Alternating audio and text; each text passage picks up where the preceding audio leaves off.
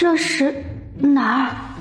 夏寒烟迷迷糊糊地睁开眼，入眼的便是破破烂烂的房间，还堆满了干柴稻草。夏寒烟想坐起来看看这是哪里，刚一动，头上和身上就有一股疼痛传来。他下意识地想捂住后脑勺，可是他动不了，因为他的手脚都被绑着。他利用巧劲将手从绳子里挣脱出来，然后赶紧摸了一把后脑勺，一看手上全是血，他这是被人开瓢了。夏寒烟都气笑了。好啊，光天化日，朗朗乾坤，到处都是监控的世道，竟然还有人敢绑架。没错，眼前这环境再加上被绑住的手脚，还有头上的伤，他认为自己被绑架了。夏寒烟将脚上的绳子解开，这时他才注意到他身上的衣服换了。这是啥衣服啊？里3层外3层的，这是古装？这帮绑匪还挺聪明，竟然把我的衣服给换了。夏寒烟刚解开绳子，想看看外面的情况，突然一股眩晕感传来，脑袋一阵刺痛，身上也像是被大卡车碾压过一般。一股不属于他的记忆如潮水般涌入脑海，好半晌夏寒烟才缓过来。此时他脑子里多出了好多陌生又熟悉的记忆，再看看自己身上的衣服，他这是穿越了。原主也叫夏寒烟，7岁的时候就被亲生父母卖进了首富家做丫鬟，这么多年从没来看过原主。原主对爹娘的记忆已经变得模糊了，记忆里家里好像还有一个弟弟、一个姐姐和一个妹妹，可唯独原主被卖了。原主对此耿耿于怀，这么多年也从不刻意想起他们，似乎是想彻底将他们忘了。首富家姓徐，他刚来就被夫人指给了府里的二小姐。由于二小姐是庶出，所以在府里的日子并不好过。她身为二小姐的丫鬟，那更是如履薄冰，府里的丫鬟小厮谁都能来踩上一脚。原主每天有干不完的活，真是睡得比狗晚，起得比鸡早，每天都是筋疲力尽的回来。说是二小姐的丫鬟，可她觉得她好像是全府的丫鬟。不过二小姐对她倒是很好，主仆2个相依为命，有福同享，有难同当的。随着原主越长越漂亮，这府里的人对她都是虎视眈眈。二小姐这个不受宠的主子根本就护不住她。先是徐府的2个公子都想让她做通房，不惜大打出手。平时人模狗样的徐员外看她的眼神也总是色眯眯的。可奈何夫人是个母老虎，徐员外只能看却不敢动她。夫人认为她是个狐妹子，不但勾引了她的2个儿子，还让兄弟2个反目，所以将她打了一顿，绑起来，等明天就把她发卖了。谁知道打她的人也不知道是不是和她有仇，一棍子打在她的头上，原主当场就死了。就是这时候夏寒烟就穿了过来，可她是怎么穿过来的？她好像就是把奶奶送她的一个镯子给摔坏了，她心疼的去捡镯子的碎片，却不小心划破了手指，然后她就晕了。醒来就到了这里，想到镯子，夏寒烟赶紧伸出手，竟然发现镯子正好好的戴在她的手腕上。啊，太好了，奶奶给我的镯子现在还好好的没有摔碎，这可是奶奶留给我的遗物，没想到被我打碎了。这下好了，镯子又回来了。夏寒烟的手不自觉地抚摸上镯子，没想到眼前一晃，她瞬间出现在一片黑土地面前，旁边有一口水井，远处有一条河，河对面还有树林。夏寒烟来不及探究这是哪里，因为她看到了井里的水，突然就觉得十分口渴，于是就捧起水大口大口地喝了起来。井水入口甘甜，几口水下肚，她觉得身体里暖暖的，就连后脑勺和身上的伤都不那么疼了，头也不那么晕了。夏寒烟这才开始打量眼前的地方，只见远处有4块黑土地，不过此时光秃秃的啥也没有，边上还有一座竹屋。夏寒烟推开门走进竹屋，竹屋内除了一张桌子空空如也，上面放了一张纸。夏寒烟走过去拿起纸，只见上面写着几行字：此地名为随身空间，井里乃是灵泉水，可解百毒，活死人，肉白骨，强身健体，美容养颜。黑土地可种万物，成熟周期短，种出来的作物蕴含灵气，多吃对身体有益。空间内一切都能用意念操控，望有缘人合理使用。看完介绍，夏寒烟也终于对这里有了一定的了解，这还真是因祸得福，竟然误打误撞开启了随身空间。他刚要把纸放回去，就见那张纸突然变成了一只可爱的小熊猫，它只有巴掌大小，长得十分可爱。宿主你好，我是你的空间管家，我叫暖宝。暖宝，你好可爱啊！嘿嘿，谢谢宿主夸奖。暖宝，空间里可以放外面的东西进来吗？可以的，宿主，死物活物均可，不过人的话就只有宿主自己可以进来，其他人都是不可以的。那我要怎么出去？宿主只要心里想着出去，就会立刻出去。夏寒烟仔细观察了一下这具身体，她还挺适应的，现在身上的伤也好了，这灵泉水果然逆天。眼下这丫鬟她肯定是不能再当了，既然夫人打算卖了她，那就先出去再说。不过这徐府就是个为富不仁的暴发户，这些年可没少做坏事，尤其是那2个狗屁徐公子，整日招猫逗狗，调戏良家女，欺负老幼，真是畜生不如。这样的人家竟然让他们这么有钱，还真是天道不公。原主在这里待了这么多年，吃了这么多苦，遭了这么多罪，拿点赔偿再走不过分吧？说干就干。夏寒烟来到房门口，偷偷打开一道缝隙，见外面一个人都没有，再走不过分吧？说干就干。夏寒烟来到房门口，偷偷打开一道缝隙，见外面一个人都没有，竟然没有看守的人。真不知道是对原主太放心，还是认为原主压根就跑不了。也是，就原主那唯唯诺诺的性格，卖身契攥在主家手里，他还真不敢跑。夏寒烟偷偷出来后，按照原主的记忆，先是去了大公子的房间。此时的大公子正抱着一个丫鬟睡得像死猪一样，这丫鬟也不是啥好人，经常欺负原主。这两人凑到一起，还真是婊子配狗，天生一对。既然碰到了，不收拾他们一顿，再走都对不起原主。暖宝，能不能让他们晕过去？你主人我要干件大事。没问题的，交给我吧。很快，夏寒烟就发现房间里没动静了。暖宝的声音适时响起：宿主，他们已经晕了，放心，你随便走，保证他们两人不会醒。那就好，谢谢我的暖宝，你可真是我的好宝宝。嘿嘿，不用谢，暖宝就是为宿主服务的。他在房间里找到了大公子那把剑，这徐大公子整日游手好闲，整天带把剑招摇过市。夏寒烟拿着剑来到二人面前，对着徐大公子的头就是一顿剃，最后直接把他的头剃成了一个卤蛋，光溜溜的，显得十分滑稽。暖宝，这东西坏得很，能不能把他的那啥给废了，省得一天到晚到处寻花问柳，这个交给暖宝，暖宝让他以后见了女人就软。暖宝，看看这间房子的银子放在哪儿？好的，宿主，请稍等。过了一会儿，暖宝的声音传来：宿主，银子在前方10米的抽屉里，左边的衣柜里也有，还有床铺下。夏寒烟按照暖宝的指示，将房间里的所有金子银子全部收进空间里，目测怎么也有500两。这大公子还挺有钱的，看到柜子里厚实的倍数，通通给他收走，就算自己不干，也可以给那些穷人干。搜刮完大公子房间的钱财，夏寒烟将床上的丫鬟用衣服一裹，直接扛走了。这丫鬟是大小姐身边的丫鬟，叫莲儿。因为大小姐受宠，这丫鬟也没少作威作福，欺负最多的就是原主。今天这么好的机会，怎么会放过她？奇怪，怎么感觉我的力气变大了？扛着这个女人一点都不感觉重。这当然是灵泉水的功效了。如今已经是深夜，此时府里静悄悄的。夏寒烟扛着莲儿，直接大摇大摆的去了二公子的房间，让暖宝将二公子也弄晕。今天二公子倒是清心寡欲，竟然自己一个人睡的，那不是正好？嘿嘿，暖宝，把他的那个东西也废了吧，留着都是祸害。夏寒烟说的毫无表情。好的，宿主。夏寒烟同样把二公子的房间也搜刮了一顿。这个二公子比大公子有钱，找到了差不多1000两，看着这回功夫就有了1000多两银子。夏寒烟不得不感慨一句：打家劫舍是真挣钱呀，难怪古代会有那么多江洋大盗。就这整得他以后都想去劫富济贫了。宿主，你可不要误入歧途好，呀！我就是想想，也没真想去做，你紧张什么？夏寒烟把府里所有欺负过原主的人通通都搜刮了一遍，最有钱的还是徐员外这个老色鬼，光是家里的银票就有上万两，还有那成箱的银子全部给他收走。还有大小姐，这个大小姐背地里没少欺负二小姐主仆2个，那就给他点教训。暖宝，能不能让他越变越丑？最好是过个10天半个月的再变丑，这样不会引起怀疑。好的，宿主放心，我已经在他脸上抹了慢性毒药，等半个月后就会毒发，这张脸也就毁了。放心，大夫看不出任何端倪的。干得漂亮！夏寒烟内心一阵舒爽，把那个老色鬼的命根子也废了吧。好的，宿主。夏寒烟还去了厨房，快，这厨房好东西可真不少，百姓家里怕是都吃不饱饭。他们徐府倒好，整天大鱼大肉的，也不怕吃死。暖宝，放进空间里的东西会不会坏掉？不会的，宿主，空间有保鲜功能，放进来什么样，拿出去还是什么样。那就好。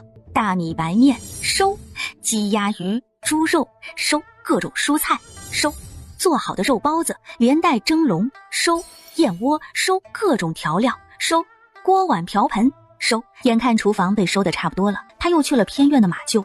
后院马厩里站着5匹骏马，个个高大威猛，喂得油光水滑，长得膘肥体壮的，直接收。他最后去了二小姐的房间，看到躺在木板床上瘦弱的女孩，双眼红肿，一看就是刚哭过。夏寒烟一阵心疼，他知道这大概是原主的情绪，这二小姐怕是他最放心不下的人了。明天他就会被夫人发卖，以后就不能照顾他了，也不知道以后还能不能见面。金银肯定是不能给他留，就算留了，以他的处境也留不住，说不定还会招来祸事。尤其是明天府里丢了这么多东西，而二小姐却突然有钱了，那不是太巧合了吗？不过可以给他喝点灵泉水，喝完灵泉水力气会变大，以后应该也能少受点欺负。如果能撑到嫁人的年纪，说不定就能摆脱这徐府了。如此想着，夏寒烟便让暖宝让二小姐陷入沉睡。夏寒烟从空间取出灵泉水，整整喂了2大碗才停下来。夏寒烟直接回了柴房，关好门就坐在了草堆里。今天一天都没吃东西，他从空间里拿出刚刚从厨房搜刮来的肉包子还有烧鸡，他一手肉包子一手烧鸡，吃得满嘴流油，最后又喝了一碗灵泉水，吃饱喝足，眼下就等着天亮了。天亮以后，这徐府定会热闹非凡。第二天，天刚蒙蒙亮，一声惊叫将所有人从睡梦里吵醒。被惊叫声吓得一哆嗦的大公子没好气地吼道：大早上鬼哭狼嚎的，要死了！来人，拉出去打死！只见下面站着的小厮立刻诚惶诚恐地跪在地上，然后结结巴巴地说道：公子饶命！你的头发！头什么头？拉出去乱棍打死！大公子不耐烦地说道。这时被叫进来的2个小厮看到大公子的样子，也瞪大了眼睛。见进来的2人也傻愣愣地看着他不动，大公子顿时怒气横生。都愣着干啥？活得不耐烦了？大公子，您的头发没了！我的头发呢？谁剃了我的头发？是不是你？隔壁院子又传来一道女人的惊叫声。什么声音？去，还不快去看看！大公子气愤地踹了一脚地上的小厮。隔壁的房间里，莲儿睁开眼就感觉有人在自己身上揉来捏去的，想到昨天和大公子成了好事，心中正得意着。这大公子还真是精力旺盛，一大早上的就对他上下其手。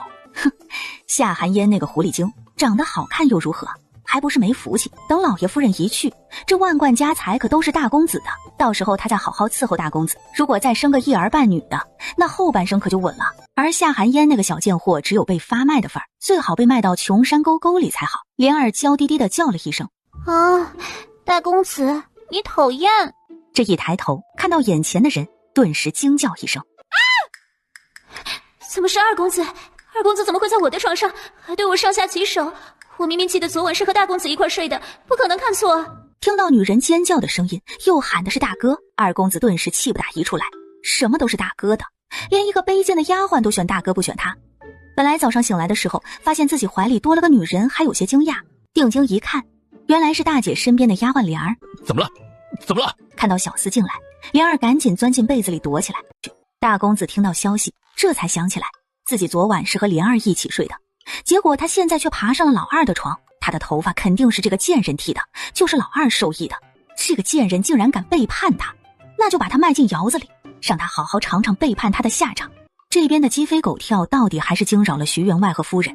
听到事情的来龙去脉，夫人气得直哆嗦，一气之下让嬷嬷拿了卖身契将莲儿卖进了窑子。老爷夫人，府里遭贼了，厨房里的食材全都不见了，就连锅碗瓢盆都不见了。什么？可有抓到偷窃之人？没有。管家摇摇头。正在这时，负责马厩的小厮也慌张地跑来跪在地上，声音惶恐说道：老爷夫人不好了，马厩里的5匹马都不见了。什么？马不见了？这下徐员外腾的一下就站了起来，那5匹骏马可是他最喜欢的，是哪个贼人竟然敢偷他的马？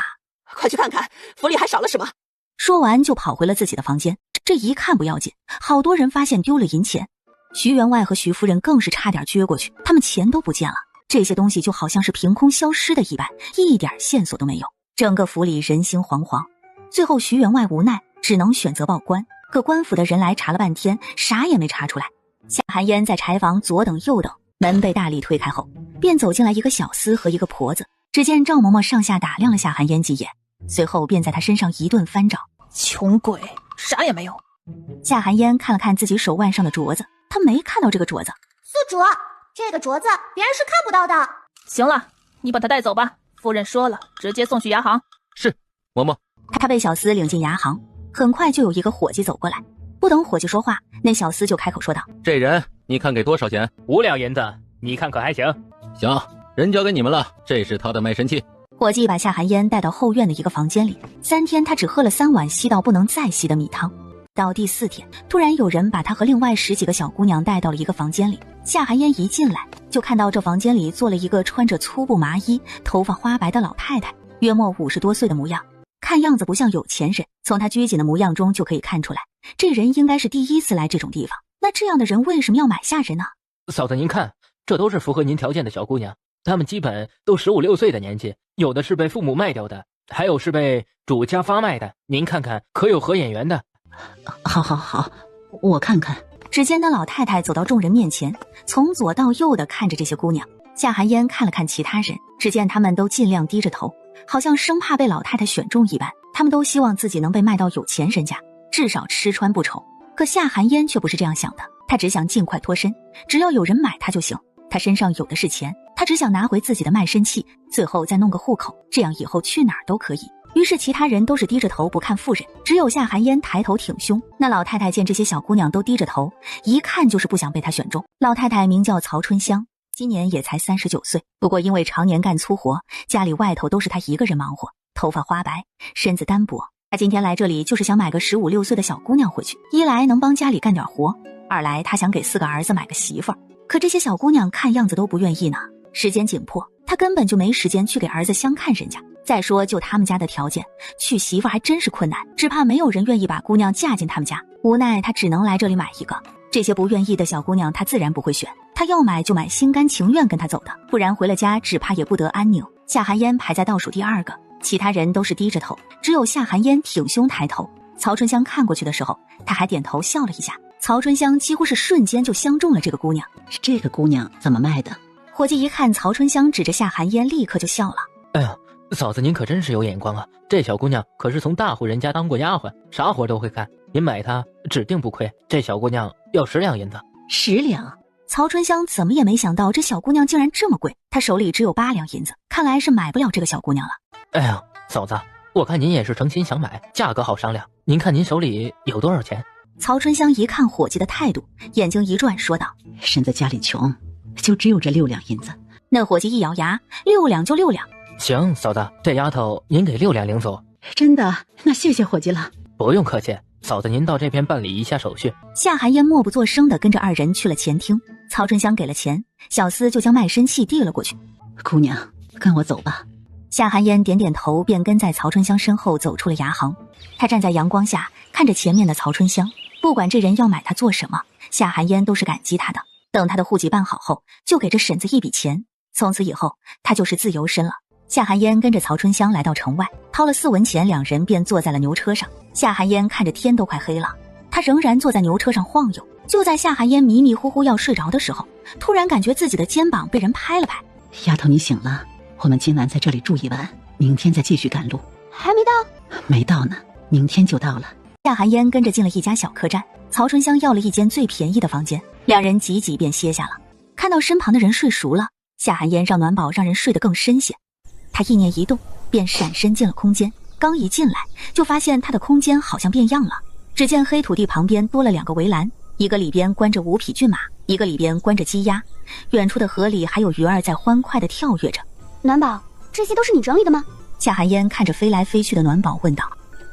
对啊，宿主，你放进来的东西，暖宝都会帮你分门别类整理好的。暖宝真好，辛苦我的暖宝了。嘿嘿嘿，暖宝是你的空间管家，这些都是暖宝应该做的，宿主不用客气。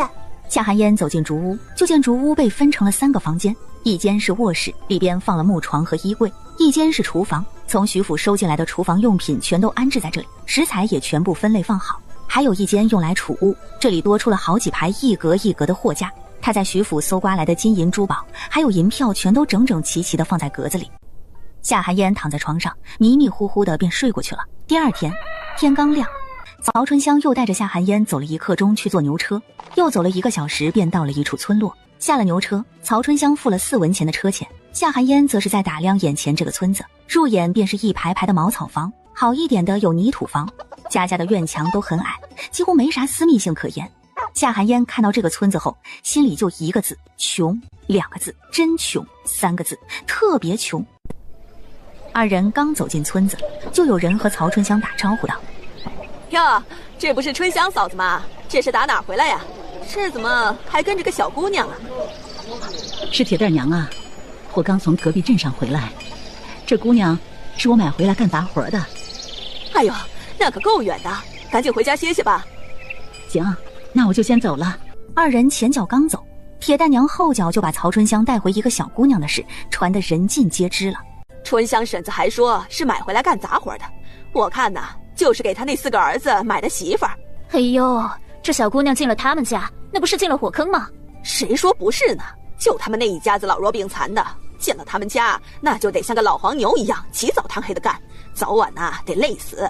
我看这曹氏也是没办法了，好人家的姑娘谁能看上他们家呀？这才花钱买了个上门媳妇儿。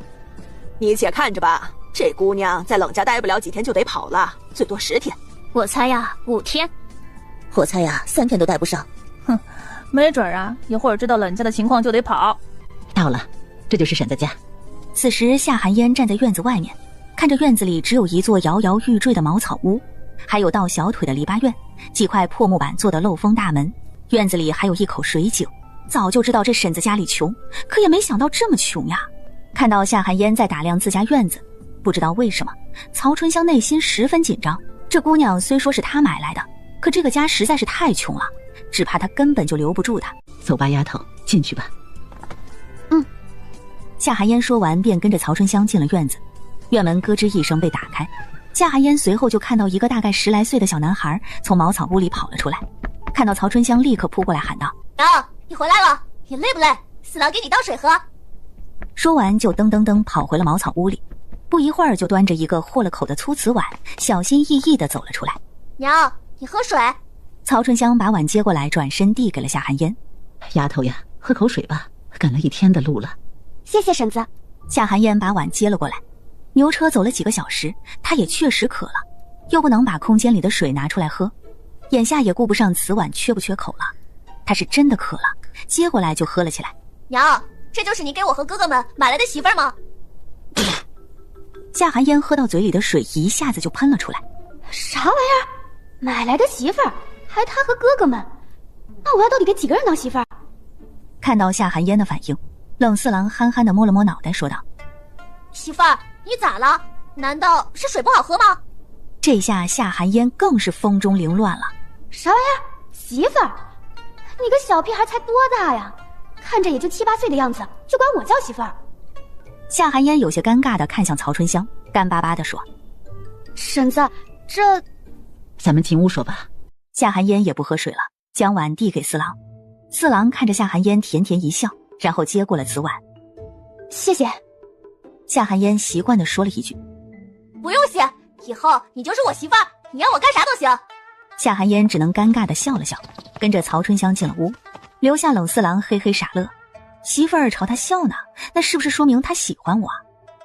夏寒烟进了茅草屋，入眼便是一张瘸了腿的桌子，旁边是一口大锅，下面用石头砌了石灶，然后左右两边各一间房。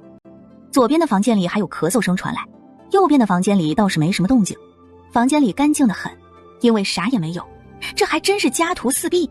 曹春香把夏寒烟领到了左边的房间，曹春香一进来就说道：你们是不是没给你爹换尿布啊？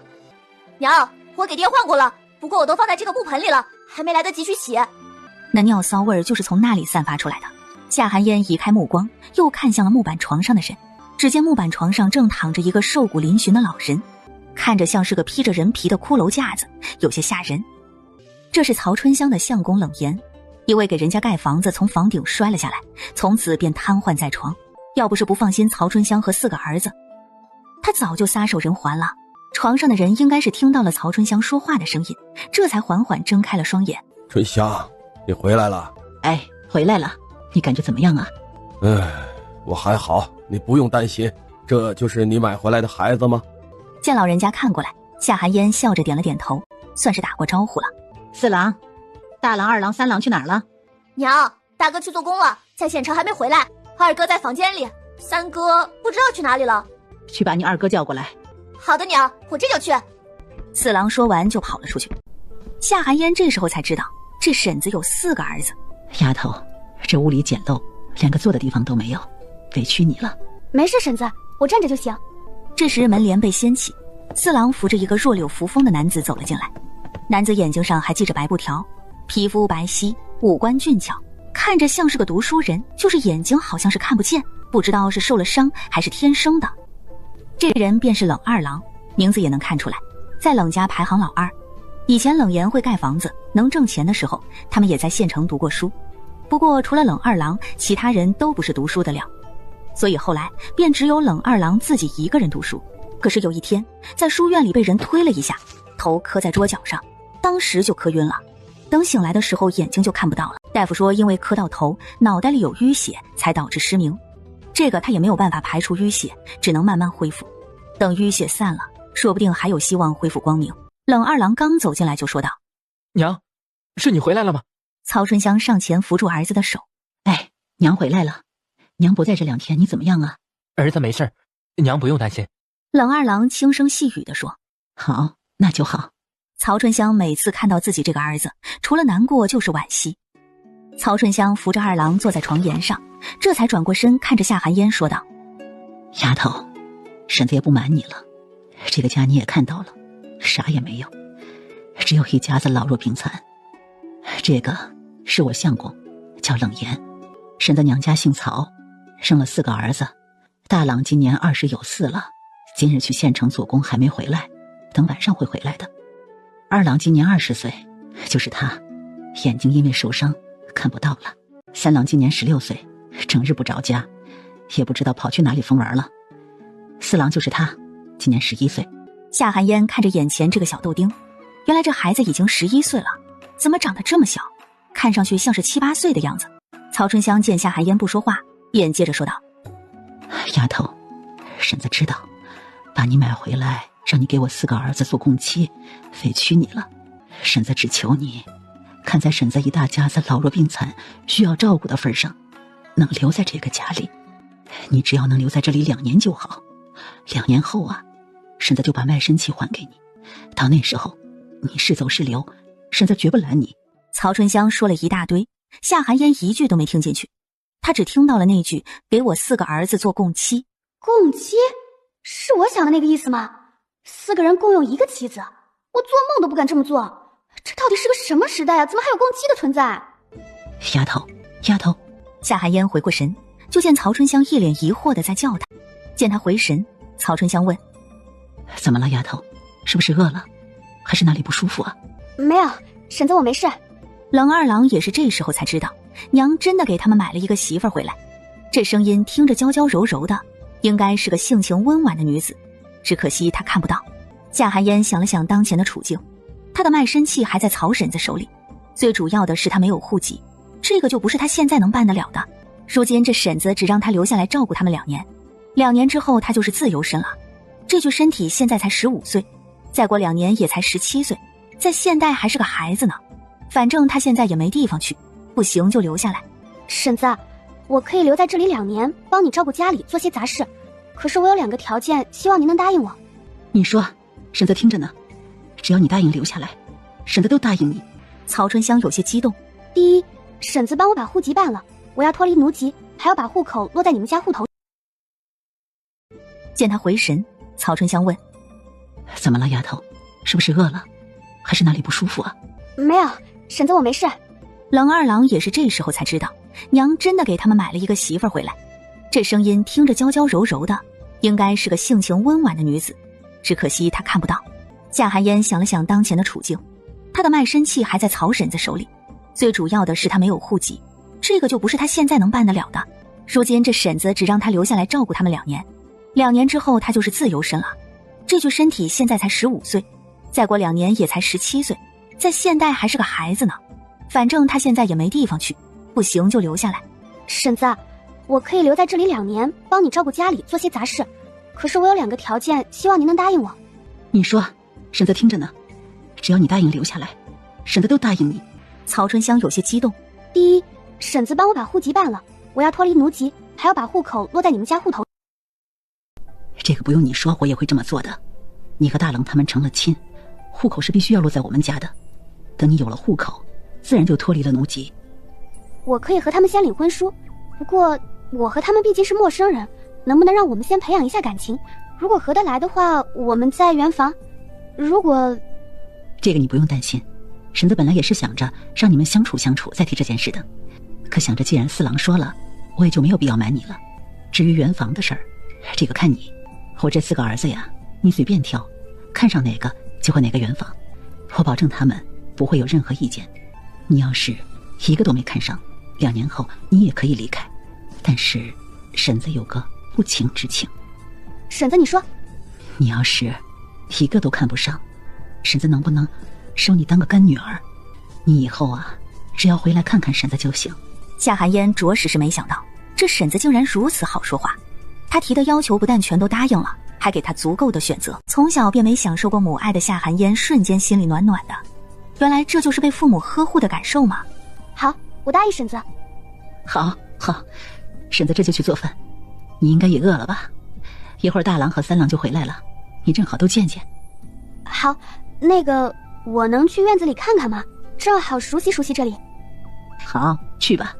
四郎，你陪丫头一起去，带她四处看看，熟悉一下环境。知道了，娘。走，媳妇儿，我带你去院子里看看。来到院子里，冷四郎就开始给夏寒烟介绍。媳妇儿，你看这里是咱们家的菜园，菜园旁边那个茅草房就是茅房，合作的地方。夏寒烟朝着小豆丁手指的方向看去，就见茅草房后面的空地上种着各种小菜，看着嫩绿嫩绿的，还有一大块空地是空的，什么也没种。看到四郎说的茅房，这是厕所，怎么连个门都没有？这要怎么上厕所啊？这也不方便脱裤子呀，好歹用木板挡一下也行呀。走，媳妇儿，这里没啥好看的。四郎，咋了，媳妇儿？四郎，你能不能不叫我媳妇儿？可你就是我媳妇儿，娘说她买回来的就是我媳妇儿。可是你还这么小就叫别人媳妇儿，你的小伙伴不会笑你吗？嘿嘿，不会，我有好几个小伙伴，他们和我同岁，他们都有媳妇儿。啊，11岁就娶媳妇儿啊？对啊，他们的媳妇儿都和你一样是共妻，他们说等他们长大了就可以和媳妇睡觉了。看来这里共妻不是什么新鲜事儿，反倒是挺常见的。经过冷四郎的介绍，夏寒烟知道这个村子名叫狼牙村，是青陵县城辖下的一个小山村。从这里去青陵县城坐牛车要走1个小时。这村子不大，只有30多户人家，光是因为穷，娶共妻的人家就有10多户，已经占了半数以上。难怪四郎一点都不觉得尴尬。夏寒烟把这个家里里外外都看了一遍，其实也没啥好看的，因为这房子简陋得很，根本就没啥东西。四郎，去后院给我拔点青菜。来了，娘。四郎说完就跑去了后院，不一会儿就拔了不少小青菜过来。他拿到屋檐下开始摘菜，这孩子倒是勤快，什么都会干。夏寒烟走过去和冷四郎一起择，刚择了没一会儿，一个高高壮壮瘸腿的男人便走了进来。看到来人，夏寒烟仔细打量了几眼，给人一种不好惹的感觉。只可惜腿是瘸的，走起路来有点影响形象。正在夏寒烟猜这人是曹婶子的哪个儿子的时候，就见四郎高兴地站了起来，看着来人喊道：大哥，你回来了，我去给大哥倒水。冷大郎一进院子就看到了房檐下的那个小身影，这个女孩他不认识。夏寒烟有些尴尬，他也不知道说啥，于是两人就这么大眼瞪小眼地看着对方。大哥，喝水。说完便接过了瓷碗，咕咚咕咚地喝了起来。大哥，这是娘给我们买回来的媳妇儿。媳妇儿，这是大哥。四郎给两人简单地介绍了一下，夏寒烟朝着冷大郎点点头，冷大郎也点了点头，没说话。他本来就话少，自从腿瘸了以后，因为自卑话更少了。原来这就是娘给他们买回来的媳妇儿。想到这小丫头毕竟是自己媳妇儿，他这样冷冰冰的不说话，小丫头会不会觉得他很凶？我叫冷大郎。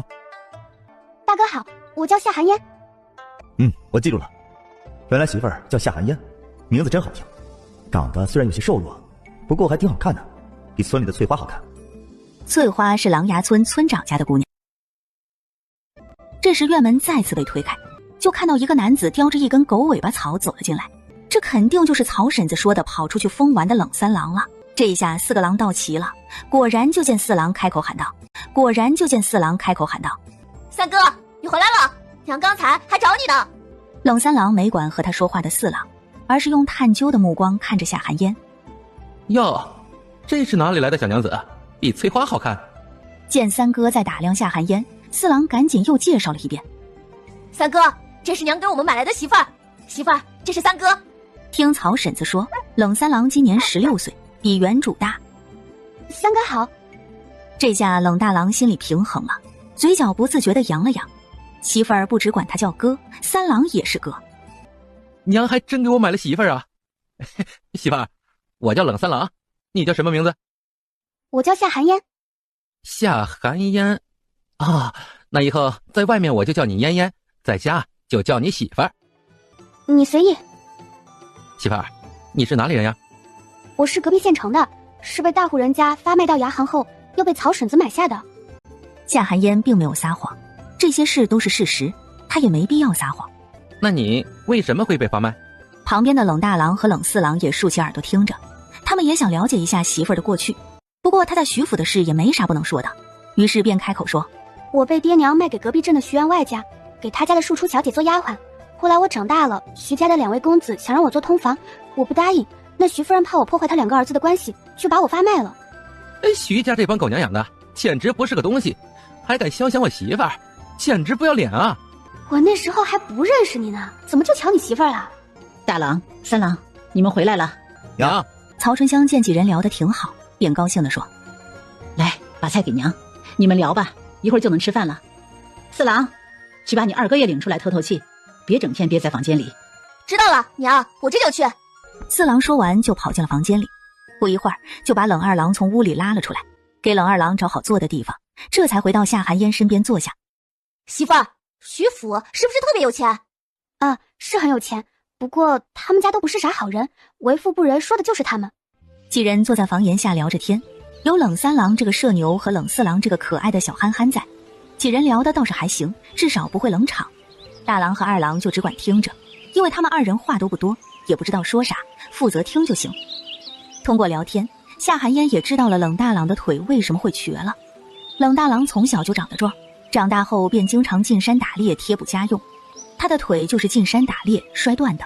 还有冷二郎的眼睛、冷老头的病，夏寒烟都了解了一下，这些都是全村公开的事，也不是啥秘密。所以当夏寒烟问的时候，几人也没有隐瞒，全都和他说了。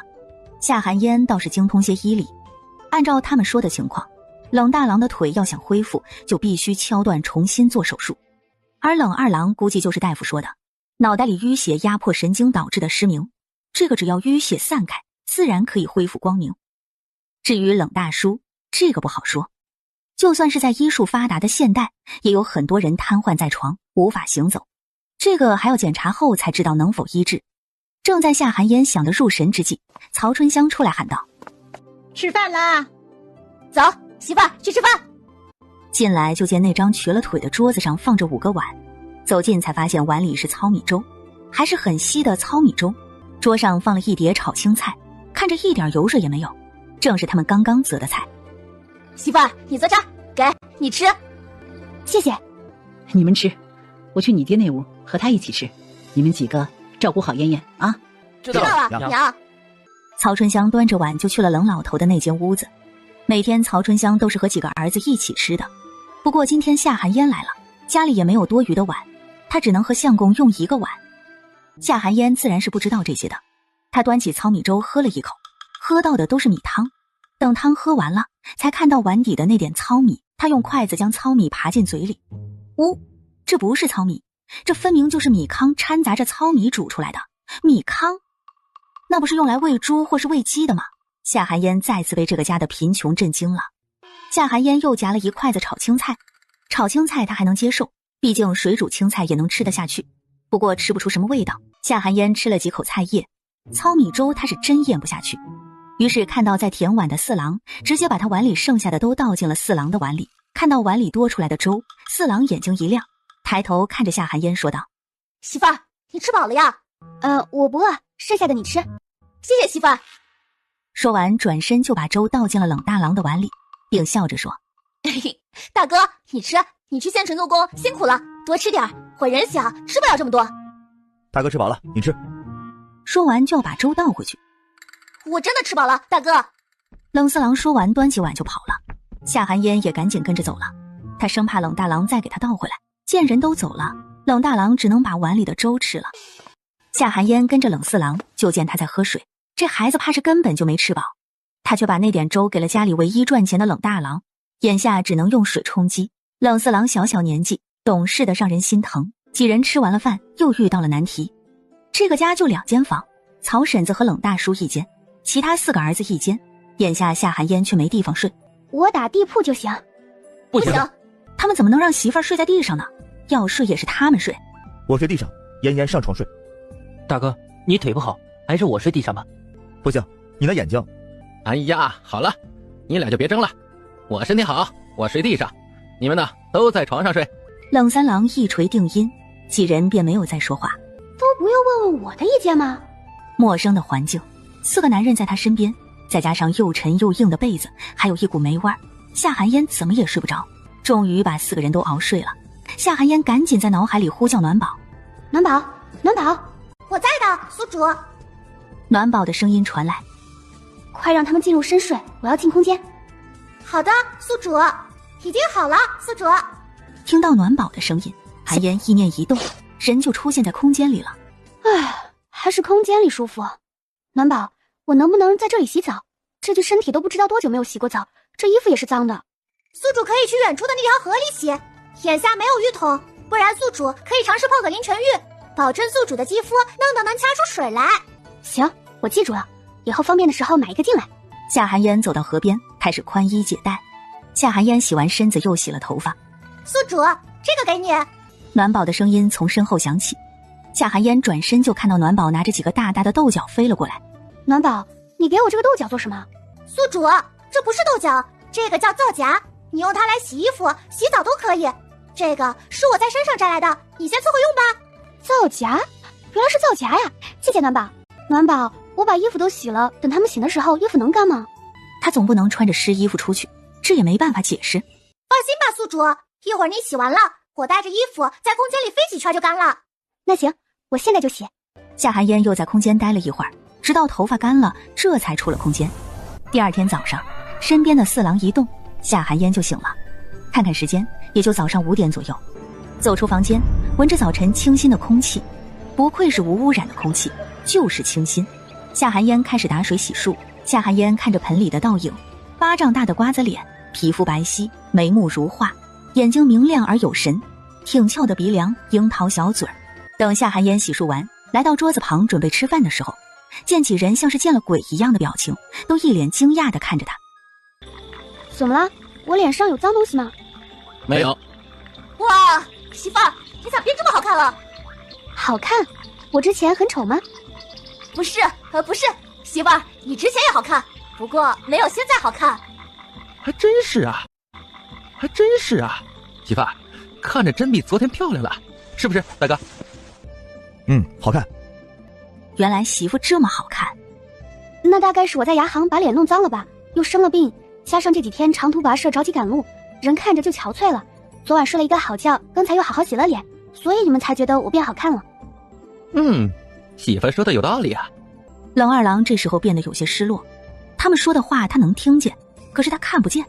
听到他们说媳妇变漂亮了，他也好想看看。早饭自然还是稀得看不见米粒的糙米粥配青菜，不过一人多了半块黑面窝窝头。大哥，我的窝窝头给你吃，你要去码头扛大包，吃不饱怎么能扛得动呢？我在家也不干什么活，吃糙米粥就行了。这时曹春香走出了来。大郎，娘还没。后面的话还没来得及说，就被夏寒烟的容貌惊住了。这还是昨天他买回来的那个丫头吗？怎么变得这么漂亮了？娘，你看我媳妇儿好看不？哎呦，丫头，婶子买你的时候咋没发现你这么漂亮啊？婶子，我那时候生病了，又灰头土脸的，头发也乱糟糟的，您肯定看不出好不好看啊。说的也是啊。回过神，曹春香看着冷大郎说：大郎，你怎么去镇上做工了？你的腿。娘，这是我好不容易找到的活计，在码头给人扛大包，2个大包1文钱，赶上活多的时候一天也能挣个10几文钱呢，总比在家待着强。我的腿没事儿，不过是用不上劲儿，我一条腿也比他们力气大。大郎，是家里拖累你了，是娘没本事，让你小小年纪就上山打猎，不然也不会。娘，这件事不是你的错，你不要自责。冷大郎赶紧把粥喝完，拿着窝窝头站起来就走了。娘，你就别哭了，看把大哥都吓跑了。曹春香对着老三的后脑勺就是一巴掌。哎呦，娘，你打我干啥？疼死了！你想把我打傻了呀？冷三郎捂着后脑勺控诉：娘啥时候吓你大哥了？哎，行，你没吓大哥，是我把大哥吓跑的，那你也不能打我呀。你说说你都多大了，整天游手好闲的到处去疯，你就不能像你大哥那样出去找点事情做？娘，就我这小身板，肩不能扛，手不能提的，人家那5大3粗的都找不到，我能找什么活干？夏寒烟一个没忍住就笑了出来。这下几人的目光都齐刷刷地看向夏寒烟，就连眼睛看不见的二郎都把头转向了夏寒烟的方向。突然被这么多双眼睛看着，夏寒烟有些不好意思地捂住嘴，然后在嘴边做了一个拉拉链的动作。几人也看出了夏寒烟的意思，只有二郎什么也不知道。夏寒烟就是觉得这冷三郎就是个活宝，看到夏寒烟的动作，这下换其他人笑了，他们都被夏寒烟这个闭嘴的动作逗笑了。行了行了，赶紧吃饭，吃完了饭娘还要去下地呢。婶子，我小烟，你就在家里看家，顺便照顾一下你冷大叔就行。这地里的活啊，不用你干，婶子一个人就行。好。等曹春香走后，四郎看着眼前的三哥问：三哥，你今日不出去了？冷三郎瞪了一眼四郎没说话，家里有这么漂亮的媳妇在，他出去干啥？夏寒烟坐在房檐下，看着这个一贫如洗的家，他要做点什么才能改善这个家的生活条件呢？空间里的东西肯定不能就这么拿出来，没法解释。可无论做什么都需要本钱，他来到这个家可是两手空空来的，突然拿出钱做买卖也不现实。夏寒烟在房檐下坐了一上午，这个家干净得很，也没啥活要做，照顾冷叔有三郎在也用不上他。想了一上午，夏寒烟觉得他这第一桶金还得利用灵泉水才行，毕竟他现在除了灵泉水能拿出来，其他的都不行。下午就让冷三郎带他上山一趟，他看村子后面有2座大山，肯定有不少的药材，就这么办。三哥，婶子中午不回来吃饭吗？早上娘会带着干粮走，中午呢一般就不回来吃饭了。那我们要在家吃饭吗？一会儿煮点粥喝就行。那行，我去煮粥吧。行。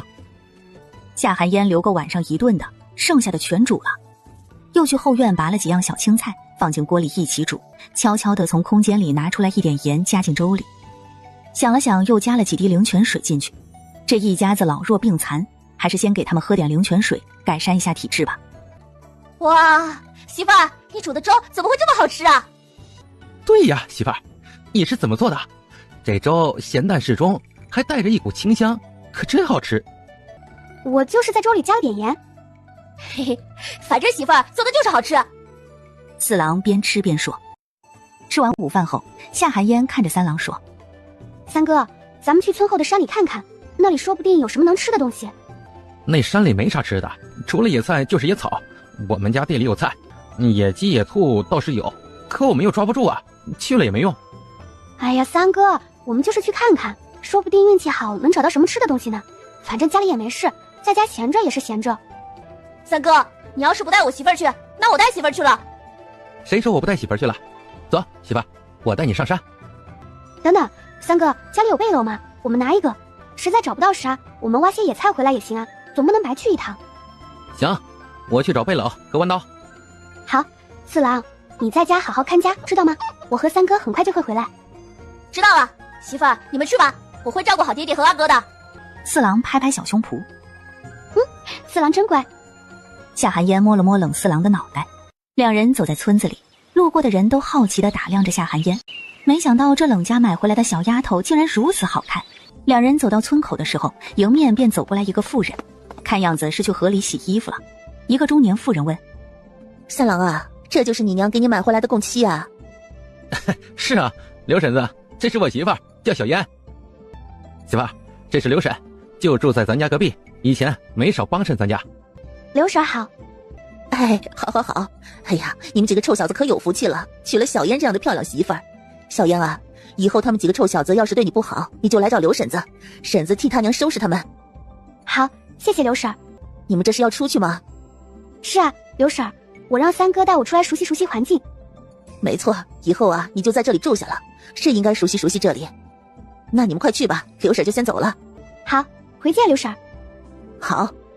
媳妇儿，你为啥不告诉刘婶我们要去狼牙山啊？狼牙山？对啊，我们村后的山就叫狼牙山，我没和你说过吗？没有。哦，那可能是我忘了。我们村后这座山呢，叫做狼牙山，我们村的名字就是这么来的。原来是这样，我不告诉刘婶是怕她不让我们上山。哦。两人顺着小道便上了山。你看媳妇儿，我就说山上除了野菜就是野草，啥也没有。我们再逛逛，要是实在没啥东西，我们就挖些野菜，然后就回去。好，那我们往那边去吧，那边的路好走一些。三哥，我们走这边，这边走的人少，说不定会有好东西呢。于是两人便走了另一边无人走过的路。不一会儿，夏寒烟就看到了熟悉的草药，正是他要找的三七。果浆三七用灵泉水浸泡1日，晒干后磨成粉，即使不添加其他成分，也绝对会成为这个时代上等的金疮药。面前好大一片三七，够他制作好几瓶金疮药了。三哥，快来，快帮我挖这个。媳妇儿，这不就草吗？挖这个做什么？夏寒烟耐心的解释，这可不是普通的草，这是药草，名叫三七，你快帮我挖，这可都是钱。我们家以后能不能天天吃肉，可就靠它了。吃肉？行，我来挖。冷三郎一听能吃肉，立刻来了精神。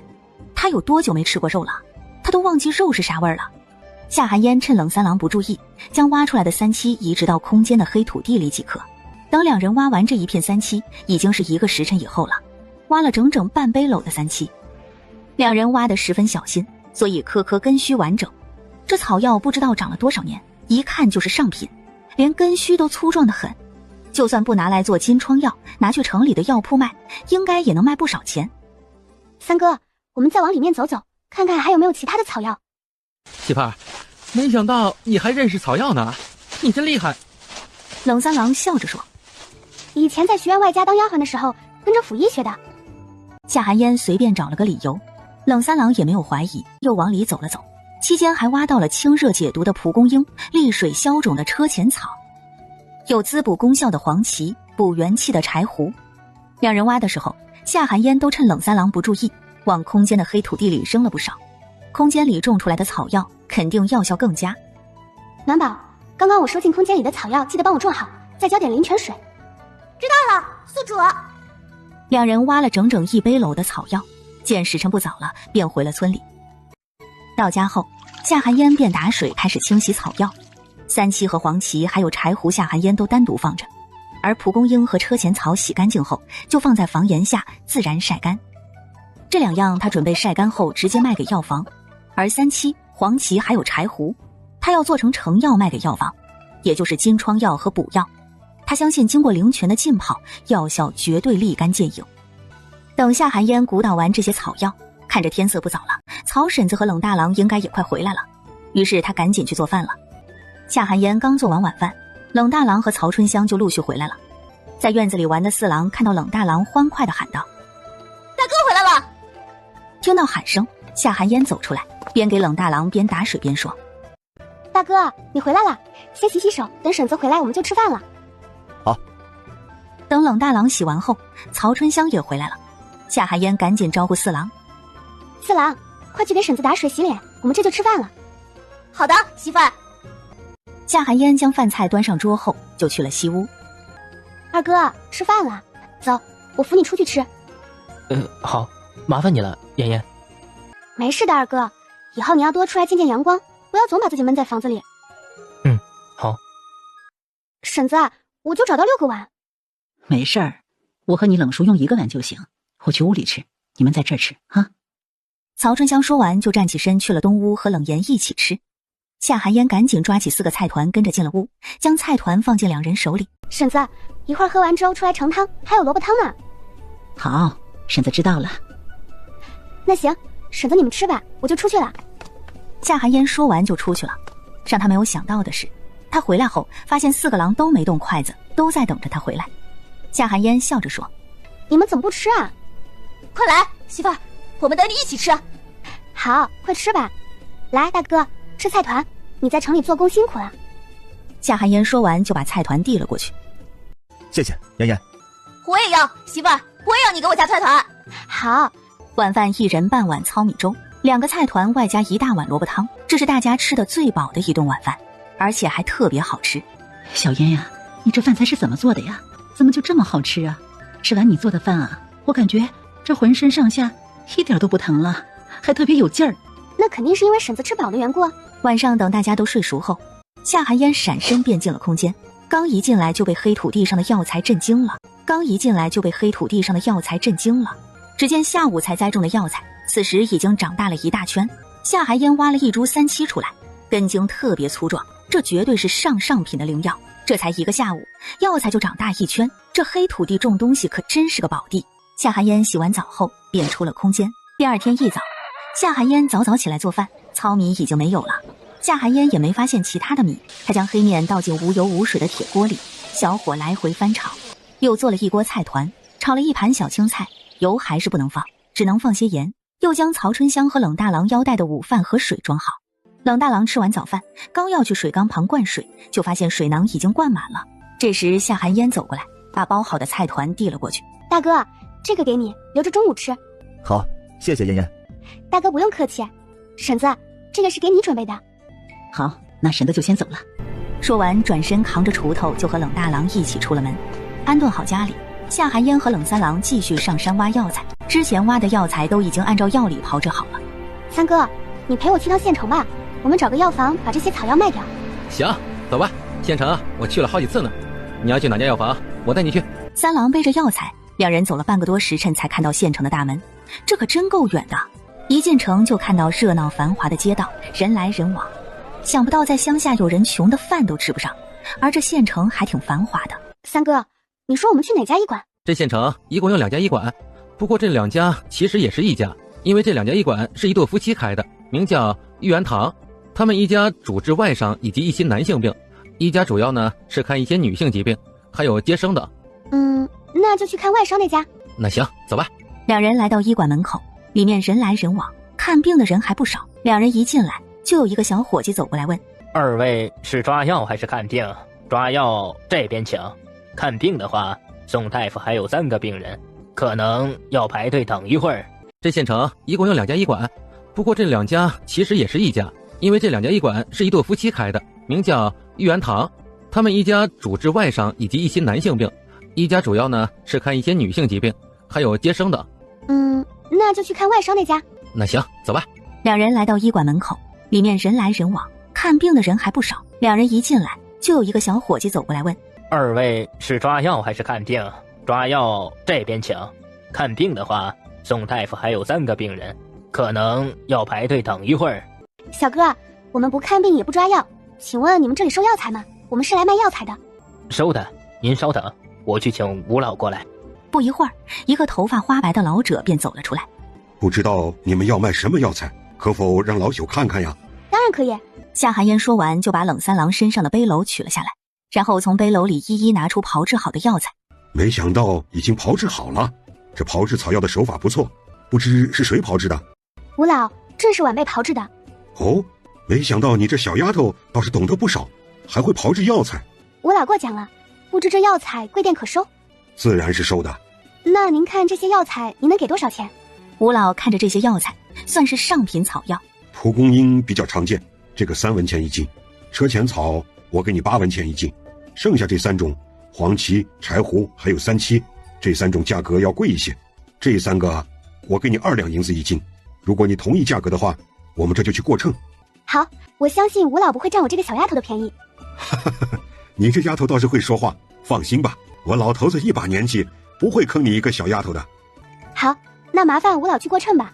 小姑娘，蒲公英是10斤，30文；车前草8斤，64文；其他3种是15斤，也就是30两，加起来一共是30两零94文。没错，小丫头算的可真快。听到30两，冷三郎满脸震惊，这些草药竟然卖了这么多钱，家里还有不少没晒干的呢。那要是都卖了，得卖多少钱？他们家这是要发财了。山上还有好多草药呢，回家他要赶紧去挖草药，这也太挣钱了。吴老让掌柜的给夏寒烟拿银子，还一边嘱咐夏寒烟，如果以后有药材还来他这里卖，保证价格公道。夏寒烟再三保证后，才走出医馆。冷三郎怀里揣着30多两银子，双手紧紧地捂着。从医馆出来后，总是下意识地四处看，就怕有人抢他的银子。走吧，三哥，我们去粮铺买点米和调料，家里的米和盐都没有了。好。二人到了粮铺，粮铺伙计出来招呼：哎呦，客官，想买点什么？夏寒烟走到粮食面前，看着白米问：小哥，白米怎么卖的？白米15文一斤。白面呢？白面也是15文一斤。粟米呢？粟米10文。这时冷三郎赶紧走过来，小声说：爷爷，我们买点糙米就行，糙米糠5文钱一斤，糙米餐5文钱一斤。三哥，你听我的，那个不好吃，我们不买那个。说完又看向伙计，小哥，我要5斤白米，5斤素米，10斤白面。好嘞，客官，您稍后，我马上给您称。说完就麻溜的去称粮食了。原本看他们的穿着也不像有钱人，没想到出手倒是挺大方，一次买这么多，还都是买的精米精面，还真是人不可貌相。冷三郎小声的问：妍妍，我们是不是买的太多了？三哥，你就别管了，家里人多，要不是我们2个拿不下，我还要买更多呢。我们赚钱不就是为了生活得更好些吗？行，那买吧，反正也是你挣来的钱。冷三郎彻底放弃了，他算看出来了，他就管不了嫣嫣，反正钱也是嫣嫣赚的，他想咋花就咋花吧。伙计笑呵呵地说：客官已经称好了，一共275文。三哥，给钱。哦。冷三郎肉疼地摸出1两银子递过去，伙计笑呵呵地接了过去。伙计，东西能不能放你这里寄存一下？我们还要去买一些其他东西，一会儿再回来取。行，没问题。伙计痛快地答应了。走吧，三哥，我们去买。走吧。两人先来到专门卖盐的地方，盐是由朝廷指定的商铺售卖，长平盐20文一斤。夏寒烟买了2斤盐，花了40文。又去调料铺买了1斤糖，花了50文。这里糖是真贵。看到酱油，又买了3斤酱油，花了45文。陈醋2斤，花了20文。路过猪肉铺，买了5斤猪五花，2根大棒骨，5斤猪板油。肉摊老板长相粗犷，身材魁梧。夏寒烟要的肉，他割得丝毫不差，用油纸包好后递过来。小姑娘，拿好了，一共255文。三哥，给钱。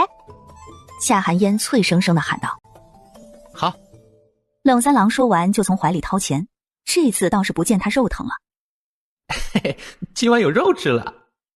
三哥，你知道哪里有卖瓷瓶的吗？知道，跟我来。说完拉着夏寒烟就走了，不一会儿就到了一家卖陶瓷的店铺。他指着前面：就是这里了，你要买什么呀？我想买几个精致的小瓷瓶，用来装成药。哦，那我们进去看看吧。好。2位客官想买点什么？伙计忙走过来问：装药丸的瓷瓶，你这里可有？有的，您这边请。伙计带2人到了小瓷瓶这边，夏寒烟挑了10个做工精致、没有任何瑕疵的白色瓷瓶，又选了10个绿色没有瑕疵的瓷瓶，又买了5个碗和5个盘子。客官，一共是1两银子。冷三郎嘴巴张得老大，啥玩意儿？这点玩意就要1两银子？夏寒烟也微微皱眉，这陶瓷在这里这么贵吗？看来他的成药可能要卖得贵一些了，不然都不够买瓶子的钱。冷三郎移过来，在夏寒烟耳边小声说：媳妇儿，是不是太贵了？能赚回来吗？三哥，给钱，你相信我，肯定能赚回来的。夏寒烟拍着胸脯保证：行，听你的，买就买。说完就心疼地掏了1两银子，将瓷瓶放在背篓上边，两人便出了陶瓷店。三哥，我还得买一个捣药的药碾子。这个3个知道哪里有啊？卖石雕的地方就有。于是2人又去买了一套药碾子，没想到这东西还有点重。三哥，要不我们一会儿坐牛车回去吧，东西有点多。夏寒烟记得上次曹婶子带他回来就是坐的牛车，1人才2文钱。冷三郎看着怀里的药碾子，又想到粮铺里的20斤粮食，果断的点点头。这么多东西他是真拿不动，媳妇又瘦又小的，可不能累坏了。既然一会儿坐牛车，夏寒烟又去了布庄。进门前，夏寒烟看着冷三郎说：三哥，婶子会做衣服吗？冷三郎点点头，有些失落地说：会，娘做的衣服可好了，娘以前还做刺绣换钱呢。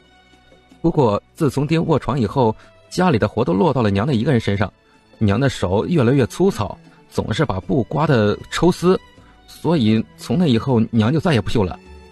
看到冷三郎情绪低落的模样，夏寒烟赶紧说：那好，我给婶子买布料，让她给咱们做新衣服新鞋穿。好。2人走进布庄，里面有各种颜色的布匹，颜色煞是好看。2位随便选，看看可有中意的。伙计走过来笑着说：三哥，你喜欢什么颜色？我也不知道，妍妍，你给我选吧，我穿什么颜色都行。那行，那我替三哥选了。夏寒烟说完就转身看了起来。我穿什么颜色都行。那行，那我替三哥选了。夏寒烟说完就转身看了起来。全部都看了一圈后，夏寒烟决定还是买粗布。那些细棉布看着是好，可他知道，如果他真的买了细布，做成衣服后他们平时肯定不舍得穿，那买来有什么意义？小哥，那个灰色的来10尺，这个藏蓝色的来20尺，这个藏青的来20尺，这个嫣红的来10尺，这个酱紫色的来10尺。哎，好好好，我这就给您裁剪。说完，伙计就赶忙去裁剪了。三哥，你说鞋子是我们自己做还是买现成的？现成的贵。小哥，你们这里最普通的布鞋多少钱一双？20文一双，粗布做的，男的是黑色，女的是藏蓝和浅麻色。那行，我再要。妍妍，别的就别买了，买了也穿不上。没事儿，那就多给大哥买一双，他整天在满头废鞋，你知道他穿多大的鞋吧？好吧，我都知道。行，那一人买一双布鞋，我和婶子的要浅麻色，你们的都是黑色。行，我去告诉伙计尺码。客官，您要的布还有鞋子都打包好了，粗布呢是12文一尺，加上鞋子一共是980文。三哥，给钱。好。买完后，两人去粮铺取了粮食，就去城门口坐牛车了。冷三郎将背篓放在两腿之间，旁边就是夏寒烟，他抱着药碾子，碾子上面放着20斤粮食。看着他们买了这么多东西，赶车的王老汉都震惊了。哎，三小子，你家这是发财了？咋买这么多东西啊？王爷爷，这不是我媳妇采了点草药换了点钱吗？家里啥都没有了，所以就买了点。这就是你媳妇呀？这姑娘长得可真标致，还认得草药，你小子有福气了。您说的是。几人唠嗑间，又有几个人陆续上了牛车，有2个是隔壁清泉村的，所以不认识，剩下的3个妇人都是狼牙村的人。王老汉见时辰差不多了，便赶着牛车往村里走。牛车上2个外村人倒是安静得很，啥也没说。不过狼牙村的3个人那嘴就没停过。哎呦，冷老三，这就是你媳妇儿啊？是啊，刘大娘。老三，你这媳妇儿长得可真俊呐，娘花了多少钱买的？这个我不知道，李大娘还是去问我娘吧。三郎，你们这是买的啥东西啊？这么多呀？夏寒烟认识这个人，他刚来那天进村遇到的第一个人就是他。曹婶子好像叫他狗蛋娘。这些都是家里要用的东西。还有，这是粮食吧？给婶子看看，你家买的啥粮食啊？说完，狗蛋娘就要上手扯夏寒烟怀里的粮食袋子。夏寒烟着实没想到这人如此不要脸，哪有一上来就扒人家东西看的？哎呦，这是白米呀，白米可是很贵的，要15文一斤呢。你家这是发财了，都吃上白米了。哎呀，我们家可是1年都吃不上1碗白米饭，你这有5斤了吧？夏寒烟赶紧将米袋绑好，然后不悦地看着狗蛋娘。婶子这是做什么？怎么你们家吃不上，我们家就不能吃白米了？再说了，谁准许你动我的东西了？你这小娘子怎么如此牙尖嘴利？我不就是看看吗？看看，那不如婶子也把背篓给我们看看怎么样？那怎么行？这是我家的东西，他这里边可是有1斤肉呢。怎么，你家的东西我不能看，那我家的东西你又凭什么扒开就看？你当我是死人吗？我不就是好奇吗？你们冷家这么穷，能买得起什么呀？今天你们却大包小裹的买这么多东西，谁知道你们的钱是哪来的？说不定就是来路不正的钱。来路不正，就算来路不正，也得有本事才能挣来。你倒是想，可你行吗？再说了，我家的钱来路正不正和你有什么关系？我好歹也在地主老爷家当了8年丫鬟，怎么我就不能有点私房钱吗？哎呦，我说狗蛋娘，你管人家哪里来的银子呢？又不是你家的，你这上来就扒别人东西，知道了你是因为好奇才看看，不知道的还以为你要要人家粮食呢。是啊，狗蛋娘，你这做的确实过分了，人家买那啥也是人家的，哪有直接上手的道理啊？哎呦，你们一群人欺负我一个弱嫡子，哎呦，没天理呀！眼看说不过，狗蛋娘就开始来撒泼打滚这一套。可夏寒烟是谁？别人怕麻烦，他可不怕。只见夏寒烟故作害怕地说：“婶子这是说不过，想来乡下妇人撒泼打滚那一套吗？接下来是不是还得说我不敬长辈呀？哎呀，这罪过可大了！婶子还是快离我们冷家远点吧，我们可不敢接这顶帽子。”就是婶子，还是离我们远些好。还有啊，这些东西都是用我媳妇的钱买的，婶子在看别人东西之前，还是问问主人家的好。冷三郎生气地说：“哼，有钱了不起啊！”狗蛋娘撇撇嘴：“这有钱还真就了不起。”哼！狗蛋娘把头扭到一边，不再说话。到了村口，其他人都付完钱下了车。夏寒烟和冷三郎刚要下车，王老汉说：“三小子，你俩坐好啊！你们买的东西多，我给你俩送到家门口去。这，那就谢谢王爷爷了。顺手的事儿。到了家门口，夏寒烟和沈三郎要了6文钱，给了王老汉。丫头，给多了。王老汉又递回来2文。夏寒烟笑着说：“没多给，我们的东西多，2个人占了3个人的位置，你又给送到了家门口，多给2文是应该的。你快收好，不然下次我们再买东西多了，都不好意思坐您的牛车了。”那谢谢丫头了，我就厚着脸皮收下了。王爷爷不用客气。好，那我先走了。王爷爷慢走。哎，好。王老汉说完，赶着牛车便走了。四郎，快来搬东西！夏寒烟朝院子里喊了一句，反正这些东西在牛车上也被众人看到了。四郎听到喊声，急忙从屋里跑出来，一出来就看到地上放着不少东西。四郎惊喜地说：“哇，媳妇儿，咋买这么多东西啊？快拿屋里去，这可都是好东西。”哦，好。一进屋就迫不及待地打开米袋。哇，是白米呀！是啊，今晚咱们吃白米饭，高不高兴？啥？媳妇儿，我们今晚吃干饭呀？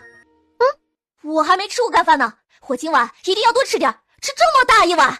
行，那四郎晚上就多吃些。哇，鞋子、布料，哇，碗盘子，哇，肉、糖、酱油，哇，白面、盐。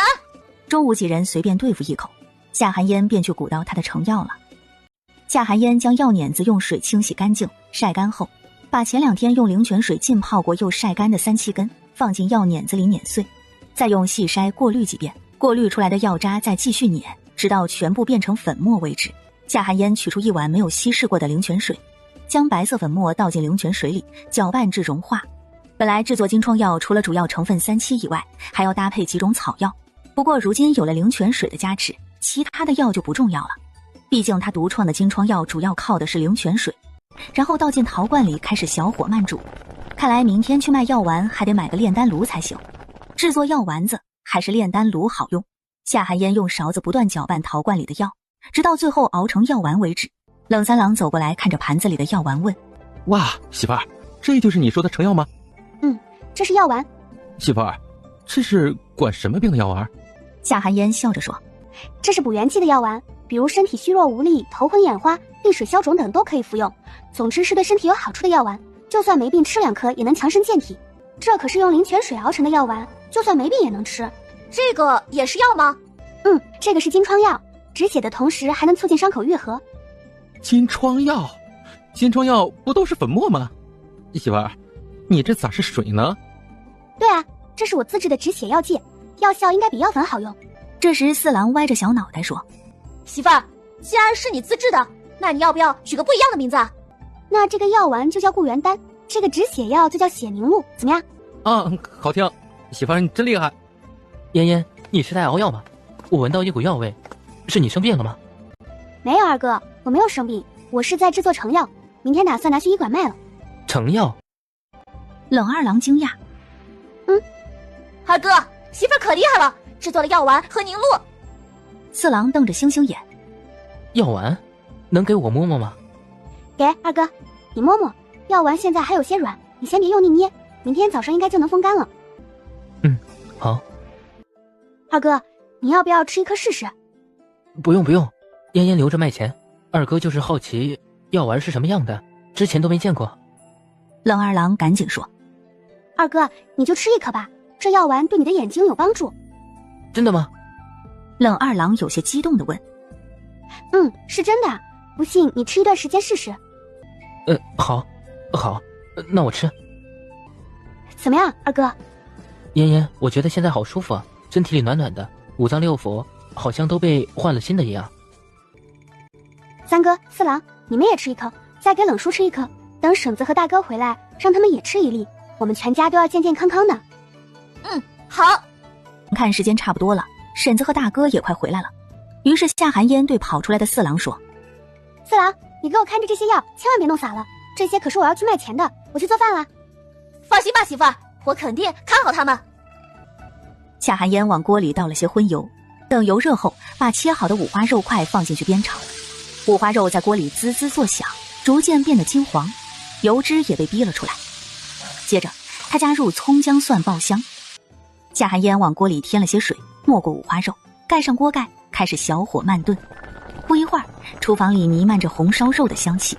四郎被这香味吸引，偷偷跑过来，眼巴巴地看着锅里的肉。媳妇儿，这里面是肉吗？啊，好香啊！四郎咽了咽口水。快啦，再等一会儿，等婶子和大哥回来就能吃了。哥，你回来了，快过来洗漱，顺便把头发洗一下，用这个。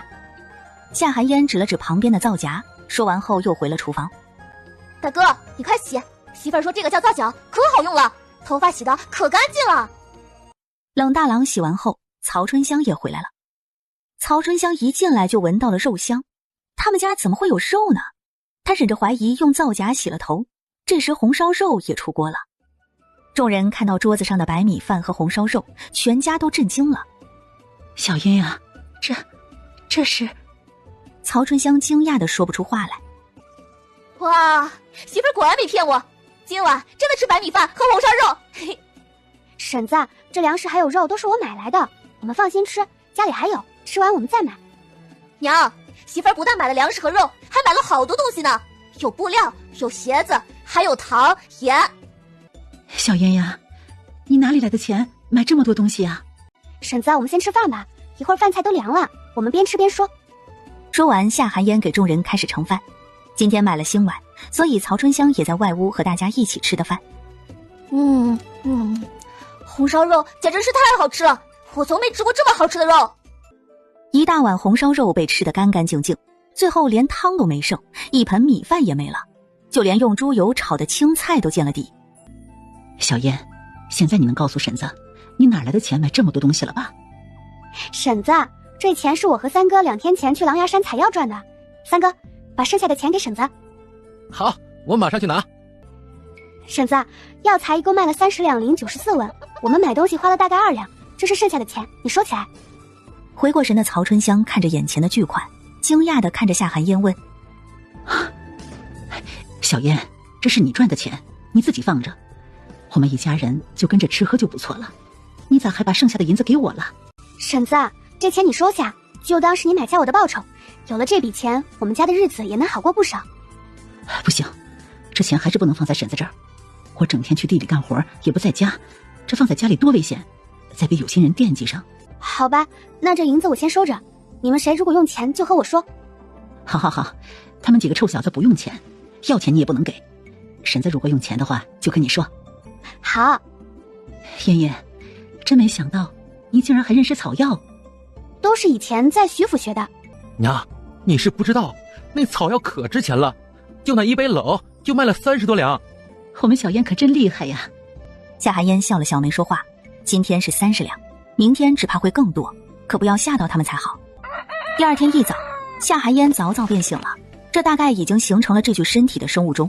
夏寒烟起来后先洗漱，出来就看到冷大郎正在院子里劈柴，因着用力，手臂青筋暴起，充满了力量感。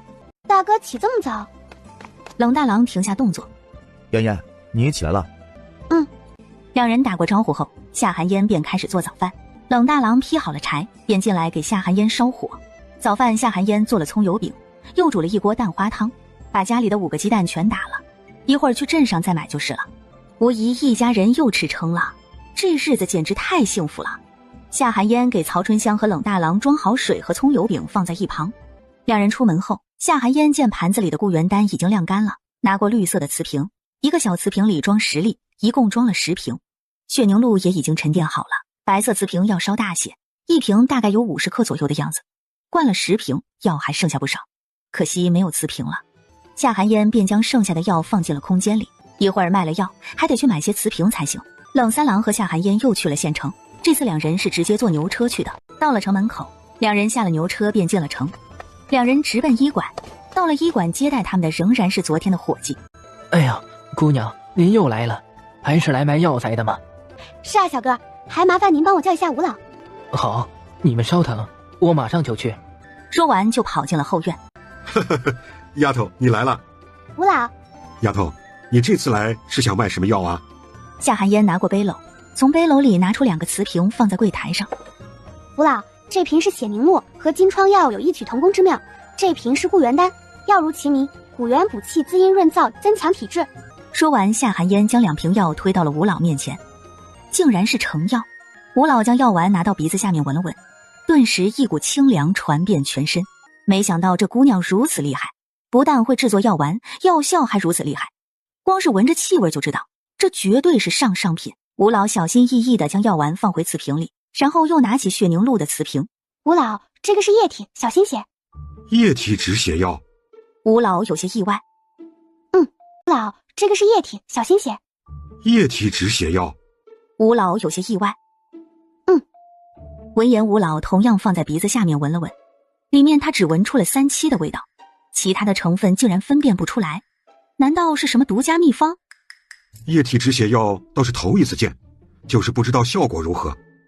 吴老，这2瓶给您试药，您若是觉得好用，我这里一样还有9瓶，若是不满意，退给我就是。好，成药不比草药，这个确实需要试药才能决定收不收。好，明白。吴老尽管去试。吴老拿着2瓶药直接找到伙计问：医馆里今日可有受外伤的病人？有的，来了2个人呢，有一个伤得可重了，后背划了一个大口子，还有一个是个小孩子，手掌被利器割伤了，眼下药童正在包扎呢。走，带我去看看。吴老这边请。伙计领着吴老去了重伤的那位患者的房间。宋大夫站起身：老师，您怎么来了？病人怎么样了？伤得很重，已经用了金疮药，可惜伤口太深，金疮药效果不大。棉布打开我看看。好。吴老上前看了看，伤口确实很深，于是他从怀里拿出夏寒烟刚送来的止血药，递过去说道：用这个。老师，这是老夫刚刚得来的止血凝露，里边是液体，直接撒到伤口上就行。是，老师。宋大夫接过瓷瓶，小心翼翼地洒在了病人的伤口上。神奇的是，血止住了，原本还在鼓鼓往外冒血的伤口，在血凝露洒上后，竟肉眼可见的不流了，就连伤口感觉都没那么深了。老师，这药效果也太惊人了。吴老也是一脸惊喜，脸上是难以掩饰的笑容。没想到这血凝露如此神奇。接着，吴老又带着宋大夫和伙计来到那个手掌被割伤的小孩这里，同样将血凝露洒在小孩的伤口上，伤口很快就不再流血，疼痛感也减轻了不少，小孩几乎是瞬间就停止了哭泣。吴老满意的点点头，对夏寒烟的药十分认可。血凝露已经试过，效果已经不能用好来形容了，简直就是神奇。他活了这把年纪，这是他见过最好的止血药了。至于固元丹，那个不用试，光凭那清香凝神的气味，他都知道那绝对是上品。他回到前堂，对夏寒烟说道：丫头，这2种药老夫要了，10瓶血凝露，10瓶固元丹，你开个价吧。吴老，相信这药你也试过了，效果多好我就不用说了，市面上最普通的金疮药都是要3两银子1瓶，好一点的就得7、8两，我这药的效果只会更好，所以血凝露和固元丹都是10两1瓶。一听夏寒烟说10两1瓶，冷三郎瞬间张大了嘴巴。1瓶10两，10瓶就是100两，20瓶就是200两，他一辈子都没见过这么多钱。好，我都要了。掌柜的，给丫头拿200两。好的，吴老。掌柜的，可否全都给在下银锭子或者金子也行？掌柜闻言放下了刚刚拿起的200两银票，然后换成了20枚银锭子。夏寒烟随手将银锭子放进背篓里。丫头，不知这药你还有没有？这药难得，短期内怕是制作不出来。吴老颇有些失望的点点头，如此珍贵的药材，怎么可能会要多少有多少呢？丫头，贵姓啊？晚辈夏寒烟。好，夏丫头，不知道这血凝露和固元丹你还能提供多少？吴老可是有急用。实不相瞒，老夫在京城也有医馆，这样惊人的金疮药，如果到了京城，怕是供不应求，所以才有此一问。这药难得，所以只怕没有办法大量提供，5天给您送10瓶，您看如何？好。两人便就此达成了协议。夏寒烟5天提供10瓶血凝露，10瓶固元丹，有变动会提前说明。吴老，这是我三哥，如果我没有时间来送药，会让我三哥来送。好，老夫记下这位公子了。如此，晚辈便告辞了。好，我送姑娘。夏寒烟2人离开医馆后，走在人来人往的大街上。由于夏寒烟长得漂亮，惹得路人频频回头。冷三郎见此，立刻上前拉住夏寒烟的手，握在掌心。啊，没事，我就是看街上人多，怕和你走散了。原来是这样。哎，对了，媳妇儿，你为什么和吴老说药难得？我们村的山上不是还有很多呢吗？冷三郎疑惑地问。三哥，你可知道有句话叫物以稀为贵，烂大街的东西只能短暂的赚些钱。哦，我明白了，媳妇儿。三哥，你知道哪里有卖炼丹炉的吗？炼丹炉？对，家里的陶罐用着不顺手，炼药还得用炼丹炉才行。啊，走吧，有个地方也许会有炼丹炉，不过我也不确定，得过去看了才知道，毕竟这东西太不常见了。好，那就去看看吧。夏寒烟跟着冷三郎来到一家店铺前停下。三哥，这是风水铺？夏寒烟不可置信地问。没错，走，我们进去吧。请问两位是卜卦算命还是买平安符？伙计，你们这里卖炼丹炉吗？有的，两位里面请。两人跟着伙计上了店铺2楼，一上来夏寒烟就看到大大小小的香炉，还有炼丹炉、桃木制品等等。夏寒烟走到炼丹炉面前，个个小巧精致，可这些都太小了，这一次怕是只能炼1瓶药丸。还有没有再大一些的？不好看也没事，这些都太小了。有的，您跟我来。伙计又把夏寒烟领到另一边，只见他从一个积灰的角落里拿出了4、5个大一些的丹炉，看着虽然没有之前那些精致，可却足够大。于是他选了一顶到膝盖处的炼丹炉，只见他从一个积灰的角落里拿出了4、5个大一些的丹炉，看着虽然没有之前那些精致，可却足够大。于是他选了一顶到膝盖处的炼丹炉。我就要这个了，多少钱？姑娘，你确定吗？这个丹炉材质普通，恐怕很难炼出丹药。没事，我就要这个。那好吧，这个丹炉5两银子。三哥，给钱。哎，来了。说完就掏了5两银子递了过去。冷三郎抱着炼丹炉，心想这东西还挺重的。两人又去猪肉铺买了1块里脊、半山排骨。媳妇儿，这个排骨都是骨头，买来不合适，还是买肉吧。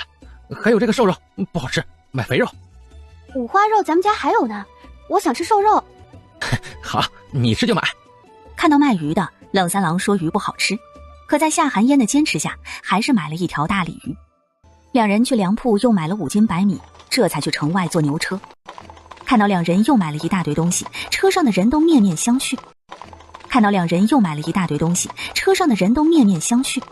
心想这冷家新买回来的媳妇儿可真有钱，这2天可没少买东西。听说他们家吃的都是白花花的大米，也不知道是不是真的。媳妇儿，你回来了。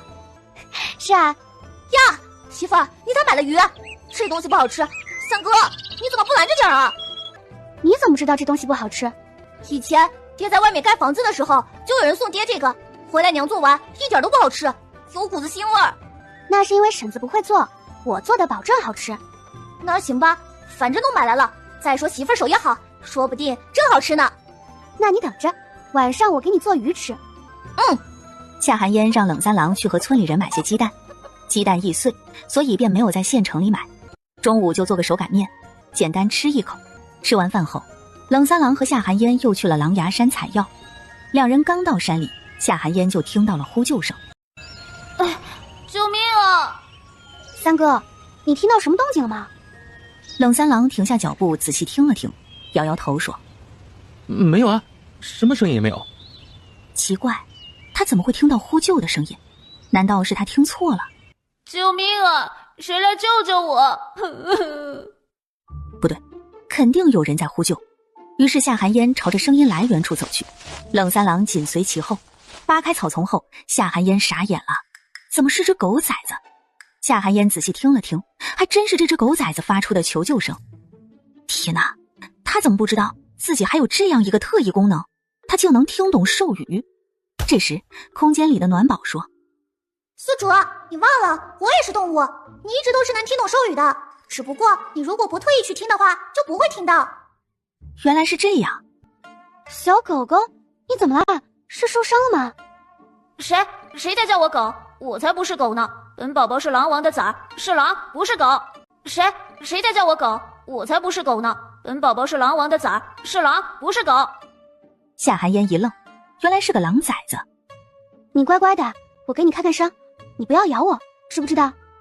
好吧，看在你救本宝宝的面子上，你看吧，我不咬你。媳妇儿，还是我来吧，他毕竟是个畜生，再伤到你怎么办？你这个两脚兽，说谁是畜生呢？我要不是看在这个漂亮姐姐的份上，本宝宝一定咬断你的脖子。看到地上的狗呲着牙，一副要咬人的模样，冷三郎更不敢让夏寒烟碰他了。没事的，三哥，他不会咬我的。乖，把牙收起来，不许咬我，知不知道？没想到那狼崽竟然人性化的点了点小脑袋，这下冷三郎是真的惊住了。这只狗崽不会是成精了吧？还能听懂人话？他刚刚是在点头吧？三哥，你看他答应了，你赶紧松开我，他应该是受伤了，我去看看。那你小心些。好，知道了。夏寒烟蹲下身，小心翼翼地把狼崽的身子反过来。夏寒烟蹲下身，小心翼翼地把狼崽的身子反过来，竟然是腿受伤了，看样子好像是被什么东西划破了，伤口还挺深的。夏寒烟赶紧从背篓里拿出水囊，里面有稀释过的灵泉水。夏寒烟帮小狼崽清洗了一下伤口，本来以为会很疼的小狼崽，不知道为什么只是用水清洗了一下，怎么就不那么疼了呢？大大的眼睛里都是迷茫，而且这水闻着好香啊，好想喝一口尝尝。好香的水啊，想喝。夏寒烟见伤口已经不流血了，再给他喝点灵泉水应该问题不大。三哥，你去给我摘一片大一些的树叶，我给他喂点水喝。啊，好，你小心些，我这就去。支走了冷三郎，夏寒烟赶紧拿出没有稀释过的灵泉水，双手捧着让小狼崽喝。哇，这个水更香，好好喝呀。喝完后，小狼腿上的伤已经变成了轻伤，养几天就没事了。好的这么明显也说不过去。于是夏寒烟看了看自己身上的衣服，好的这么明显也说不过去。于是夏寒烟看了看自己身上的衣服，想想以后有新衣服穿，这身衣服还是徐府丫鬟的衣服。于是他从裙子上扯下一块布条，缠在了小狼崽的后腿上，这样一会儿三哥回来就看不到伤口了。夏寒烟知道他能听懂自己说话，于是说：我告诉你，我知道你腿已经不疼了，可一会儿我三哥回来，你给我装瘸，知不知道？不能让他看出来你已经好了，知不知道？我知道你能听懂我说话。小狼崽虽然不明白夏寒烟为什么这样做，不过他听懂了。姐姐让他装瘸给那个人看。等冷三郎回来将树叶放在地上，夏寒烟从水囊里倒了些水出来，小狼崽又立刻喝了起来。这个水怎么和刚刚喝的不一样？好了，小东西，我们要去采药了，你赶紧回去找娘亲吧。好吧，等我回去告诉我的狼父和狼母，让他们报答你。我们也走吧，三哥。走吧。两人背着背篓去寻找草药了。这次两人顺着上次的方向又往深处走了一段，夏寒烟一抬头就看到了一朵红艳艳的花骨朵，这不是玫瑰花吗？没想到这里竟然有玫瑰花。夏寒烟刚想伸手去采摘玫瑰，就被冷三郎制止了。媳妇儿，这个不能碰，上面有刺，一不小心就会扎到手，你要是喜欢我给你摘。不知道为什么，当冷三郎把玫瑰花递过来的时候，他突然就想到了送人玫瑰花的含义。红玫瑰象征着炽热的爱情与激情，代表经典告白和永恒承诺，最适合情侣之间使用。夏寒烟一抬头正好对上冷三郎那帅气白皙的脸庞，连夏寒烟这个在21世纪见惯了明星小鲜肉的人都不得不承认，冷家的4个郎是真帅。看到媳妇儿看着他发愣，冷三郎拿着玫瑰花在夏寒烟面前晃了晃。媳妇儿，你咋了？夏寒烟回过神，一想到刚刚看人家看入神了，脸一下子就红了。天哪，丢脸死了，他怎么还犯花痴了？媳妇儿，你是不是不舒服啊？怎么脸这么红啊？冷三郎紧张地问。没事没事，我就是走的时间长，有些热了。哦，原来是这样啊，那我们坐下来休息一下。好。夏寒烟把玫瑰花放在鼻子下闻了闻，真香。媳妇儿，你很喜欢这些花吗？挺香的。你要是喜欢，我去给你摘，这山上这种花很多，还有其他颜色呢。有很多吗？对啊，这种刺刺花扎人，所以别人都不喜欢。刺刺花？对啊，这个就叫刺刺花。那你知不知道，其实它有一个很好听的名字，叫玫瑰。玫瑰花，名字是挺好听的，我还是第一次听说刺刺花叫玫瑰。夏寒烟看着手里的玫瑰花，如果有很多的话，倒是可以利用起来。三哥，那你有时间帮我多摘一点这个花，我有用，只要花骨朵就行。你可以用剪子直接剪下来，这样就不扎手。好，我知道了，媳妇儿，明天我就去给你摘花。两人挖了一背篓草药，眼看天色不早了，站起来刚准备下山回家，就听见远处传来了狼嚎声，吓得两人一激灵。冷三郎赶紧背起背篓说道：媳妇儿，咱们快走吧，这里已经是山的内围了，再不走就危险了。好，那我们赶紧下山。好，走吧。两人刚走出去不到50米，就看到一群狼朝着两人跑了过来，吓得冷三郎赶紧把夏寒烟护在身后。他虽然也害怕，可无论如何也不能让这些畜生伤了媳妇儿。看到自己身前微微颤抖的身影，夏寒烟心里暖暖的。这一家人待他都很好，自从奶奶去世后，他已经很多年没有感受过这种被人护着的感觉了。冷三郎手里拿着弯刀，害怕地挡在夏寒烟身前。看到面前威风凛凛的头狼，冷三郎不自觉地咽了咽口水。娘呀，这么多狼，看来今天是回不去了。他这才刚有了媳妇儿，咋就要死了呢？这些狼跑到两人面前，坐在地上就不动了，好像是在等什么人一般。冷三郎和夏寒烟秉持着敌不动我不动的准则，也静静地站在原地没动。媳妇儿，咋回事啊？他们咋不动了？他们不动，咱们也不动。啊，好。不一会儿，夏寒烟就听到了一道熟悉的声音。哎呀，老娘啊，崽崽我受着伤呢，你就不能背我一会儿吗？你可是狼王的崽子，怎么能这么弱呢？就那点伤，还想让老娘背你，你丢不丢脸？娘亲不喜欢我了，我要去找狼父。这是刚刚他救的那只小狼崽的声音。果然，就见远处又跑来了两只白狼，一大一小，那小崽正是他救的那只。看到夏寒烟，小狼崽也不和狼母拌嘴了，颠颠颠地跑到夏寒烟脚边，讨好地说：姐姐，我来报答你了。冷三郎也通过小狼崽后腿上的布条认出了他，这才没有阻止他靠近夏寒烟。不过他还是防备地看着其他的狼。夏寒烟蹲下身，将小狼崽抱起来，晃了晃说道：你这是来报恩还是来报仇的？带这么多狼来，也不怕吓死姐姐？啊，我当然是来报恩的。小狼崽说完就扭头看着身后的头狼说：狼父、狼母，就是这个人类姐姐救了我，他们害怕这么多狼，你快让狼叔叔他们先离开。小狼崽话落，果然其他的狼就都离开了，只有2头白狼留了下来。夏寒烟看着小狼崽说：没想到你这个狼王的小崽子还挺有威望的。那当然，我可是下一届狼王，他们敢不听我的？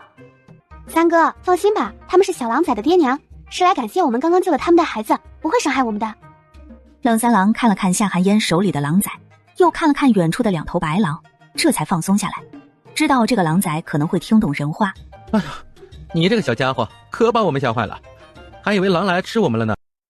小狼崽叫了一声，冷三郎也听不懂，不过看样子应该是在回应他。媳妇儿，他说啥呀？冷三郎发现了媳妇儿能听懂他说话，他说不会吃我们。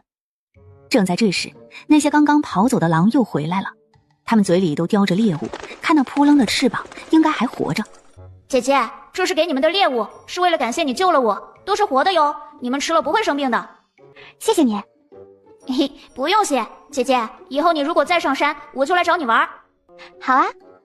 三哥，你去把他们嘴里的猎物拿过来，那些都是他们送我们的礼物，活的，别让他们跑了。好，好，我知道了。别要啊，别要啊，你们可千万别要啊。夏寒烟趁着冷三郎去拿猎物的时候，赶紧扯了几片大树叶下来，在树叶上倒了不少灵泉水，就当是感谢他们送的猎物了。动物应该很喜欢这个水吧。果然，就见小狼崽高兴地在原地转圈圈。哇，又是这个水水，这个水水简直是我喝过最好喝的水水了。还有很多，让你的狼父狼母还有叔叔都来喝吧。谢谢姐姐。随后小狼崽就叫所有狼都来喝这个好喝的水水了。冷三郎得了猎物，赶紧用绳子把猎物绑起来，足有3只野兔4只野鸡，幸好他们每次来山上都会带着绳子，不然这么多猎物还真不好带走。等所有狼都喝完了，狼王走到夏寒烟面前说：孩子，多谢你的水治愈了我身上的顽疾。不用客气，我能听懂你们说话也算是缘分，以后我们就是朋友了，下次再来给你们带这个水喝。好的，再次感谢你救了我的崽子，我们这就离开了。好，走吧三哥，我们该回家了。好。三哥，背篓给我，你拿着这些猎物。两人刚回村子里，就引起了不少人都关注，主要是冷三郎肩膀上的一串猎物太过惹眼了。哎呦，冷家老三，你们这是去山里打猎了呀？这么多猎物。碰巧罢了。他总不能说这些都是狼王送给他们的吧？他要真那么说，估计他们都得以为他中邪了呢。狼牙山上什么时候有这么多猎物了？哎，赶明儿我们也去看看。对，我也去看看。众人七嘴八舌，都是跃跃欲试。狼牙山上有狼群，你们去最好小心点。哎呦，冷家媳妇儿，你这是怕我们抢了你的猎物还是咋的？我只是提醒罢了，听不听是你们自己的事。哼，我看你就是怕我们上山，才故意这样说的。我说了，我只是提醒，你要是非要去，我也不拦着。出了什么事，你也别怪我没有提醒你就行。相公，你看他凶我，嘤。什么鬼？我怎么就凶他了？女子话落，便有5个男子围了过去。媳妇儿，不哭，咱不理他。明天我上山给娘子打猎。是啊，娘子，别哭了，你一哭，为夫的心都要碎了。媳妇儿，不哭。媳妇儿。夏寒烟看眼前这情景，看来这人也是共妻。三哥，我们走。三哥，我们走。好。刚到家门口，就听到了四郎的哭喊声。娘，别打了！娘，别打了！我以后再也不去了！哎呦，别打了，娘！夏寒烟和冷三郎对视一眼，赶紧跑进门。一进来就看到曹春香举着扫把要打四郎，冷二郎挡在前面。咋了，娘？婶子，别打了！这是怎么了，婶子？四郎做错了什么？你说，你去干啥去了？我和虎子他们下河玩了。你知不知道那里很危险？去年村里被淹死的栓子，你都忘了吗？三哥，我没忘，是虎子说他在河里发现了好东西，说煮着吃很好吃，我这才跟人下河去捞的。你看看你捞的都是什么东西啊？能吃又怎么样？能有命重要吗？夏寒烟看过去就见篓子里装的都是花甲，没想到那河里竟然有这东西。好了，婶子，别生气了，这打也打了，相信他也长记性了，是不是，四郎？夏寒烟给四郎使了个眼色，四郎赶紧说：“我以后都不下河了。”你看，婶子，四郎知道错了，您就别生气了。再说，四郎捞回来这东西还真能吃，真能吃啊！真的，婶子，我去做饭，您啊消消气，一会儿多吃点。二哥，我扶你回屋，一会儿吃饭我叫你。好，辛苦你了，妍妍。刚走出来就看到被扔在地上的野兔和野鸡，夏寒烟赶紧朝着屋里喊了一声：“三哥，快把兔子和野鸡处理了。”啊，来了！呀，这哪里来的这么多野物啊？三哥，你和婶子说吧，我去做饭了。冷三郎把事情和曹春香说了一遍，然后就去处理猎物了。听到曹春香一脸的惊讶，没想到狼还知道报恩呢。今晚夏寒烟准备做一个红烧排骨，一个爆炒花甲，搭配白米饭。因为有了花甲，就先不做鱼了，也不能做2个海鲜。这时冷大郎也进了家门，夏寒烟看到冷大郎被汗水浸透的衣衫，又看了看他的腿。如今家里有钱了，也没必要再让冷大郎拖着伤腿在码头受累。大哥，要不你别去码头了。我除了一把子力气啥也不会，总不能在家里吃白饭，这挣一文是一文。大哥要是有力气，不如和我去山上挖草药，赚的还多。大哥有身手，还能保护我。这……冷大郎犹豫了。媳妇儿，你是不是觉得我太没用了？遇到狼群都不能保护你。啥？你们遇到狼群了？媳妇儿，你有没有受伤啊？冷大郎一着急就叫秃噜嘴了，竟然把心里叫了千百遍的称呼顺嘴叫了出来。冷大郎悄悄观察了一下夏寒烟，见他没有生气，这才松了一口气。这怎么就遇到狼群了呢？有没有受伤？这怎么就遇到狼群了呢？有没有受伤？我没有受伤，大哥，狼群没有伤害我们，他们……夏寒烟赶紧将他救了小狼崽，狼父狼母来报恩的事说了一遍。听到事情的经过，冷大郎这才放下心来。好，我明天不去码头干活了，明天我和你上山采药。老三那小体格子一头狼都打不死。媳妇儿，大哥陪你去山上，那我干啥呀？曹春香在一旁听着也有些着急，老三这2天好不容易不出去疯了，这要是小烟用不上三郎了，三郎不会又跑出去成天见不着人影了吧？夏寒烟看着冷三郎委屈巴巴的模样，就觉得好笑。以前怎么没发现这人还挺可爱的？我还有别的事要三哥去做。什么事啊，媳妇儿？冷三郎顿时开心起来。吃完饭再说。说完就去了厨房，排骨应该差不多了，再炒个花甲就可以开饭了。大家围坐在桌前，看到桌上的美食，眼睛都亮了。冷四郎夹了一个花甲放进嘴里，眼睛瞬间瞪大。冷四郎夹了一个花甲放进嘴里，眼睛瞬间瞪大。娘，这个真的好吃。冷四郎看着曹春香说道。曹春香白了他一眼，没说话，不过却默默夹了一只花甲吃了起来，然后又尝了一口红烧排骨，赞叹地说：小烟，你这手艺真是绝了呀。婶子喜欢就多吃些。二哥，这个是四郎捞的花甲，我已经把壳给你剥掉了，你尝尝。谢谢妍妍。冷二郎此时眼里全是温柔，如果不是围着布条，那柔情都要溢出来了。大家吃饱喝足，一起将碗筷收拾干净。看到桌上的花甲壳，夏寒烟并没有丢掉，他拿过一个篮子，将桌上的壳扫进篮子里。媳妇儿，这个壳是有什么用吗？我留着有用。媳妇儿，你现在能告诉我要我干啥了吧？冷三郎期盼地问。你不是要给我摘花吗？明天你就去给我摘花吧，我有用。好。此时天还没黑，曹春香拿出布料开始缝衣服。夏寒烟看着曹春香手里的布料就知道那是给她做的。婶子，明天还去地里吗？不去了，今天都干完了，就等着秋收了。那正好，地里没活了，婶子，咱们盖房子吧。盖房子？可是我们银子不够啊，不如修缮一下算了。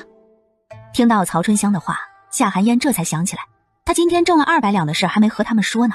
瞧他这脑子，怎么把这件事给忘了？婶子，这是我今天赚的200两，建房子足够了。看到面前白花花的银子，曹春香心里咯噔一下，眼睛瞪得老大，好像被人按了暂停键一般，愣在原地一动不动，直到被手里的针扎了一下，这才回过神来。曹春香看着面前的银子，脸上不自觉的就挂上了笑容。回过神来，他赶紧问：小燕，这是哪里来的银子？这也是你卖草药赚来的吗？算是吧，我把草药做成了药丸，就是给你们吃过的那种药丸。我把药丸卖给了医馆，1瓶10两银子，20瓶正好是200两。啥？那药丸原来这么值钱？那我们吃掉的那些，那岂不是好几两银子就没了？婶子，盖房子的事您和冷叔商量商量，最好盖一个大些的，至少要1个人1间房才行。咱们盖青砖大瓦房，盖房子的事我也不懂，这事儿就交给您和冷叔了。行，这事儿啊交给我去办，你放心吧。那行，婶子，这100两你先拿着，不够再到我这里取。行啊，那婶子就不跟你客气了。第2日一早，冷三郎背着背篓，拿着剪刀就去了山上。他知道哪里玫瑰花比较多，一路没有停留，直奔目的地。来到一片小山谷里，放眼望去全是玫瑰花，有红色的、白色的、粉色的、蓝色的，还有紫色的、黄色的，个个娇艳欲滴，花朵上还挂着清晨的露水。冷三郎每种颜色都捡了一些，回去看看媳妇儿喜欢哪一种，以后就多摘些。家里，夏寒烟拿了5两银子出来，递给冷大郎说道：大哥，你去趟县城给我买些东西回来，我做东西要用。好，你说买啥，我这就去。买40个小瓷瓶，就是我上次买来装药丸的那种瓷瓶，再买10斤猪板油回来。好，我知道了，我这就去。说完拿起银子就出了门。夏寒烟从后面喊了一句：大哥，坐牛车去，不许走着。好。夏寒烟在家也没闲着，他买这些东西是想做香皂，就是猪油皂，里面加上玫瑰花瓣，就是玫瑰味香皂。他看村里的人们去河边洗衣服都是用洗衣棒直接打，他要做的是带香味的猪油皂，再用好看的香皂盒装饰一下，能卖不少钱。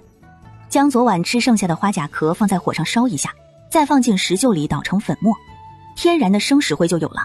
接下来就是草木灰，这个到处都能找到。做好这些，夏寒烟又去鼓捣他的草药，将已经晒干的草药全部收起来，分类放好，然后把昨天新挖回来的草药清洗干净，然后进行晾晒。做完这些，夏寒烟站起身，活动了一下身体，看着天气不错，于是进屋把冷二郎扶了出来。二哥，今天天气好，不冷不热的，你快出来晒晒太阳，对你的眼睛有好处。好。温暖的阳光顿时打在他的身上。夏寒烟总是在冷二郎的身上感受到一股忧伤的气息，这可能和他眼睛看不见有关。再多给他喝些灵泉水，他的眼睛应该很快就能看到了。冷二郎并不知道夏寒烟的想法，他只觉得有烟烟在的地方就是最温暖的地方。处理好草药，夏寒烟开始制作药丸，四郎就趴在旁边看着夏寒烟制药。整个院子都飘着草药的清香，这是因为加了灵泉水，所以味道才会清香宜人。大概半个小时后，炉子里的药就炼成了药丸，再将药丸分成一小粒一小粒的放在盘子里自然晾干。哇，媳妇儿好神奇啊！哇，媳妇儿好神奇啊！原来药丸是这样制作出来的。对啊，药做好后，冷三郎就背着一背篓的玫瑰花回来了。媳妇儿，我回来了。三哥，你回来啦。夏寒烟走过去看地上的背篓，各种颜色的玫瑰花朵，好漂亮呀。三哥，你去喝点水吧。好。夏寒烟将花的颜色分开，然后取下花瓣放进石臼里捣成泥。这时冷三郎走过来接过了捣花瓣的工作，冷四郎帮忙将花瓣一片一片的取下来。几人各司其职，冷二郎却默默低下了头。就连最小的四郎都能帮着嫣嫣做事，只有他什么忙都帮不上。都怪那个害他眼睛失明的人，这辈子如果还能重见光明，他一定要对方付出代价。这时冷大郎也从县城回来了。冷大郎一进院子就闻到了一股香味儿，定睛一看才知道，原来是花香。嫣嫣，你要的东西我都买回来了。好，辛苦大哥了。不辛苦。夏寒烟从里面拿出猪板油，切成小块，锅中加水，然后放入切好的猪板油，小火慢慢炼出油脂。猪油炼好后盛出放凉，猪油渣剁碎后备用。今晚包饺子，家里曹婶子腌了酸菜，今晚吃酸菜油脂辣馅的饺子。夏寒烟去缸里捞了一颗酸菜上来，洗干净后让冷大郎剁成饺子馅，再把猪油渣同样剁碎。这时面也醒好了，夏寒烟开始包饺子。不一会儿，一个个胖墩墩白滚滚的饺子就包好了。吃饭啦！夏寒烟朝门外喊了一嗓子，众人放下手里的活，都去洗手吃饭了。夏寒烟先盛出一盘给冷叔送过去，众人一上桌就看到了白白胖胖的饺子。哦，吃饺子喽！大家纷纷拿起筷子夹起饺子放入口中，皮薄馅大，肉馅鲜嫩多汁，每一口都能感受到满满的香味儿。是好吃，哎，没想到这酸菜和油渣放在一起竟然这么好吃。是好吃，哎，没想到这酸菜和油渣放在一起竟然这么好吃，可比放肉香多了。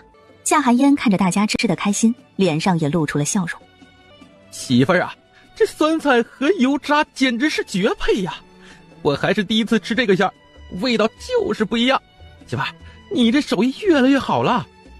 大家你一言我一语，都对这饺子赞不绝口。不一会儿，盘子里的饺子就被吃得干干净净，众人还意犹未尽，可肚子已经吃撑了。此时大家心里都是一个想法，自从嫣嫣来了，家里好像一下子就好起来了，顿顿能吃饱不说，还有肉有饭的，这日子以前想都不敢想。吃过晚饭后，夏寒烟看着曹春香问道：婶子，咱们村里有会木匠活的吗？我想让他打点东西。木匠？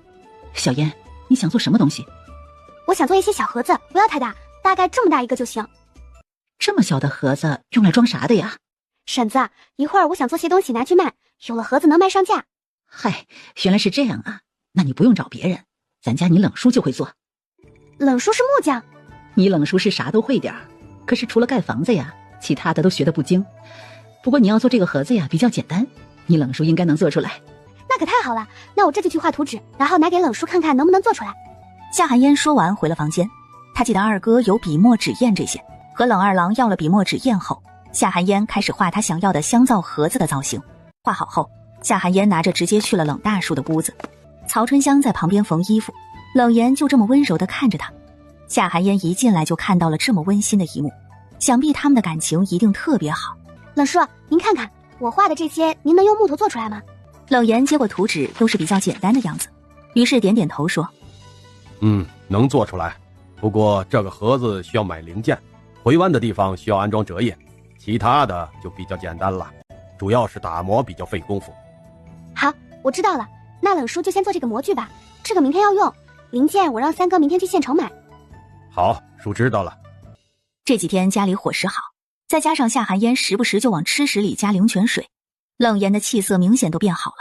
虽然还是骨瘦如柴，但已经没有了刚开始的死气。一听说能帮家里挣钱，他恨不得觉都不睡，就去做夏寒烟要的东西。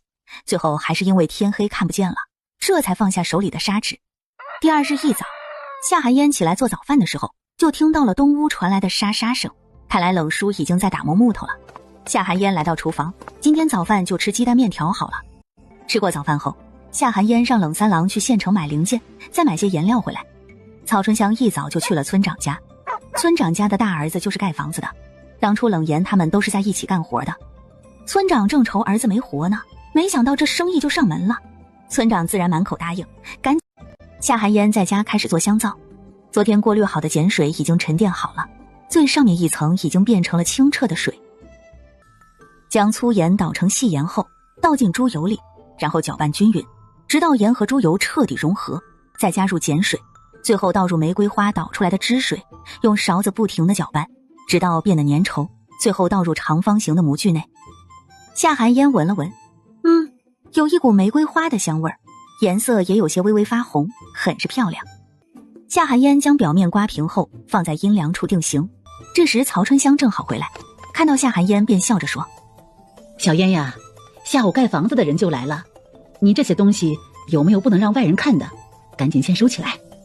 曹春香看着满院子的草药，她知道这东西都可值钱了，要是被外人看去了，再学小烟也去采药，那小烟不是采不到了吗？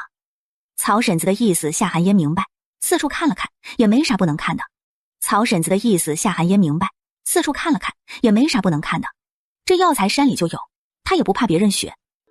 他可是从小就和奶奶学习认草药的，直到18岁才开始学习制药。没关系的，婶子，这些东西他们看了，没人教也学不会。好，那就行。妍妍，需要我做什么呢？冷大郎走过来问：大哥，你会编竹筐吗？当然会了，乡下人都会编这个。妍妍是需要竹筐吗？我想要一个大一些的竹筐，不要太深，圆形或者长方形都行。我用来晾晒草药，总放在地上也不行。婶子说下午建房子的人会来，他们来回走路搬东西也不方便。行，我去砍些柳条，一会儿回来多编几个。四郎，夏寒烟喊道：媳妇儿，怎么了？四郎从屋子里跑出来。四郎，三哥处理好的猎物，你看到他放在哪里了吗？我知道，三哥放井里了。我知道，三哥放井里了。井里？三哥怕放坏了，于是就掉在了井里，这样能多放几天。行，我知道了。夏寒烟往水井里看了看，果然里边有一个木桶。夏寒烟赶紧转动辘轳把木桶拉上来。媳妇儿，你小心些。四郎在旁边担忧地说道。这时候四郎无比希望自己能快点长大，这样的话这些危险的事他就能替媳妇儿做了。四郎，回屋给我拿个木盆来。夏寒烟将处理好的猎物全部拿到木盆里，又把水桶放了回去，将猎物都拿到厨房，又用清水洗了一遍。今天就把这些猎物都做了，不然再放2天就坏了。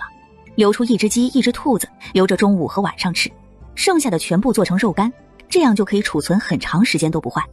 夏寒烟把剁好的肉块放进大盆，撒上盐、白酒、白糖、酱油、葱姜，开始腌制。大概过了半个时辰左右，冷大郎就拿进来一个圆形的大筐。夏寒烟看了十分满意。这时门外传来一阵嘈杂声，原来是盖房子的人来了。曹春香从屋里出来招呼他们，夏寒烟也赶紧放下手里的活去后院看了看。来的这些人夏寒烟一个都不认识，他来的这几天也没怎么出门，所以村里的人也就认识那么几个。10几个人来到后院，为首的就是村长的大儿子张一鸣。夏寒烟见他也帮不上忙，更不懂盖房子，所以就去了前院。冷大郎正在编竹筐，编得又结实又好看。夏寒烟蹲下看了看，他就不会编这东西。他记得小时候和奶奶学了好久，可编出来总是四不像。大哥，咱家这房子买的时候是连地皮一起买的吗？不是，当初我们没有那么多钱，所以只花了2两银子买了地皮上的东西，也就是房子和水井。不过娘去找村长建房子的时候已经把地皮买下来了。夏寒烟这才放下心来，想不到这里的人对产权意识还挺强的。不一会儿，盖房子的人留下一半挖地基，一半去买建房子要用的青砖和瓦片。婶子，怎么样？钱够吗？够，放心吧。婶子，盖房子咱们家用管饭吗？婶子正想和你商量这件事呢。包午饭呢，一个人一天20文，不包午饭呢，一天30文。小燕，你说咱们怎么算工钱呢？婶子，他们都是本村的人吗？闻言，曹春香点点头。那就不管饭，咱们家地方太小，吃饭的地方都没有，锅也小，根本做不了那么多人的饭。行，那咱就不包饭了。一大帮人忙碌了一下午，眼看时辰不早了，他们进屋看了看冷大叔，就都回家去了。见人都走了，夏寒烟赶紧做晚饭。有这些人在家，他中午想做的鸡都没做上。不为别的，你说人家都看着，你家怎么好意思吃肉？晚上夏寒烟把野鸡和野兔全都做了，中午没吃上，那晚饭就补上。将鸡肉和萝卜炖在锅里，转身刚要去拿兔肉，这才看到木桶里还有一条大鱼没吃呢。幸好买回来的时候是活的，转身刚要去拿兔肉，这才看到木桶里还有一条大鱼没吃呢。幸好买回来的时候是活的，不然可放不了这么久。今天就先吃兔肉吧，鱼等明天再吃好了。当2道肉菜被端上桌后，一家人眼睛都亮了，好多肉呀，足足2大盘。小妍呀，我们天天这么吃，是不是？曹春香咽着口水，可心里却觉得天天这么吃有些罪过。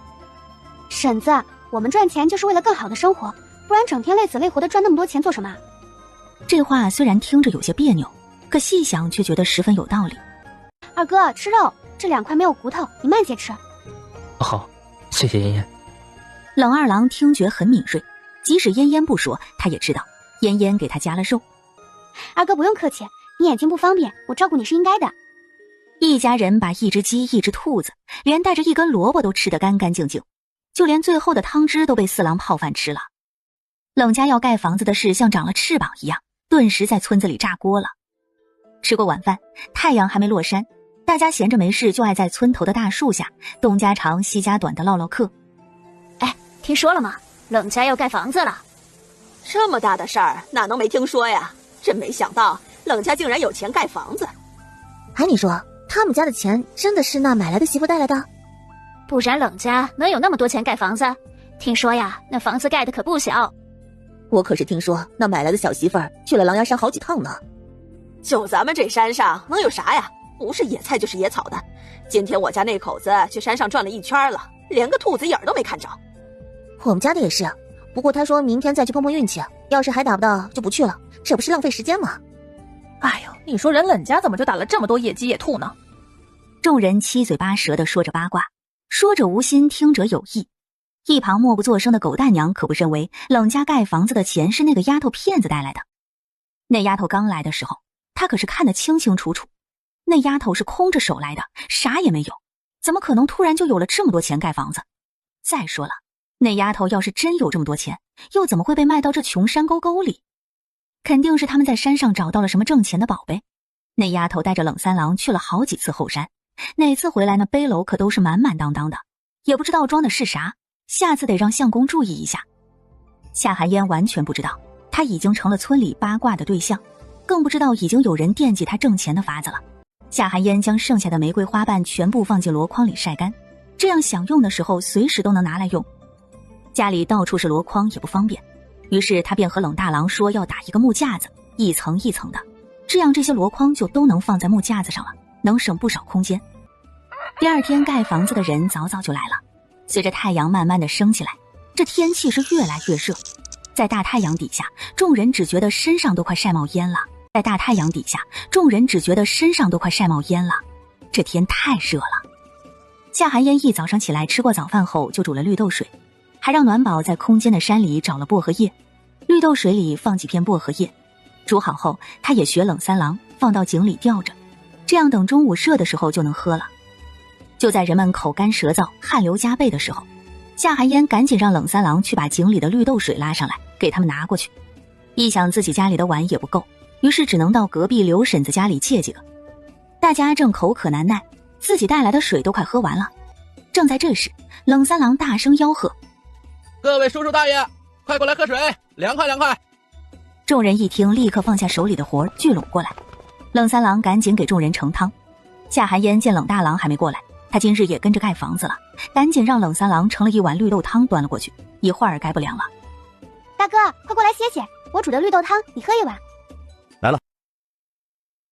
冷大郎听到夏寒烟喊他，脸上严肃的表情都柔和了许多，不自觉的就弯起了嘴角。夏寒烟还是第一次见冷大郎笑呢，于是也笑着说：大哥笑起来真好看，以后要多笑笑。冷大郎被夏寒烟说的有些不自在，不过心里却暗自决定以后要多笑笑。妍妍愿意看他笑。这绿豆汤为何如此凉爽？这里面放了薄荷叶慢慢熬煮，再加上些许白糖，在井里吊了一个上午，口感自然好。最主要的是，这薄荷叶可是空间里的东西，那可是带着灵气的，能不好喝吗？这边众人抱着冰冰凉凉的碗，喝得那叫一个满足。看到远处的两人，张一鸣笑着说道：三郎啊，那就是你们兄弟的媳妇儿吗？冷三郎笑着说：是啊，张叔。这绿豆汤也是你媳妇儿煮的？啊，一早上煮好就掉在井里了。有这样的媳妇儿，你们兄弟有福了。有这样的媳妇儿，你们兄弟有福了。是啊，妍妍对我们特别好。看出来了。张一鸣心想，就连大郎那个面瘫脸都有了笑容，看来他兄弟这个家要起来了。只是可惜了他兄弟冷言，这辈子怕是只能躺在床上了。哎，还真是怀念他们以前走南闯北的日子。喝完了绿豆汤，身上也不热了，就连身上的疲累都一扫而空。众人只觉得身上又充满了力气，大家只以为是喝了绿豆汤凉快的原因，身上有了力气，大家又接着挖地基。冷大郎将碗递给夏寒烟，看着他白皙的皮肤染上了一抹粉红，应该是天气太热的缘故。妍妍，你快回屋待着，外面太热了，你看你脸都晒红了。好，你腿不方便，帮着干点就行，别累着了。好，快回去吧。回到房间，夏寒烟就去了曹春香的房间。婶子，做衣服呢。婶子，做衣服呢。小妍呀，你来的正好，婶子刚把你的衣服做完，来，快去穿上试试。说完就递过来一套嫣红色衣裙。夏寒烟接过裙子，看着密实的针脚，夏寒烟很喜欢，样式也好看，做的是掐腰长裙，腰上还做了腰带，腰带上绣了花纹，难怪会做了这么久，原来是绣了花纹。夏寒烟穿上后，抬起手看了看，大小正合适，于是她整理了一下头发，就去了东屋。婶子，大小正好。哎呦，简直是太好看了！哎呀，小妍呀，你年纪小，以后就穿这些亮堂的颜色，看着让人眼前一亮，就跟那仙女下凡似的，哎，真好看。婶子，哪有那么夸张？哎，婶子可没有夸张。老头子，你说，小妍是不是穿这个颜色衣服好看？咱们小妍长得标致，穿上这衣裙确实好看。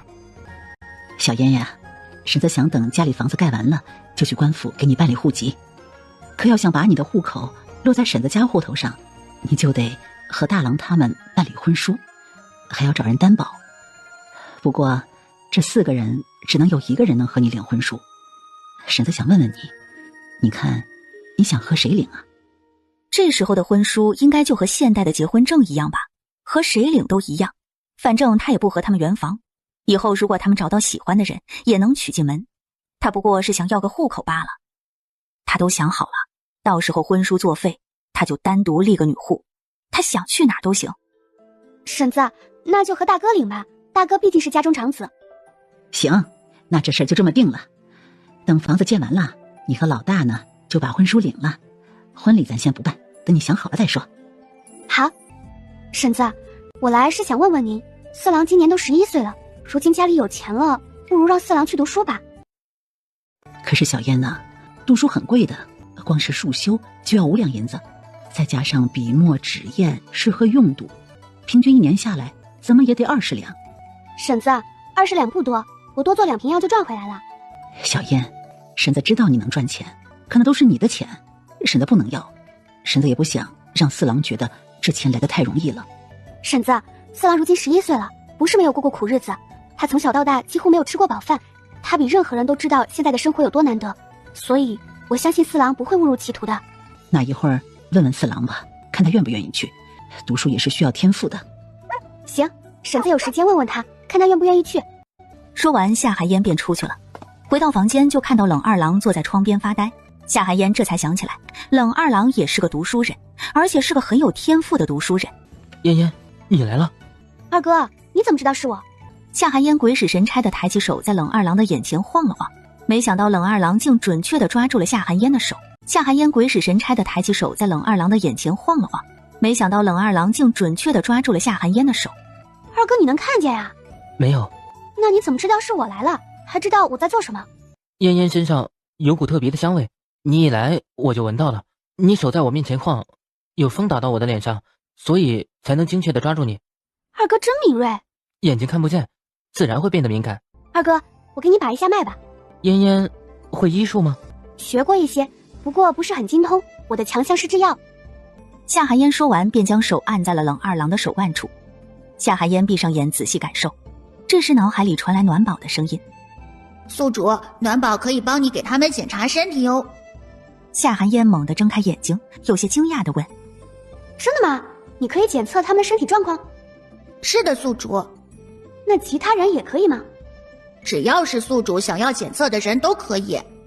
暖宝，我简直太爱你了！你还有什么惊喜给我？暖宝，我简直太爱你了！你还有什么惊喜给我？因为这个空间本来就是灵泉空间，是能治病救人的，我能检测他们的身体情况也不奇怪。好，那你快帮我检测一下二哥的身体。好的，开启扫描。扫描完毕。宿主，他的身体并无大碍，只是有些营养不良。他的眼睛是因为脑袋里淤血压迫神经导致的暂时性失明，你只要多给他喝灵泉水，他很快就会恢复的。好，我知道了，谢谢暖宝。宿主，不用客气。夏寒烟睁开眼看着冷二郎说：二哥，你的身体有些营养不良，以后要多吃一些有营养的补回来。好。至于二哥的眼睛也会好的。夏寒烟的话，冷二郎并没有放在心上。他的眼睛已经瞎了7年，早就不抱希望了。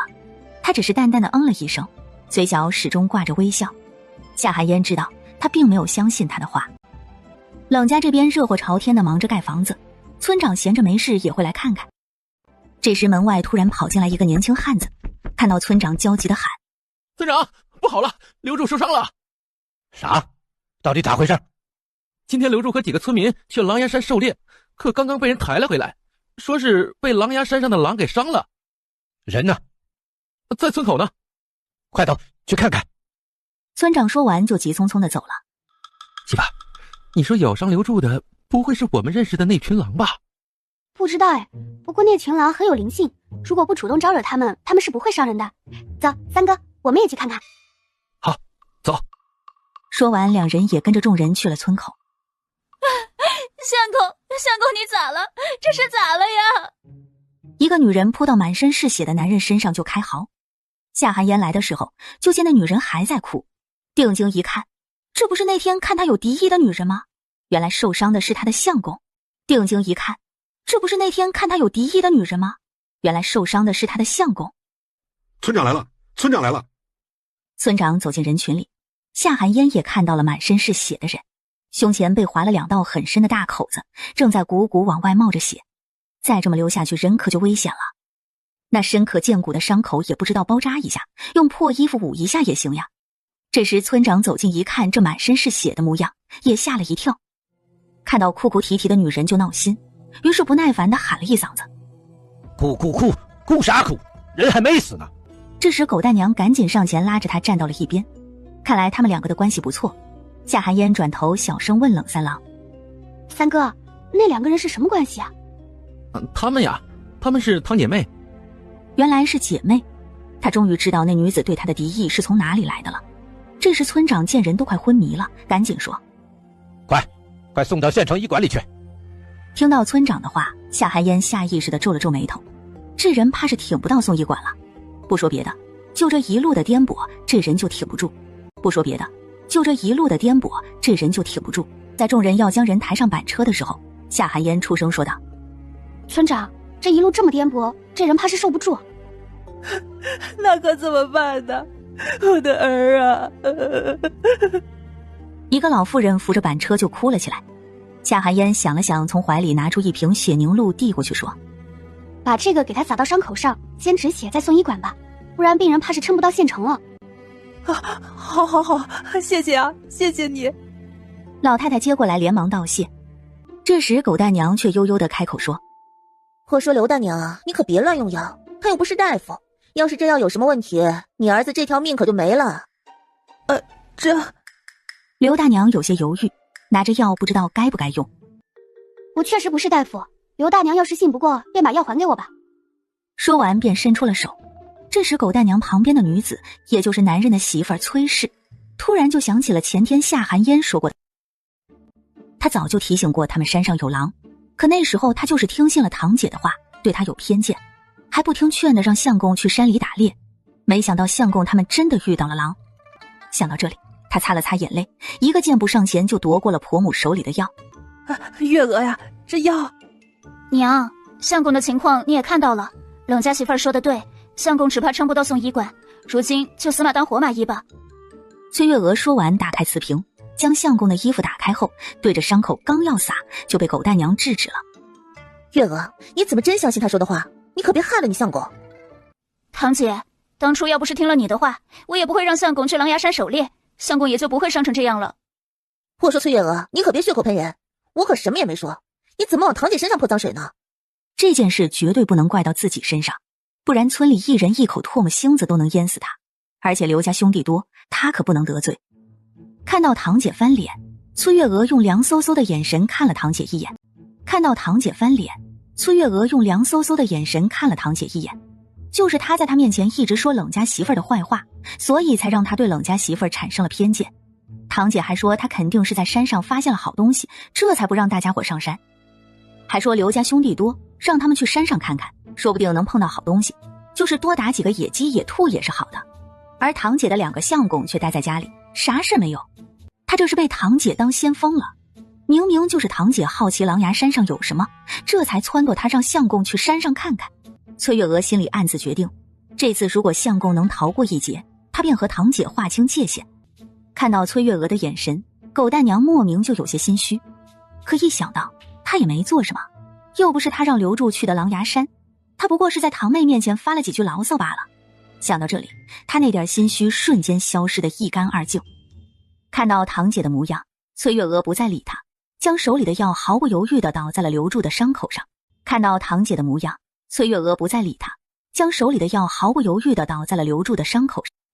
哼，真是个蠢的，谁的药都敢用。要是直接送走了刘柱，我看你还有什么脸待在刘家。正在这时，就听旁边一个汉子大声叫了起来：不流了，血止住了。听到说话声，众人都看向了刘柱胸前的伤口，果然刚刚还冒血的伤口此时已经不流了。众人顿时惊讶不已，这是什么灵丹妙药不成？短短几息间就止了血。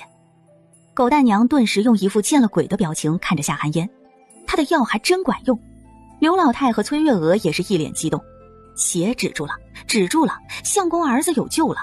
夏寒烟见状上前握住男人的手腕把了下脉。众人见状也不敢出声打扰，就凭人家能拿出那么好的药，就说明人家有本事。大家就这么静静地看着。夏寒烟点点头，已经稳住了，只是这么深的伤口还是需要到县城医馆去处理一下，伤口这么深应该需要缝合。我叫夏寒烟，快去县城吧，我不过是举手之劳。他今天拿出止血药，倒不是他有多善良能以德报怨，只是从小受到的教育不允许他见死不救，好歹是条人命。等人走了，村里又热闹了。没想到冷家这买来的媳妇这么厉害，看刚才那样子应该是会医术的。十里八乡的赤脚大夫那可是众人不敢得罪的人，大家得有多想不开去得罪一个大夫。人走了，夏寒烟也回家了。晚上夏寒烟蒸了白米饭，又做了糖醋鱼，他空间里的东西也能适当的拿出来点了。反正这些天都是他在做饭，其他人也不知道米剩多少面剩多少。又是吃饱喝足的一天，冷家众人满足的早早睡了。谁知睡到半夜，突然听到了焦急的喊声，出来一看，原来是刘大娘和她的大儿子刘铁。刘婶子，这是咋了？大郎娘，我是来找大郎媳妇的，大郎媳妇在吗？大郎娘，我是来找大郎媳妇的，大郎媳妇在吗？大娘，您找我什么事？大郎媳妇儿，我求你救救我儿子吧，我求求你了。大娘，您不必这样，您说找我什么事？大郎媳妇，我求你去给我家刘柱看看吧。今天从医馆回来还好好的，可是刚才月娥跑来说刘柱突然发起了高热，吃了大夫开的药也不管用，眼下人都已经烧糊涂，都开始说胡话了。行，大娘别着急，我去拿点东西，这就跟你去看看。冷大郎和冷三郎不放心都要跟着一起去，夏寒烟便同意了。几人急匆匆出了门，直奔刘大娘家里。夏寒烟来到床边，看到床上的人面色潮红，嘴里还时不时地呓语着什么。夏寒烟用手探了探他的额头，好热，看来是伤口发炎引起的高热，这算是正常现象，只要及时退烧就行。将灵泉水倒一些到盆里，然后说：拿帕子给他擦手脚，还有额头和腋下。拿帕子给他擦手脚，还有额头和腋下。烟则是将胸前的棉布打开，想看一下伤口。全部被打开后，夏寒烟傻眼了，这伤口也没缝合，眼下伤口又裂开了，应该是用了止血药，就直接用棉布包起来了。这伤口处理的也太潦草了，可眼下他也没有缝合的工具。宿主，空间的后山上有曼陀罗花，可以制作麻药哦。真的？可我也没有缝合的工具啊。宿主，那你只能用绣花针凑合一下了，除了线，其他都是要拆线的，用啥都无所谓了。暖宝，你把曼陀罗放在我的篮子里吧，我现在就要用。好的，宿主，已经放在篮子里了。好，我知道了。三哥，你回去把我的药碾子拿来。好，我这就去。说完就跑了出去。夏寒烟又看着崔氏说：嫂子，家里有绣花针吗？啊，有的有的，我这就去拿。不一会儿，崔氏便拿来了好几个型号的绣花针。夏寒烟选了一根稍微长一些的针。这时冷三郎也抱着药碾子回来了。夏寒烟将曼陀罗从篮子里拿出来，递给冷三郎说：三哥，把这个给我捣碎。啊，好。我来吧，我力气大，捣得快。不一会儿，曼陀罗就被捣成了泥。烟烟，你看这样可以吗？嗯，可以了。拿过灵泉水滴了几滴进去后，便看着冷大郎说：大哥，喂他喝下去吧。好。大概过了10分钟左右，男人便沉沉地睡了过去。夏寒烟试着叫了叫，男人没有任何反应。寒烟妹子，我相公这是怎么了？怎么没有反应了？放心吧，嫂子，他只是被麻醉了，暂时失去意识，1个时辰后会自己醒过来的。啊，原来是这样。夏寒烟拿出灵泉水，将伤口仔细清洗了一遍。幸好他有灵泉水，能避免伤口发炎，不然还真不敢轻易尝试缝合术。大哥三哥，你们2个把蜡烛拿到我面前来。大哥三哥，你们2个把蜡烛拿到我面前来，尽量照得亮一些。啊，好。两人把蜡烛拿在手里，一左一右地站在夏寒烟身边。夏寒烟净手后，拿起绣花针，开始在留住胸前的伤口上穿针引线。看得冷大郎和冷三郎目瞪口呆，感觉身上的汗毛都竖了起来。再看刘柱却没有丝毫反应，好像一点都不疼。旁边崔氏和刘大娘也看懵了，这怎么还在伤口上穿针引线呢？这是要把伤口像缝衣服一样缝起来吗？这得多疼呀！两人虽觉得惊讶，不过并没有出声打扰夏寒烟。终于在半个时辰后，夏寒烟用剪子将头发丝剪断，再拿出血凝露倒在棉布上，小心地擦一下伤口。众人凑近看着男人胸前的2道伤口，此时像是趴着2条大虫子一样，看着都瘆人。寒烟丫头，这能行吗？这头发要是长在肉里可怎么办呢？放心吧，大娘，7天后我会来给他拆线，到时候会取出来的。看着都瘆人。寒烟丫头，这能行吗？这头发要是长在肉里可怎么办呢？放心吧，大娘，7天后我会来给他拆线，到时候会取出来的。之所以这样缝起来，是为了使伤口更快的愈合，也是为了防止伤口崩裂。只要它没有太大的动静，伤口就不会裂开。哦，原来是这样。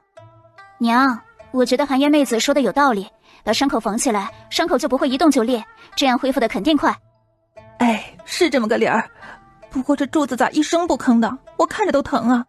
夏寒烟没想到这2人接受能力还挺强的，一般人可接受不了。因为我给他用了麻醉散，他现在是啥知觉都没有，所以才会一声不吭的。等他一会儿醒过来，就会慢慢恢复知觉。这个药给他吃下去，这个是固元丹，增强体质的，能让他更快的恢复。还有这几天饮食也要格外注意，这些医馆里的大夫应该和你们说了吧？啊，说了，大夫都和我们说过了，让饮食尽量清淡，少放油。最好是吃些鸡蛋、鸡肉、瘦肉、鱼肉都行，太硬的东西不能。好，我记住了。寒烟妹子，今天真是多谢你了。你给我们用的止血药，我们去县城的医馆也看到了。大夫说那一瓶血凝露就要20两银子呢，竟然给我相公用这么好的药。来，这些钱你拿着，别嫌少。等下来秋卖了粮食，我们一定报答你。啥？20两？他卖给医馆是10两，他们转手就卖了20两，那他是不是卖便宜了？等夏寒烟他们回到家，天都亮了。妍妍，天色还早，你忙了半宿，赶紧再去睡一会儿。对呀，媳妇儿，你再睡一会儿，你脸色看着不好看。好，那我去睡一会儿，你们也半宿没睡，也去睡一会儿吧。好。夏寒烟说完就回了房间，看到冷二郎已经起来了，正坐在窗子旁，听到动静，他立刻开口说：嫣嫣，是你回来了吗？是啊，二哥，是我回来了。嫣嫣，留住没事了吧？没事了。好，嫣嫣真厉害，你忙了这么久，赶快去休息休息。那我去休息了。二哥，你不要坐太久，适当的出去走走，晒晒太阳，有利于你恢复。好，二哥知道了，你快去休息。好。夏寒烟说完，转身就钻进了被窝里，昏昏沉沉的便睡了过去。不一会儿，冷三郎也走了进来，他也得睡一会儿补补觉。冷三郎睡得迷迷糊糊中，就听到有人在说话，他迷茫的睁开眼，就听到自家媳妇儿好像是做噩梦了。媳妇儿，媳妇儿，你咋了？媳妇儿。此时夏寒烟正被困在梦里，她梦到原主了。你是想回到你自己的身体里吗？夏寒烟看着眼前这个小女孩问道。此人正是原主。夏寒烟见她貌似是想回到自己的身体里，试了几次都被弹出来后，女孩便坐在地上嚎啕大哭起来。为什么我回不去？明明那是我的身体。别哭了，我也不知道该怎么把身体还给你。不用你还我，我只是想试试看，看看能不能回去罢了。不用你还我，我只是想试试看，看看能不能回去罢了。眼下已经试过，看来我真的回不去了。那你接下来有什么打算吗？是要去投胎转世吗？我很快就要走了，你现在魂体不稳，所以我才能靠近你，和你说话。我来是想告诉你，我的家人可能很快就来找你。来找我做什么？不知道，这些都是我感知到的。那一家人都不是什么好人，找你准没有好事。那你希望我怎么做？我只是想让你帮我问他们一句，这些年他们有想起过我这个女儿吗？好，我知道，我会替你问的。媳妇儿，你醒醒啊，你怎么了？他猛地睁开双眼，入眼便是冷三郎焦急的面容。媳妇儿，你终于醒了，你怎么了？你一直在说梦话，是做噩梦了吗？说梦话？我说什么了？你一直在说什么还给你啊，还给你的，别的我也没听清楚。听到冷三郎的话，夏寒烟这才放下心来，还好没说什么，吓死他了。没事的，三哥，我就是做噩梦了。啊，那就好，你刚才的样子可把我吓坏了。我已经没事了，三哥别怕。啊，那就好，你饿不饿？要不再睡会儿？我还不饿，我现在有些累，想再睡一会儿。好，那你好好休息啊。等他再次睁开眼睛的时候，就见天光大亮，也不知道是什么时候了。嫣嫣，你醒了？二哥，什么时辰了？已经4时末了。我睡了这么久。嫣嫣昨晚太累了，反正也没什么事儿，多睡一会儿也无妨。中午是夏寒烟做的饭，肉干已经晒干了，可以上锅蒸了。这个不着急，等做完饭再蒸就可以，不然锅都不够用。吃过午饭后，夏寒烟又喝了灵泉水，人已经彻底精神起来了。夏寒烟叫来冷大郎，他要上山。这次上山，他特意带了2个水囊，一个里面是稀释过的灵泉水，一个里面是纯净的灵泉水，这个是给小狼他们喝的。夏寒烟怕一会儿狼群来了会吓到冷大郎，所以提前和他说了狼的事。冷大郎点点头，表示知道了。2人前脚刚上山，后脚狗蛋娘就拿着篓子也上山了。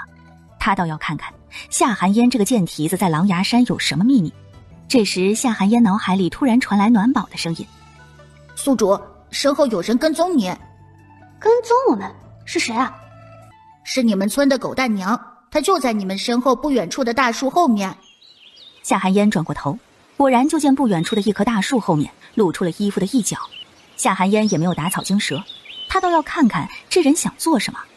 两人顺着每次上山的路，直接就进了狼牙山深处。狗大娘顿时有些犹豫了，那里边可是有狼的，可这都跟了一路了，这时候放弃也太可惜了。狗大娘顿时有些犹豫了，那里边可是有狼的，可这都跟了一路了，这时候放弃也太可惜了。夏寒烟他们都敢进去，他有什么不敢的？走了一会儿，就看到一片柴胡。夏寒烟赶紧招呼冷大郎：“大哥。”“怎么了，妍妍？”“大哥，这个是柴胡，这里有不少，你帮我一起挖，小心别把根挖断了。”“好。”狗大娘在远处看着两人在树林里挖野草，一脸的疑惑。他们挖野草做什么？等两人挖完去了别的地方，狗大娘来到两人挖过的地方，蹲下身看了好半晌，怎么看都是野草。他们挖这个干什么？难道是什么他们不认识的宝贝？如此想着，他便把夏寒烟他们挖的野草也挖了2颗放在篓子里，然后又继续跟着两人。突然一声狼嚎传入几人耳中：“啊！狼来了！狼来了！救命啊！”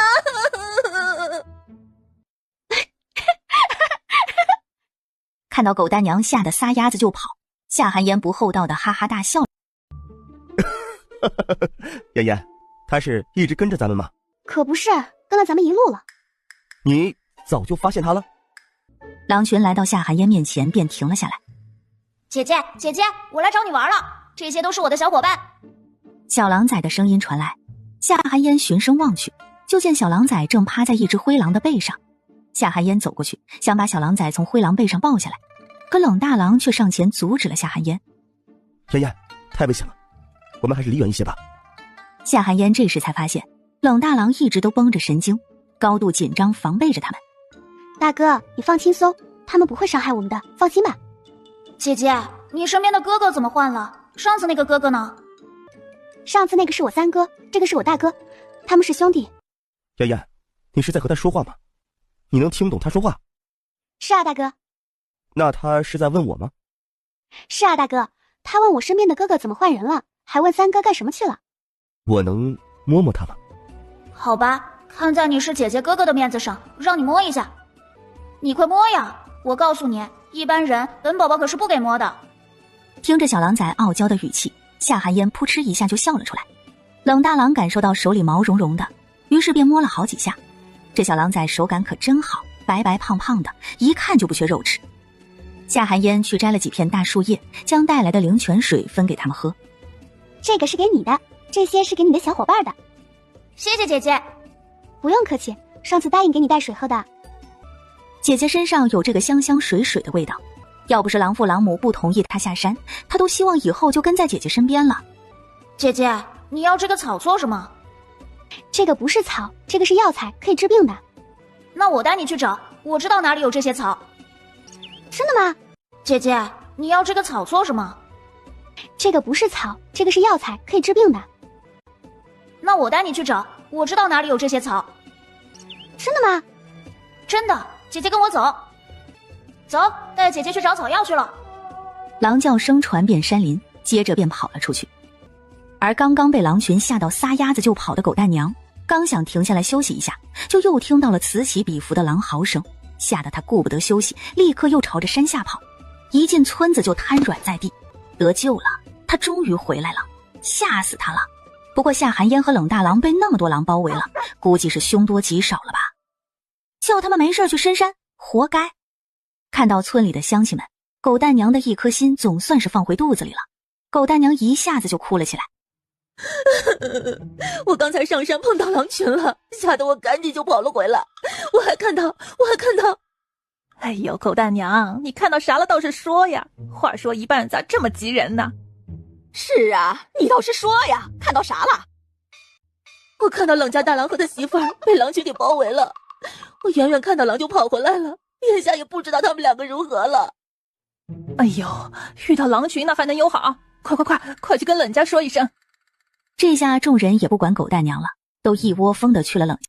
曹春香看到这么多人，也不知道发生什么事儿了，赶紧迎出来问问发生啥事儿了。村民们七嘴八舌的便将事情和曹春香说了。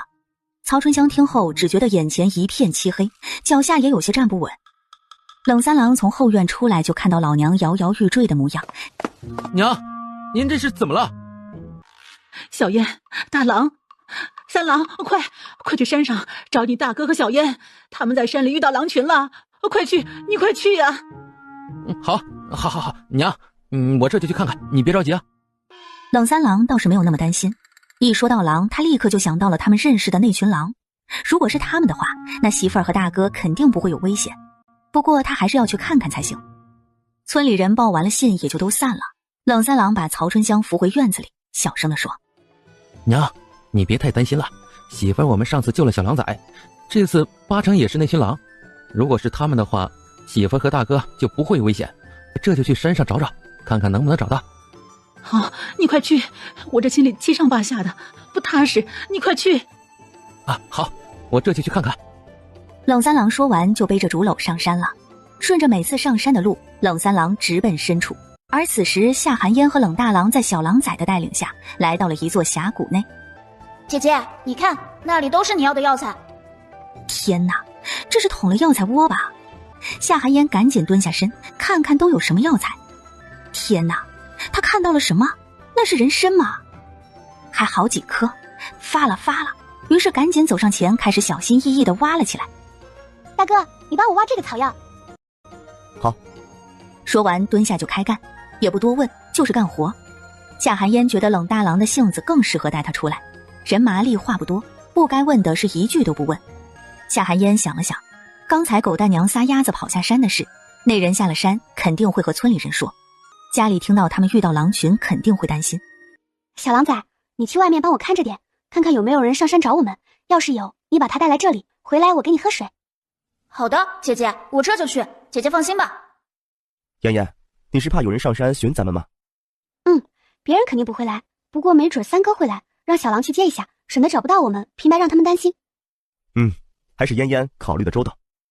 说完，两人又开始埋头挖草药。夏寒烟一边挖一边往空间里扔，暖宝会将药材种在黑土地上，再浇些灵泉水。眼看着黑土地上的药材越来越多，暖宝欢快地像一只勤劳的小蜜蜂，在空间里飞来飞去的。就在两人埋头挖的时候，小狼崽嗷呜嗷呜地跑了回来。姐姐，哥哥给你带来了。夏寒烟一抬头，就见一群狼身后跟着一个少年，正是冷三郎。夏寒烟站起来挥挥手喊道：三哥，这里。媳妇儿，你没事，真是太好了。冷三郎上前就抱住了夏寒烟，夏寒烟顿时手足无措起来。这怎么还抱上了？看到手足无措的夏寒烟，冷大郎握拳滴在嘴边咳了咳。听到动静反应过来的冷三郎赶紧松开夏寒烟。天哪，他是做了什么蠢事儿？怎么上来就抱媳妇儿呢？媳妇儿不会生气了吧？冷三郎小心翼翼地瞧了一眼夏寒烟，见夏寒烟正看着他，冷三郎顿时害羞地低下头，这一下就连脖子都跟着红透了。夏寒烟没想到这人竟如此纯情，这才抱一下就羞成这样。三哥，你怎么上山来了？夏寒烟赶紧转移话题道：这村里人听狗蛋他娘说你们上山遇到了狼群，娘不放心，这才让我来看看。我上来找了一圈没看到你们，正着急的时候就看到了这个小家伙，然后我就跟着他来了。媳妇儿，咱们赶紧回去吧，不然娘该在家里着急了。行，我们这边回去吧。说完，三人和小狼崽告别后就准备下山了。转身刚要走，夏寒烟就被什么东西给绊了一下。夏寒烟眼看就要和大地来个亲密接触，可预想中的疼痛并没有传来。他睁开眼就见自己的腰被冷大郎握在手里，冷大郎一个用力，夏寒烟就被冷大郎给拉了回来。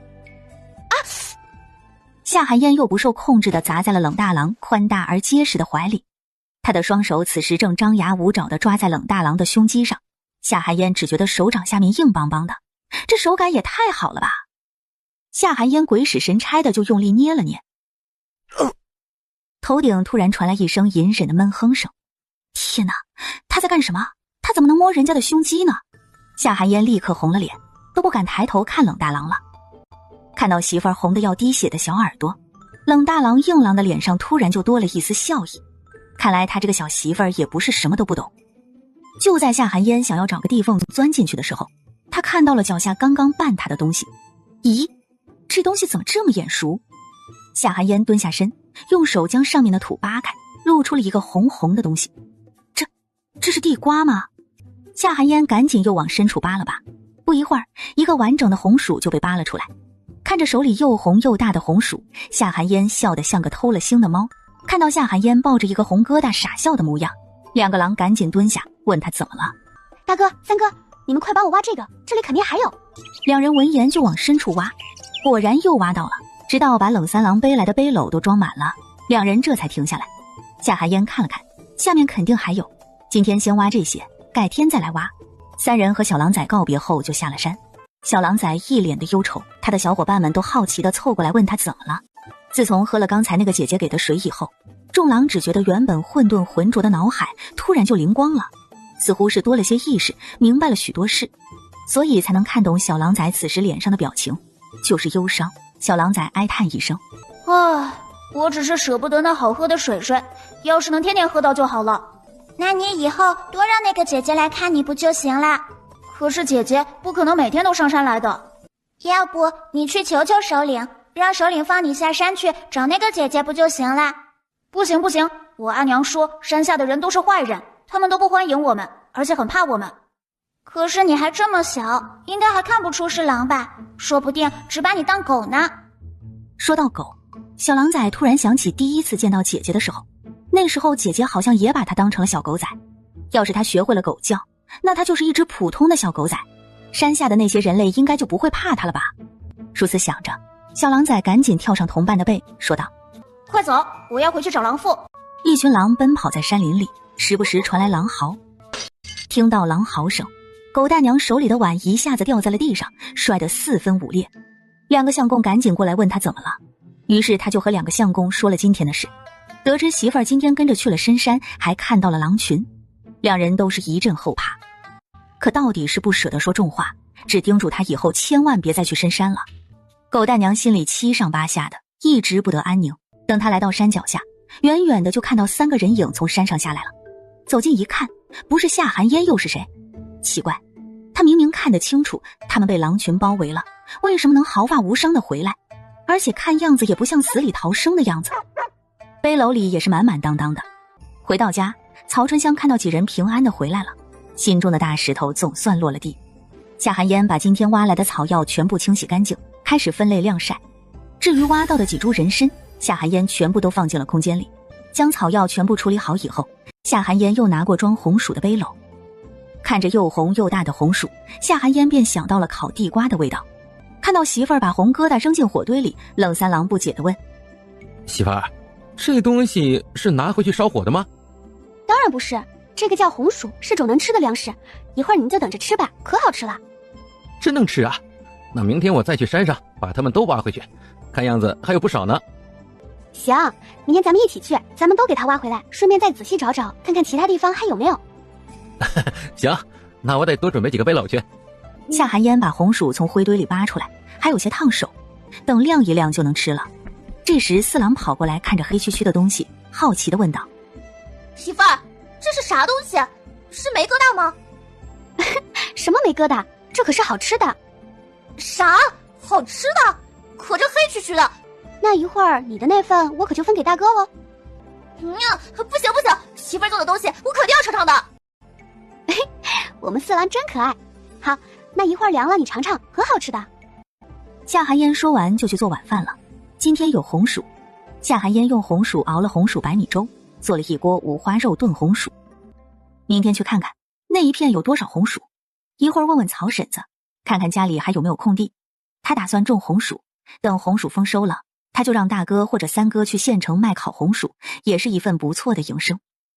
家里不能只靠他制药换钱，万一他哪天就像突然来到这里的时候一样，突然不见了，或者是回到现代了，这一家人也要有活下去的本事才行。制药没有个几年功夫也学不会，四郎就蹲在四个黑疙瘩面前，等着他们晾凉。夏寒烟估摸着时间也差不多了，应该不烫手了，这才把红薯从中间掰开。只见红薯里流出了金黄色的糖浆，香甜的气息瞬间弥漫开来。哇，好香啊！冷三郎也被这香味吸引过来，眼神里满是期待。外面的皮掰掉，吃里面的肉。四郎迫不及待地咬了一口，软糯香甜的口感在口中散开。媳妇儿，这也太好吃了，比肉还香。冷三郎也赶紧接过一块，扒了外面烧焦的皮吃了起来。媳妇儿，这个叫红薯的好好吃啊，甜滋滋的，特别香。那你多吃一点，四郎少吃一点，一会儿还要吃饭呢。知道了，媳妇儿。不一会儿，夏寒烟煮的红薯白米粥和五花肉炖红薯也做好了，一家人围坐在桌前。夏寒烟拿过红薯说：“这是今天我在山上发现的一种吃食，叫红薯，你们都尝尝怎么样？这个掰开，把皮剥掉就可以吃。”四郎和三郎则是吃起五花肉炖红薯，他们的烤红薯刚才已经吃完了。二哥，我给你剥好皮了，你尝尝，这个甜甜的，很好吃。好，谢谢妍妍。说完，冷二郎就小口小口地吃了起来，吃得极为优雅。这可能和他看不见有关系。怎么样，二哥，好吃吗？确实甜甜的，很好吃。这个叫红薯吗？它还有一个名字叫地瓜。婶子，您觉着这红薯如何？好吃得很，还软绵绵的，甜甜的，还容易吃饱。我吃了半个，我现在有6、7分饱了，是个好东西。婶子，那我们不如尝试种植红薯看看。这东西不但饱腹感强，产量还高。啊，小燕，这也能种出来？我们也没种过呀，也不知道这东西咋种啊。婶子，不是怎么知道我们种不出来呢？是啊，娘，我们就听媳妇儿的，种点试试吧。这个好好吃，要是能种出来，那就有吃不完的红薯了。可咱家里也没有空地种啊，这家里的地都已经种了其他的作物了。婶子，不如就在院子里种吧，咱们家院子还挺宽的，中间留好走路的地方，两边就用来种植红薯，正好种在院子里，咱们还能够经常观察，要是能种出来，以后肯定要大面积种植的。娘，我看行，咱家院子这么宽，空着也是空着，还不如用来试试呢。行，那明天娘和你们去山上挖红薯，大郎、三郎，他们俩在家把地翻了。行。啊，翻地啊？娘，要不还是你去家翻地吧，我陪媳妇儿上山去挖红薯，你们2个女人上山也不安全。老三，我可告诉你啊，你以后啊得给我勤快点，不然的话，小燕嫌弃你了，你可别哭啊。行，我在家翻地。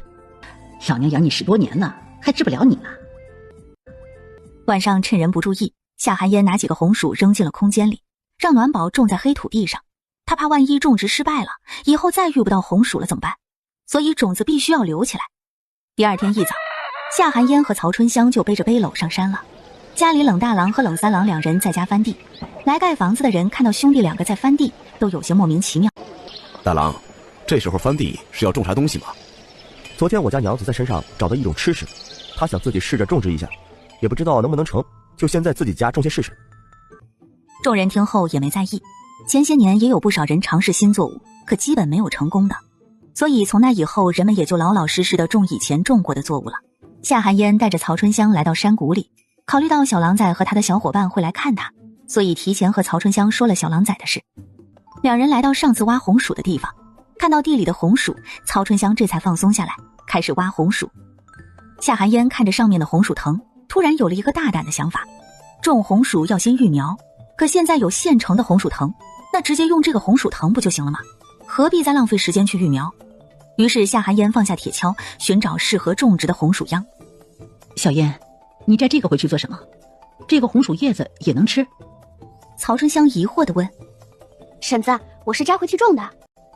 用这个能种出红薯？不试试怎么知道？反正都是试着种植，我们就多尝试一些方法，说不定就能种出来了呢。哎，好，那你摘这个，我去挖红薯。说完就又开始挖了。正在2人挖得正起劲时，曹春香突然听到身后传来了一声声狗叫，夏寒烟也听到了。正在他纳闷这山里怎么会有狗时，就叫小狼崽朝他跑了过来，身边也没有其他的小伙伴。此时他的嘴里发出汪汪汪的狗叫声，夏寒烟疑惑，怎么好好的狼不当，要当狗呢？哟，这哪里来的小狗仔呀？咋这么可爱呀？白白胖胖的。汪汪汪！姐姐，你看我学狗叫学的像不？我能不能跟着你回家呀？你要跟我回家？你爹娘让吗？我已经跟他们说过了，他们都同意了。不过他们让我在外面只能装作小狗仔的模样。姐姐，你就收留我吧。那行吧，我问问婶子。婶子，你看它挺可爱的，要不咱们抱回去养着吧？等房子建好了，也得有一个看家护院的。行，那就带回去吧。这小狗看着挺可爱的，四郎肯定喜欢。你这么白，以后就叫你小白了。你乖乖的在这里等我们，不许乱跑哦。一会儿你就和我们回家，给你好吃的。好的，姐姐。这小狗仔还挺有灵性的，竟然能听懂人话，还知道回应你。狗狗本来就通人性，不奇怪。那倒是。夏寒烟一边挖一边往空间里扔，这么多，他们一趟肯定背不回去。红薯藤夏寒烟也往空间扔了不少，又把背篓都装满，这才停下来。面前这一片就暂时挖完了。婶子，我再去前面看看还有没有，有的话明天我再来。好，你去吧，我在这把最后的这些红薯装进背篓里，我们就可以回家了。好，我去看一圈就回来。说完就又往山谷深处走了走，身后小白就颠颠颠地跟着夏寒烟，看了一圈后没有再发现红薯藤，应该是没有了。婶子，我们这就回去吧，前面我没看到，应该是没有了。行，那咱们就早点下山吧，这里面毕竟是深山，待久了不安全。好。等两人收获满满的从山上下来，刚进村就遇到了大柳树下面唠嗑的村民。哎呦，大郎娘，你们这是挖的啥东西啊？又红又绿的，这东西是不是能吃呀？好不好吃啊？这叫红薯，是我和婶子在狼牙山上挖到的，这个可以吃。你们平时如果看到，也可以挖回来，煮着吃、蒸着吃、炖着吃，或者是烤着吃都行。我老婆子活了这么多年，还从来没见过这个叫做红薯的东西。大郎媳妇儿，你们是在哪里挖的呀？我们也去碰碰运气啊。我们是在狼牙山深处挖到的，不过我们挖的地方已经没有了，我们也不知道其他地方还有没有。这个是它的叶子，红薯是长在土地里的，你们可以记一下，下次碰到就认识了。我说大郎媳妇儿，你也太小气了吧，就给我们看看这红薯叶，怎么不分我们一些红薯呢？你那么有钱，还缺这点东西吗？何不分我们尝尝，以后遇到了我们也能认识不是？哎呦，我说何氏，你可真敢说！现在粮食多金贵了，你张口就要人家的红薯，脸皮可真够厚的。是啊，何婶子，我们可没有那么厚的脸皮，我们呀就看看这红薯长啥样就行了，可不敢张嘴就要人家的粮食。众人七嘴八舌的开始讨伐着何氏。夏寒烟看了看帮他说话的人，除了刘婶子，其他人他基本都不认识。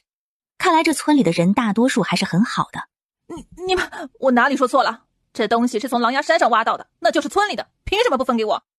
嘿呦，这话说的，你家还去山里打过野鸡呢，咋不见你家分给我们尝尝？就是这事儿必须说清楚，我们找村长去。走，我们都去找村长啊，讨个说法。何氏懵了，怎么就要去找村长了？他也没说啥呀。村长在家吗？这是咋了？村长，咱们今天来就是来问问您。村长，咱们今天来就是来问问您，这狼牙山上的东西是不是谁都能去？得了好东西，是不是也不用分给村里人？这帮老婆子，莫不是闲得没事干，拿这事儿来烦我？刘氏，你说的这叫什么话？山里的东西当然是谁找到就是谁的，这有啥好问的？你们要是闲得没事做，就去地里除草。村长，不是咱们不懂事故意来烦您，这不是有人说山里的东西是全村人的，在山里得了好东西就应该分给全村人尝尝。我们这才问问您，咱们狼牙村啥时候有这规定了？可不是，要照这么说，我们家刘柱还在山上被狼给划伤了呢，那医药费是不是也得全村人一起掏钱呢？谁？这话是哪个不要脸的说的？他是村长还是我是村长？村里啥时候有这规定了？我这个当村长的咋不知道？还能是哪个不要脸的？谁不要脸谁自己站出来。怎的，敢做不敢当啊？刘婆子，你说谁不要脸？何氏，这话是你说的？村长，我就是随口一说，我也没真想要冷家的东西。人冷家媳妇儿不过是挖了点红薯，你就眼馋的不行，教咱们认就不错了，一张嘴就要人家的红薯，可真不要脸。红薯？啥是红薯？夏寒烟把背篓放在村长面前说道：村长，这个就是红薯，是我和大哥在深山里采药的时候发现的，我以前在游商手里见过，所以认的。去，把赵三喜给我叫来，我倒要问问他是怎么管理赵家的，就让自己老婆子这么出来丢人现眼。不，村长，不要去找三喜，这事儿是我的错，我年纪大了，老糊涂，我胡说八道的，我道歉，别告诉三喜，我求你了，村长。夏寒烟也不知道这人为啥这么怕这个叫赵三喜的人，于是便小声地问曹春香：婶子，赵三喜是谁啊？赵三喜是何氏的相公，那是个狠人，何氏在家里经常挨打，就这何氏还这样呢。不一会儿，夏寒烟就见一个手里拿着木棍的老头子走了过来，后面还跟着个熟人，正是狗蛋娘。这人怎么来了？我说娘，你这是干什么？啥大不了的事儿啊？至于闹到村长面前吗？瞧瞧你把爹气的，你让相公和爹以后如何在村里立足？真是给相公丢脸。2个相公怎么就摊上这么个娘？没本事还瞎折腾。听到狗蛋娘的话，夏寒烟这才捋顺他们的关系。原来何氏是狗蛋娘的婆婆，这还真是不是一家人不进一家门。何氏，我打死你个贼娘们儿，整天出来给我惹是生非，一天不打你，你是不是皮痒了？三喜，行了，把人带回去吧，没事少让他出来。事情解决了，村长便让众人都散了。今天村长可是帮了他们，于是夏寒烟给村长留了几个红薯，还留了10几颗红薯秧，并告诉他吃法还有种法，便和曹春香回家了。村长看着手里的红薯和红薯秧，想着夏寒烟的话：村长，这红薯好吃得很，种植也不费事，您就把这红薯秧躺着埋在土里，把上面露出来一点就行。村长，这红薯好吃得很，种植也不费事，您就把这红薯秧躺着埋在土里，把上面露出来一点就行。种在园子边上，浇点水，也用不了多大的地方，您就当试试，要是成了，也多出一样知识不是？村长拿着红薯秧就去了后院的菜园子，全都种在了菜园边上，也没抱啥希望能种出来。今日真是多谢各位了，这红薯是从山里挖到的，你们拿回去尝尝。众人纷纷推辞，怎么也不肯收下。这是红薯苗，你们不肯收我的红薯，把这些红薯苗拿回去种总可以吧？那行，这个我就要了。夏寒烟和曹春香回到家，把背篓里的小白抱出来放在院子里。这就是姐姐家吗？怎么这么破呀？这也不像姐姐住的地方呀。姐姐家正在盖大房子，只能暂时委屈你一下，等房子盖好了，我让大哥给你搭一个超级豪华的窝。好的，谢谢姐姐。不用客气。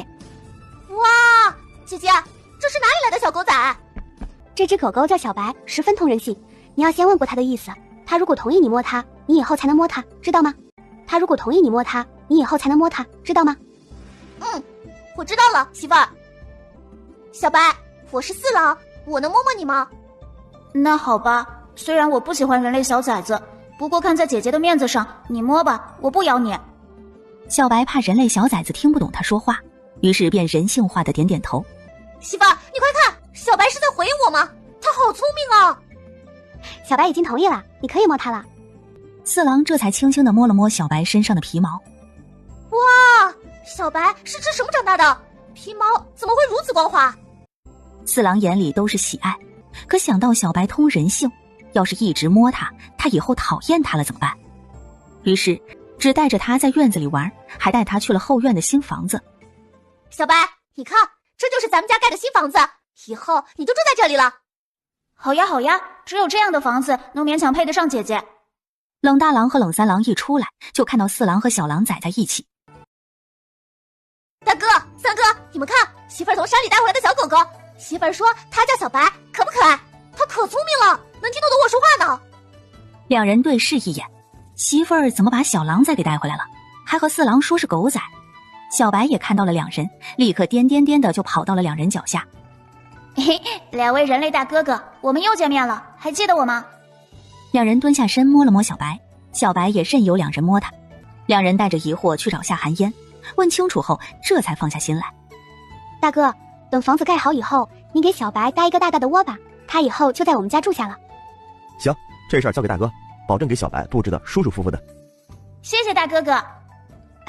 他在谢谢你呢。小白，不用客气，你带我们找到这么多草药，这些都是应该的。夏寒烟摸了两把小白，就拿着红薯苗去插秧了。大哥，你帮我打些水来，我种好后，你在后面帮我浇水。好。冷三郎想起娘的话，赶紧上前抢过夏寒烟手里的小锄头。媳妇儿，我给你挖坑，你放苗就行，你手嫩，别起水泡了。这时冷大郎也走过来说：妍妍，还是我来种吧，你在边上看着就行。我刚刚已经看会了，这东西种起来挺简单的。那行，那你们种，我在后面浇水。行，你别累着就行。听着大哥的话，冷三郎撇了撇嘴，大哥什么时候这么能说会道的了？他可不能让大哥比下去。是啊，媳妇儿，你别累着，水要是没有了，你就叫我，我去给你打水。夏寒烟懵逼的点了点小脑袋，这人是咋了？咋突然笑得这么灿烂？冷三郎在前面挖坑，冷大郎负责插秧埋土，夏寒烟在后面浇水。水桶里夏寒烟还放了一碗灵泉水，这样应该就万无一失了。看着有些蔫巴巴的红薯苗，冷三郎看着夏寒烟问道：“媳妇儿，这苗没有根，真的能种出来吗？”放心吧，肯定能。夏寒烟自信满满的说道：“加了他的灵泉水，死了都得给我活过来。”夏寒烟看着剩下的20几棵红薯苗，想了想，拿着便去了刘柱家。刚刚月娥嫂子可是帮他说了不少的话，红薯他不要，剩下这些红薯苗让他种上。他相信今年种出红薯的人，明年肯定还会再种的。夏寒烟见门没关，便敲了敲木板门。院子里的一个小孩跑到门口，看到夏寒烟便笑着说：“我认识你，你是四郎哥哥的媳妇儿。那个月娥嫂子在家吗？你找我媳妇儿呀？那你进来吧，我去后院叫她。”不一会儿，崔月娥就拉着男孩从后院走了出来。寒烟妹子，快进来坐，你咋有空过来？嫂子，我是来给你送红薯苗的，这些是我家种完剩下的，你也不肯要我的红薯，那就找个不碍事的地方把这些红薯种上，这你总不能再推辞了吧？你救了刘柱的命，我们还不知道该咋谢你呢。你说我哪能要你的红薯？不过这红薯苗我就收下了，寒烟妹子，谢谢你啊！我以前……看到崔月娥一脸懊恼的模样，夏寒烟赶紧说：“嫂子，那些事都过去了，咱们就不提了。走，我帮你把红薯种上。”到后院，夏寒烟才看到后院还有5个小孩，刘大娘正在帮忙看着这些孩子。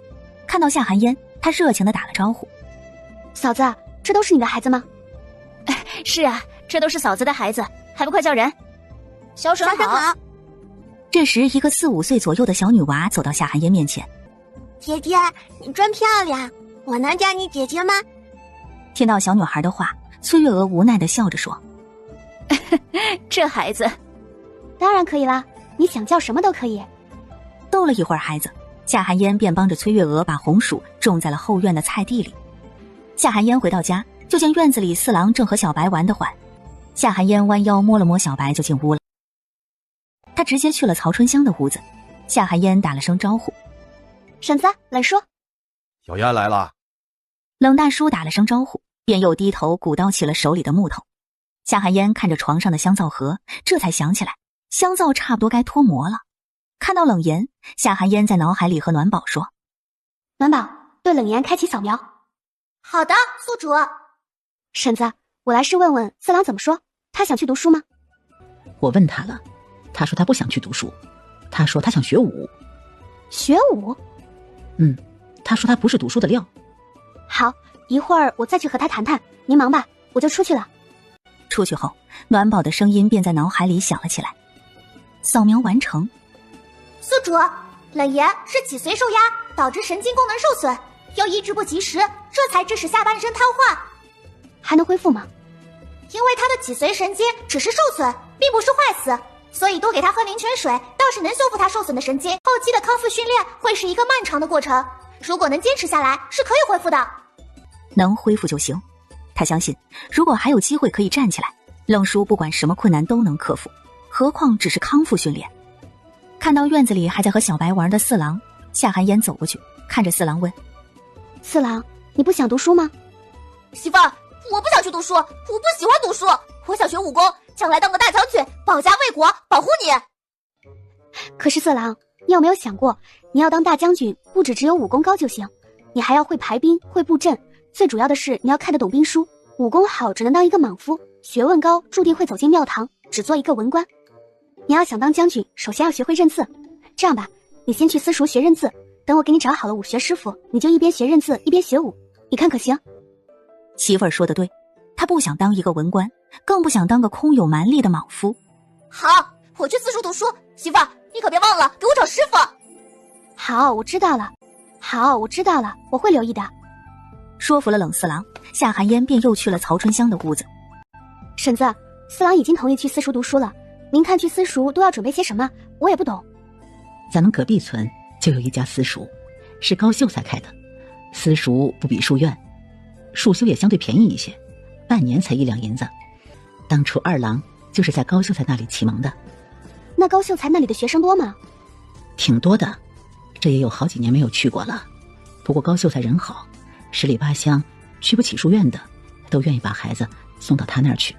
可如果他那里的学生太多，难免会顾不过来。”“婶子，咱们村里这么多人，就没有一个识字的人吗？当然有了，我们村虽然不算大吧，但是识字的还是有的，就是他们也都是半吊子，认得不多。看来外人是指望不上了。既然如此，那就他自己教吧。他前世怎么着也是个大学毕业的大学生，只是教认字还是绰绰有余的。婶子，先不送四郎去私塾了，钱倒是无所谓，主要是太远了，浪费时间。四郎又不走科举，正好我明天去县城，我去给四郎买些笔墨纸砚还有书本，回来我教四郎认字。你教？小燕，你识字？好了，这事儿就这么说定了，我明日就去给四郎买书。夏寒烟便去了他放肥皂的地方，打开盖子，倒过来一扣，已经成型的香皂便倒了出来，然后放在干净的托盘里，开始自然风干定型，大概5、6天就可以了。夏寒烟又和四郎说了要教他读书的事，没想到四郎听后十分开心。二哥，你眼睛一直这样闭着吗？反正也看不见，也就没怎么睁开过。二哥，你能把眼睛睁开一下吗？我想看看二哥睁着眼睛时是什么样子的。可能是久不睁眼的缘故，冷二郎竟然觉得有些刺眼。他一个瞎子怎么会觉得刺眼？难道……冷二郎忍着内心的激动，他怕是自己感受错了，到时候又让大家失望。他再次尝试睁开双眼，努力适应了一下后，他看到了微弱的亮光，还有面前一道模糊的身影。那是嫣嫣吗？他激动的一下就站了起来。嫣嫣，你今天穿的是嫣红色的衣裙吗？他生怕自己看错了。二哥，你是不是能看到了？我不知道，我只觉刚睁开眼睛的时候有些刺眼，而现在朦朦胧胧的，看得不真切，好像看到了一个嫣红色的身影，可却怎么都看不清楚。二哥，你能看到我吗？你能看到我在做什么吗？你看得见吗？我还是很模糊，看得不清楚。你明明就站在我面前，可我却看到你离我很远。太好了，二哥，你眼睛已经在慢慢恢复了。你现在刚能看到东西，肯定很模糊，你不要着急去看东西，否则用眼过度反倒不利于恢复。好，二哥知道。冷二郎说完，赶紧就把眼睛闭上了。他要听话，听嫣嫣的话。他能看见了。这一天他足足等了7年。二哥，你快坐下，我把布条给你重新绑好。你现在刚刚恢复，还不能见太强烈的光，要慢慢适应以后才行。好，听嫣嫣的，都听嫣嫣的。媳妇儿，二哥，你们怎么还不出来吃饭呀？马上就来。走，二哥，我们出去吃饭吧。夏寒烟扶着冷二郎。好，去吃饭。说完，3人就走出了房间。坐下后，夏寒烟给冷二郎拿了一个白白胖胖的大包子，放在碗里。二哥，我今天蒸了肉包子，你尝尝好不好吃？嫣嫣做的肯定好吃。二哥，我咋感觉你今天这么高兴呢？告诉你们一个好消息，我的眼睛能看到了，虽然还不是很清楚，不过已经能看到一些模糊的画面了。众人闻言都是一惊。啊，二郎，你说啥？娘没听清楚，你再说一遍。娘，我的眼睛已经能看到一些东西了。嫣嫣说我的眼睛正在慢慢恢复，相信用不了多久我就能看到了。我的二郎终于好了。屋子里的冷言听到媳妇儿又是哭又是笑的，肯定是发生什么事了。春香，你咋了？发生啥事了？曹春香再也忍不住内心的激动，赶紧跑回房间，趴在冷言的身上就哭了起来。这可把一直疼媳妇的冷言吓坏了，眼下更是放声大哭。这到底是发生啥事了？可急死他了。好了，春香这是咋了？你倒是说呀，都快急死我了。老头子，咱家二郎能看到东西了，你说我能不激动吗？咱们等这一天，一等就是7年，我以为这辈子都等不到这一天呢。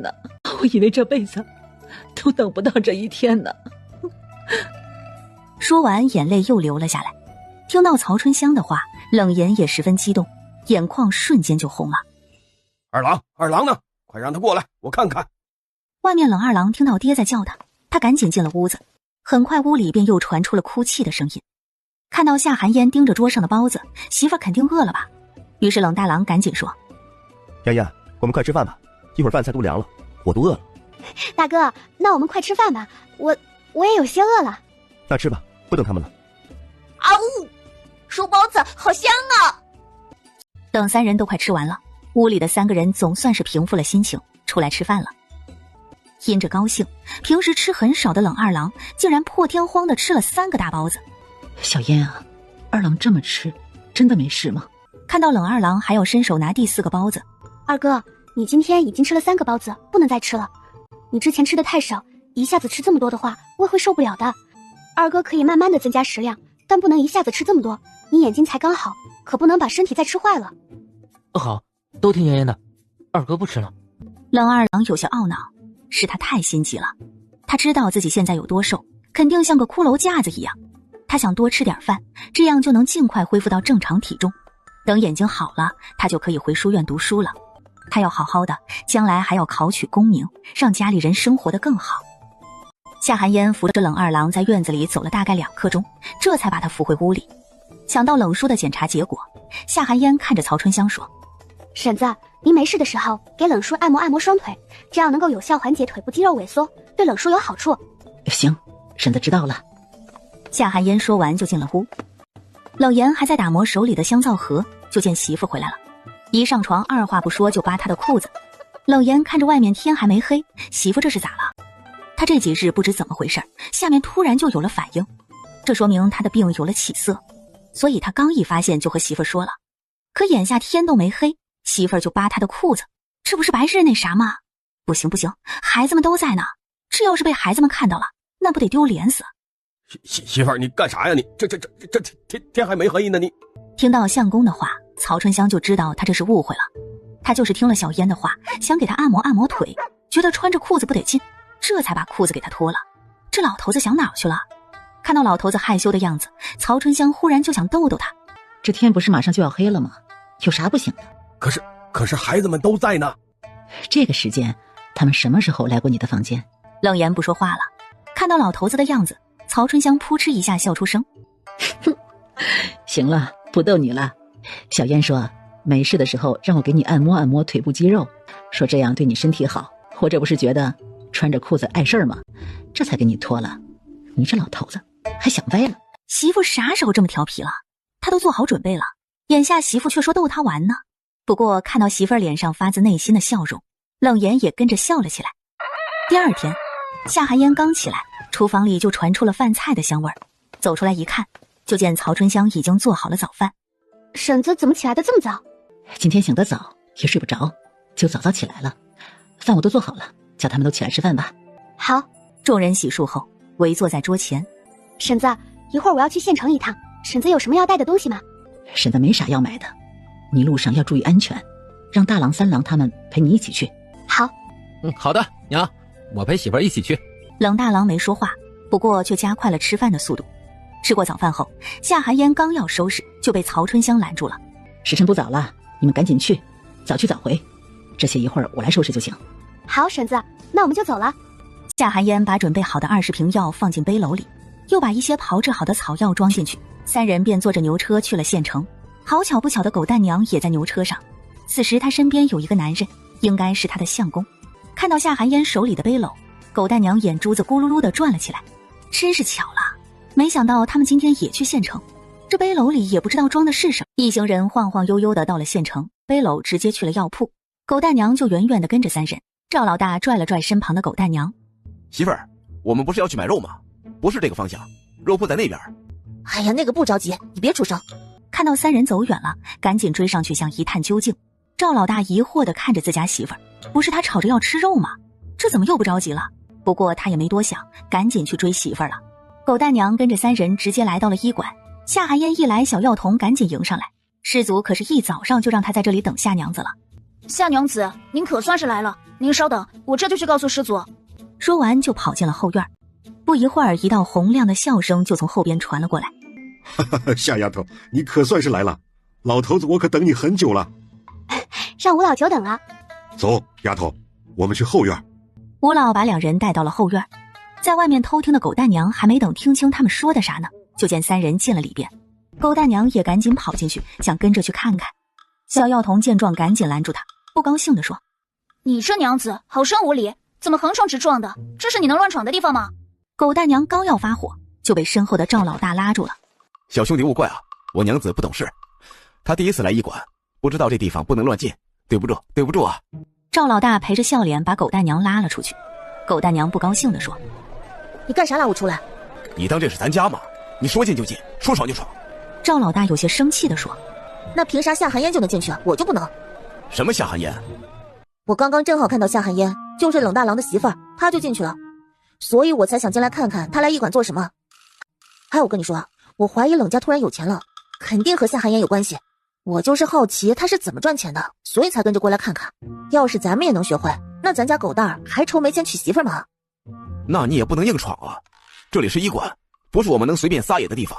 我们就在门口等着，他们总会出来的。那好吧。后院，夏寒烟拿出瓷瓶，一共20瓶，10瓶血凝露，10瓶固元丹。看到熟悉的瓷瓶，吴老笑得见牙不见眼。这丫头的药，他拿来研究了好几天，可里面有一样东西，他始终研究不出来是什么，还白白浪费了1瓶药，可把他心疼坏了。丫头，你这药效是真好，小伤甚至都能够直接痊愈。老夫活了一辈子，还是第一次见到如此神奇的药。吴老用的好就成，这药的来源还望吴老替晚辈保密。放心吧，没有你的允许，我谁也没说。这2天可有不少人来打听这药，我这里肯定不会说出去，你自己也要多注意。好，多谢吴老提醒，我会注意的。好，那就好。这是这次的药钱，你收好。吴老递过来一个托盘，上面赫然躺着20个银锭子，正好200两。吴老，我还有些其他药材，不知道你收不收？走吧，去前面给你过秤，你的药我肯定收。多谢吴老。夏寒烟将200两用布包好，放在了冷大郎的背篓里。3人跟着吴老来到前台过秤，看到人出来了，狗大娘赶紧凑近医馆，看看3人在做什么。只见一个白发苍苍的老者拿过背篓让小童过秤，那背篓狗大娘认识，正是夏寒烟来的时候带来的。看到从里边拿出来的东西，这东西怎么看着这么眼熟？丫头，5样草药，一共是5两4钱，你看看。不用了，吴老，我相信你。丫头果然是爽快人。吴老拿了5两4钱银子递了过去，看到医馆的人给夏寒烟这么多银子，狗大娘看的眼睛都直了。她虽然听不清他们说的什么，可那白花花的银子她看得清楚，绝对有5两多。难道她上次看到他挖的那些草，其实不是草，是药材？刚刚那老头从夏寒烟背篓里拿出来的，不就是他在山里挖的草吗？哎呀，他可真笨，怎么到现在才想明白，这夏寒烟肯定就是靠着在山里挖药才挣。吴老，可否麻烦您给我大哥看看腿？当然可以。冷大郎听到夏寒烟的话一愣，怎么又要给他看腿？想了想说：妍妍，算了，我这腿已经这样了，当初大夫都说没救了，现在这么多年过去了，也没啥看的必要了。大哥，你听我的，让吴老给你看看，当初的大夫也只是赤脚大夫，吴老医术高明，说不定还有希望。这时冷三郎也劝说：大哥，来都来了，你就让吴老给看看吧。那好吧。吴老先是给冷大郎把了脉，然后又把他的裤脚拉上去，检查了一下脚腕当初受伤的地方。看完后，吴老站起身，看着夏寒烟说：这腿怕是不好治了，主要是时间太久，当初又没有好好医治，现在断骨已经成型，没办法了。吴老，若是将成型的骨头再次敲断，然后重新接骨，可能恢复如初。吴老听后诧异地看向夏寒烟，这丫头的想法怎会如此大胆？可是这撬断再重新接骨的办法，吴老开始认真思考它的可行性。夏寒烟见状也没有出声打扰，吴老显然是在思考。他虽说知道办法，可他毕竟不是骨科医生，所以动手接骨的活还得依靠这位老爷子。大概过了半炷香的时间，就见吴老激动地笑了起来。哈哈，妙啊妙啊，丫头，虽说你的方法大胆了些，可却有一半能恢复如初的希望，倒是可以一试。只是不知道这位小兄弟能不能再次承受断骨之痛。这条腿啊已经这样了，也不怕更糟，不过是断骨之痛，我能接受。最主要的是他相信嫣嫣，以他对嫣嫣的了解，没有把握的事他是不会说出来的。好那夏丫头，你看什么时候开始医治？这要是成功了，可是医学上的一大进步。这丫头绝对不简单，认识草药，会制药，医学上也颇有想法。丫头，你可是会医术？学过一阵儿，不过骨科不是我的强项，否则也不会让吴老动手了。也对，以这丫头的胆量，她要是能治，只怕早就动手了，何须借他人之手？吴老，你看明天可行？我还要给大哥准备一些东西，明日一早我们便来。好，那就这么说定了。我会让人收拾出一间干净的房间。丫头，老夫有个不情之请，还望丫头能够应允。吴老请说。接骨后，可否让这位小兄弟暂时住在这里，也好让老夫随时观察他的恢复情况。不过你放心，这段时间的吃住问题，老夫分文不取。吴老说完，有些紧张地看着夏寒烟。夏寒烟笑了笑，也能理解这老爷子。术后的治疗过程远比接骨要重要的多，他想让大哥留下观察情况也属正常。大哥，你觉得怎么样？可愿意留下来？我都听嫣嫣的。看到冷大郎眼里满满的信任，夏寒烟笑着：大哥别怕，我不会让你痛的。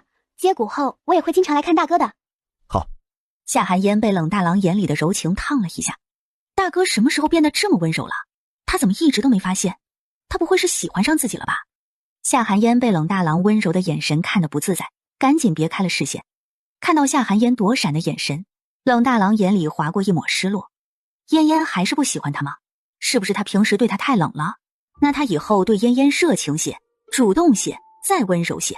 吴老，那今日我们就先走了。好，老夫就不送你们了，我马上去准备房间。告辞了。三人说完，转身拿起背篓就走了。见三人要出来了，狗蛋娘和赵老大两人赶紧躲好。宿主，上次跟踪你的人又来了。狗蛋娘？是的。他跟着我们做什么？当然是惦记你挣钱的法子呀。夏寒烟摇头嗤笑，丝毫不慌。他挣钱的法子可不简单，手把手教他都不一定学会，何况是偷学。见人走了，狗蛋娘自认为已经知道了夏寒烟的挣钱方法，便也不再跟着他。三人先去了猪肉摊，买了5斤猪板油、3斤五花肉、2根大棒骨，这个留着给大哥熬汤喝，对他的腿恢复有好处。付完钱刚要走，就看到旁边的木桶里有半桶的猪血，这可是好东西，于是便开口说道：老板，你这猪血怎么卖？还不等老板说话，冷三郎便抢先说：嫣嫣，你买猪血干啥？那东西可不好吃。夏寒烟想到东北的杀猪菜、酸菜炖血肠，就有些嘴馋，家里正好还有些酸菜，再过一阵子这酸菜可就没有了，再想吃就要等到冬天了。想到血肠的味道，夏寒烟没有回答冷三郎，而是看着老板问：老板，你这儿除了有猪血，可还有猪肠子？啥？你要买那臭烘烘的猪肠子？老板这下都惊呆了，那臭烘烘的肠子是真没人要，其他的下水还能便宜卖出去，可这装着粪便的肠子，别说卖了，白送都没人要，所以他们都是和猪血一起扔掉的。他便说：这猪血和肠子原本也是要扔掉的，小娘子如果不嫌弃，那就只管拿去，不用给钱。这下还省得自己去扔了呢。那多谢老板了。夏寒烟道了谢，便把肉钱付了。老板，你看我们还要去买其他的东西，这么多拿着不方便，可否先放在你这里放一下，一会儿我们就回来取。成啊，小娘子尽管放这里就成。那便多谢老板了。不客气。老板被夏寒烟笑容晃了一下，憨憨地摸了摸后脑勺，看到老板的眼神，两个狼警惕地上前拉着夏寒烟就走。嫣嫣，接下来要买什么？我们去书肆看看吧，我想给四郎买些启蒙的书籍，还有笔墨纸砚。行，走吧。夏寒烟刚一进来，就有伙计热情地迎上来。客官可是要买书？我们这儿各类书籍应有尽有。我想买些启蒙类的书籍给家中弟弟看。伙计眼睛一亮，赶忙引着他们到了摆放启蒙书籍的区域，介绍道：您瞧，《三字经》《百家姓》《千字文》都是极好的启蒙读物。夏寒烟选了《三字经》和《百家姓》2本，至于《千字文》等这2本学会了再买就行。又挑了一套笔墨纸砚。大哥三哥，等回了家，你们也跟着四郎一起学认字。啊，我也要学呀！妍妍，我能不能不学呀？我不行，必须学。那好吧。冷大郎则是出声说：妍妍让我学，我就学。大哥好狡猾，明明他也不爱读书的。妍妍，我学，我都听妍妍的。夏寒烟刚选好要买的东西，就看到这里还有卖书香的。想着等二哥的眼睛好了，就可以去读书了，到时候也需要书香。选好后，夏寒烟拿着东西去了柜台。一共6两银子。听到这么点东西就要6两银子，冷大郎和冷三郎都瞪大了眼睛，这么贵？冷三郎拎起书箱，三人便出了书肆。妍妍，还要买什么吗？大哥，这县城里有卖香皂的吗？我想去看看。他也做了香皂，再过几天就能拿来卖了。他想先去了解一下市场上其他香皂的价格。走吧，我知道哪里有卖。说完，三人就直接去了卖胭脂水粉的铺子。妍妍，你自己进去吧，那里边都是女人，我们两个大男人跟着进去也不合适。好，那你们在这里等我一下，我就打听一下价格，不会耽误太久。好。夏寒烟说完就走进了铺子，只见货架上摆着各种各样的胭脂水粉，都用或大或小的瓷瓶装着。看了一圈，终于看到香皂了。香皂的样子就比较单一了，只有一样，就是猪胰皂。夏寒烟凑近仔细看了看，又闻了闻，有一股子腥味，还有碱的味道。他做的猪油皂别的不说，光是味道就完胜这猪胰子，更何况他做的还是带玫瑰味的猪油皂，看着也比这个细腻多了。于是便走到柜台，客气地问：你好，掌柜的，我想问一下，您这里的猪胰皂怎么卖？被叫掌柜的人抬头瞥了一眼夏寒烟，其实他是掌柜的侄子，叫张建生。今天掌柜的有事出去了，便叫他暂时看一下铺子。他见小娘子长得虽然漂亮，可一看穿着就不是什么有钱人，于是便清了清嗓子，鼻孔朝天地说：那个要1两银子一块儿，小娘子要是没什么事儿，就赶快离开吧。那东西不是你这样的普通人能买得起的。我这里呀忙得很，贵客也多，要是冲撞了，你可赔不起。夏寒烟无奈叹气，他就想问问猪胰皂的价格，这怎么就碰到狗眼看人低的人了呢？他穿的难道像个穷人？夏寒烟转头看了看店里其他人的穿着，这一看还真是属他穿的最差。可开门做生意也不能以貌取人呀，本来还想把他做的香皂放在这里寄售呢，眼下看来是不行了。哼，有些人还真是狗眼看人低，难道没听过有句话叫做人不可貌相吗？区区一块猪胰子，整得好像谁买不起似的。睁大你的狗眼，好好看清楚，本小姐有的是钱，别说是一块小小的猪胰子，就是买下你们店里所有的猪胰子，本小姐也买得起。夏寒烟从怀里掏了一锭金子出来，实际上是从空间里拿出来的，啪的一声就拍在了桌上，正是10两一个的金锭子。别说买下所有的猪胰子，就是他铺面里的其他东西，那也是随便挑。张建生没想到这穿着朴素的小娘子竟然还是个有钱人，于是他立刻扬起笑脸说：哎呦，瞧我真是有眼不识泰山啊！哎呦，瞧我真是有眼不识泰山啊！该打该打！说完就在自己脸上轻轻拍了2下。夏寒烟看着这人变脸比翻书还快，于是收起金子转身就走。哎，小娘子，小娘子！张建生见叫了2声，也不见人回来，于是便放弃了。县城有钱人多了，他算老几？夏寒烟出来后看着2人说：大哥，这县城就一家卖胭脂水粉的铺子吗？当然不是，有好几家呢。妍妍是不喜欢他们家的吗？那我们再去别人家看看就是了。是啊，妍妍，我们去别家再看看。不去了，大哥三哥，走，咱们去猪肉摊，回家了。啊，好。3人直接就去了猪肉摊，刚走进就见狗大娘和她的相公正站在肉摊前，看样子应该是在买肉。夏寒烟不待见他，所以便没着急上前。老板，你从这里给我割，我就要这块。哪有你这样割肉的？你把肥肉都买走了，剩下的全是瘦肉，我怎么卖呀？我管你怎么卖，我就要这块。你这样的话我卖不了，你去别家看看吧。你这人怎么这样？哪有不卖的道理？那你出来摆摊干啥？听到争吵的声音，旁边路过的人都围过来看热闹。肉摊老板嘲讽地说：肉是我家的，我想卖给谁就卖给谁，我出来摆不摆摊和你有什么关系？你要买去别家买，不买就赶紧离开，别耽误我做生意。来，大娘，买肉吗？你行了，你买不买？不买我们就走吧。狗大娘听到相公也不站在他这边，于是愤怒地吼道：走什么走？是不是你觉得我在无理取闹？你们都别买他家的猪肉，他家的猪肉不干净，都是昨天剩的。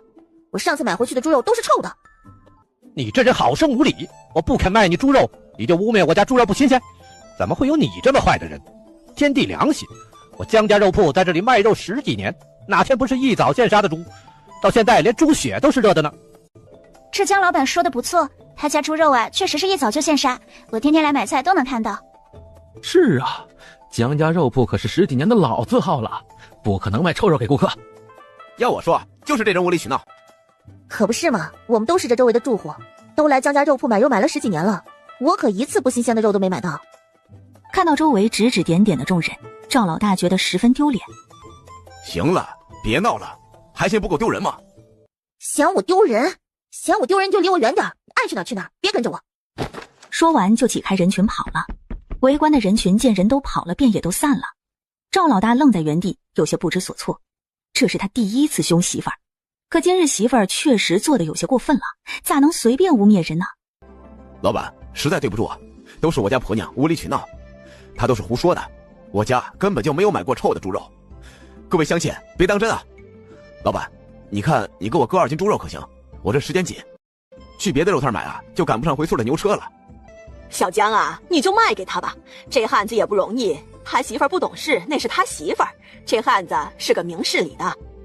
行，看在你的面子上，我给你割2斤，不过要先说好，肉都是肥瘦相间的，不可能全是肥肉。那是自然，你随便割2斤就成。刚刚他就把媳妇给得罪了，要是不把猪肉买回来，只怕一会儿回了家还有的闹呢。肉摊老板话是这样说，不过割的时候还是给多割了些肥肉。见人走了，夏寒烟3人这才上前和老板打了招呼，3人便把木桶和猪肉都拿走。来到城门口，2人将木桶放在牛车的边上，这样离坐车的人也能远一点。看到2个大木桶直接占了2个人的位置，而且味道还不咋好闻，夏寒烟直接给了5个人的车钱。王老汉也没有推辞，想着他们东西多，一会儿就直接给送到家门口。又等了一会儿，就见狗蛋娘朝着牛车走来，走近一看，眼睛还有些红，一看就是刚刚哭过。狗蛋娘，这是咋了？赵老大呢？谁知道他死哪去了？不等他，他爱回不回？我们走。看来这2口子是闹别扭了。狗蛋娘自顾自地走到牛车上坐下，可等他坐在木桶旁边的时候，就闻到了一股臭味。王老汉，你这车上什么味啊？咋这么臭？狗蛋娘在空气中嗅了嗅，最后嗅到了木桶。随后他捂着鼻子嫌弃地说：夏寒烟，这是你的木桶啊？你买了什么东西啊？咋这么臭呢？我买的东西味道确实不好闻，可都盖着盖子，也没有你说的那么夸张吧？你自己闻闻臭不臭？王老汉，你赶紧让他们下去，这么臭我还怎么做呀？狗蛋娘，这味道也没多大，你坐得远一点就闻不到了，我坐在这里赶车就闻不到。要不你坐到前边来？我才不要坐前面，前面你家黄牛拉屎放屁的，我可受不了。王老汉一听这话，有些不高兴，人还得吃喝拉撒呢，何况是牲畜。人家冷家媳妇给了5个人的车钱，让他们下车，这5个人的车钱你来补吗？我凭啥给你补？那我凭啥有钱不赚？我是年龄大，不是脑子不好使。你要是闻不了啊，就走着回去。王老汉说完就朝着夏寒烟说：冷家媳妇上车吧，不等了，咱这就回村了。好。王老汉见人都坐好了，一鞭子打在牛屁股上便走了，徒留狗蛋娘一个人在原地气得直跺脚。正在他有气没地撒的时候，就听到身后传来了赵老大的声音：媳妇儿，等等我，等等我。狗蛋娘想到刚刚这男人不但下了他的面子，还凶他，刚刚又受了气，心中便升起一股怨气。等赵老大跑到跟前，笑嘻嘻的刚要开口告诉媳妇儿他给他买肉了，可他话还没说出口，就见媳妇儿抬起手就打了他一巴掌。赵老大被打懵了，愣在原地，久久回不过神来。狗蛋娘打完1巴掌就有些后悔了。相公，我……赵老大看着因为打了他脸上有些后悔的孩子他娘，什么也没说，转身便走了。他一边走一边在想，是不是平时他和二弟太纵容媳妇儿了？明明刚成亲的时候他不是这样的。看到前面默默走路，也不等他，狗蛋娘只能跟在后面往家里走去。王老汉把3人送到了家门口，这才驾着牛车离开。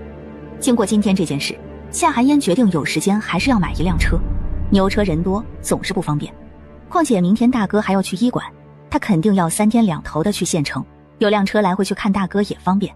回到家，夏寒烟把银子和笔墨纸砚还有书本从背篓里拿出来。婶子，这是今天卖药的钱，去掉花的还剩这些，你收起来。夏寒烟把银子推到曹春香面前说道，看到面前一堆白花花的银子，笑呵呵地说：小烟啊，石头不是说了吗？你的钱就你自己放着，不用给婶子，家里的东西都是你买来的，婶子也没啥花钱的地方。你上次给婶子盖房子的100两还能剩下不少，婶子有钱，你自己的钱就自己放着。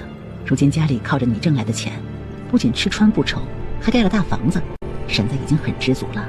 行，那我就自己收着了。婶子用钱的话只管开口。行，婶子知道了。小燕，婶子能不能和你学学做饭啊？婶子这手艺和你可是差远了。以前倒也没觉得，可自从吃了小燕做的饭，今天早上她自己做完一尝，这差距咋就这么……夏寒烟笑着说：“行啊，那一会儿我教你。”哎，好。对了，婶子，还有件事要和你说。今天去医馆，顺便让大夫给大哥瞧了腿。大夫怎么说？夏寒烟便和他说了明天带冷大郎去治腿的事。这样的话，大哥可能一时半会儿就回不来了，要在县城的医馆里观察一段时间。小燕，大郎的腿真的还能治好吗？婶子，大夫说有一半的希望，大哥说想试试，反正也不能更坏了，大不了就还是瘸。对对对，大郎说的对，别说有一半的可能，就算是有1分希望，咱们也得试试。真是太好了，大郎的腿好了，二郎的眼睛也好了，真是太好了。婶子简直不敢相信，这都是真的。自从小燕来了他们家，家里就越来越好的。小燕就是他们家的福星。夏寒烟出来后，手里的银子便唰的一下不见了，已经被他放在了空间里。暖宝，我自己赚来的钱都给我单独放着，不要和徐家的那些放在一起。知道了，宿主。收好银子，夏寒烟拿着书本就去了院子里。院子里，冷二郎正坐在屋檐下。二哥，今天感觉怎么样？妍妍，你来了。和昨天没有太大的变化，不过我已经适应外面的阳光了。你看，今天都不用蒙眼睛了。好，二哥还是要自己多注意，不要直视阳光，看不见的东西就不要强行去看。好，二哥知道了。这时，夏寒烟突然感觉到腿上有什么东西在蹭他，低头一看，原来是小白。姐姐想喝水。好，姐姐去给你倒水。把碗放在房檐根下，小白闻着味儿就来了，二话不说跑过来就喝了起来。这时四郎跑过来，看着小白喝得香甜。媳妇儿，为啥你给小白的水他就这么爱喝？我给他的他都表情淡淡的，看他喝得这么香，整得我都想尝尝了。听到冷四郎的话，夏寒烟心想，他给小白的可是没有稀释过的灵泉水，能一样才怪。这时小白抬起脑袋，朝着冷四郎呲了呲牙。夏寒烟见状拍了拍他的头，快喝，他不和你抢。小白这才低头继续喝。可明显速度都变快了。四郎看着小白朝他呲牙，不可置信地看着夏寒烟。媳妇儿，小白刚才是在凶我吗？就为了一口水？你说呢？以后可别总惦记小白的东西，知不知道？我就一说，哪里惦记他的东西了？他又不是没水喝，怎么会惦记一条狗的东西？行了，过来。今天我给你买了3字经和百家姓，我教你念书。好吧。给我打起精神，你现在学的每一个字都是为了以后当大将军做准备，知不知道？知道。大点声。知道了。这才对，一会儿就用这个声音跟着我念。我们现在先来读，等你背下来，我再教你写。我们先从3字经开始，我读一句，你跟着读一句，听到没？听到了。好，就是这个声音。那开始了。夏寒烟清了清嗓子，这才打开书念道：人之初，性本善。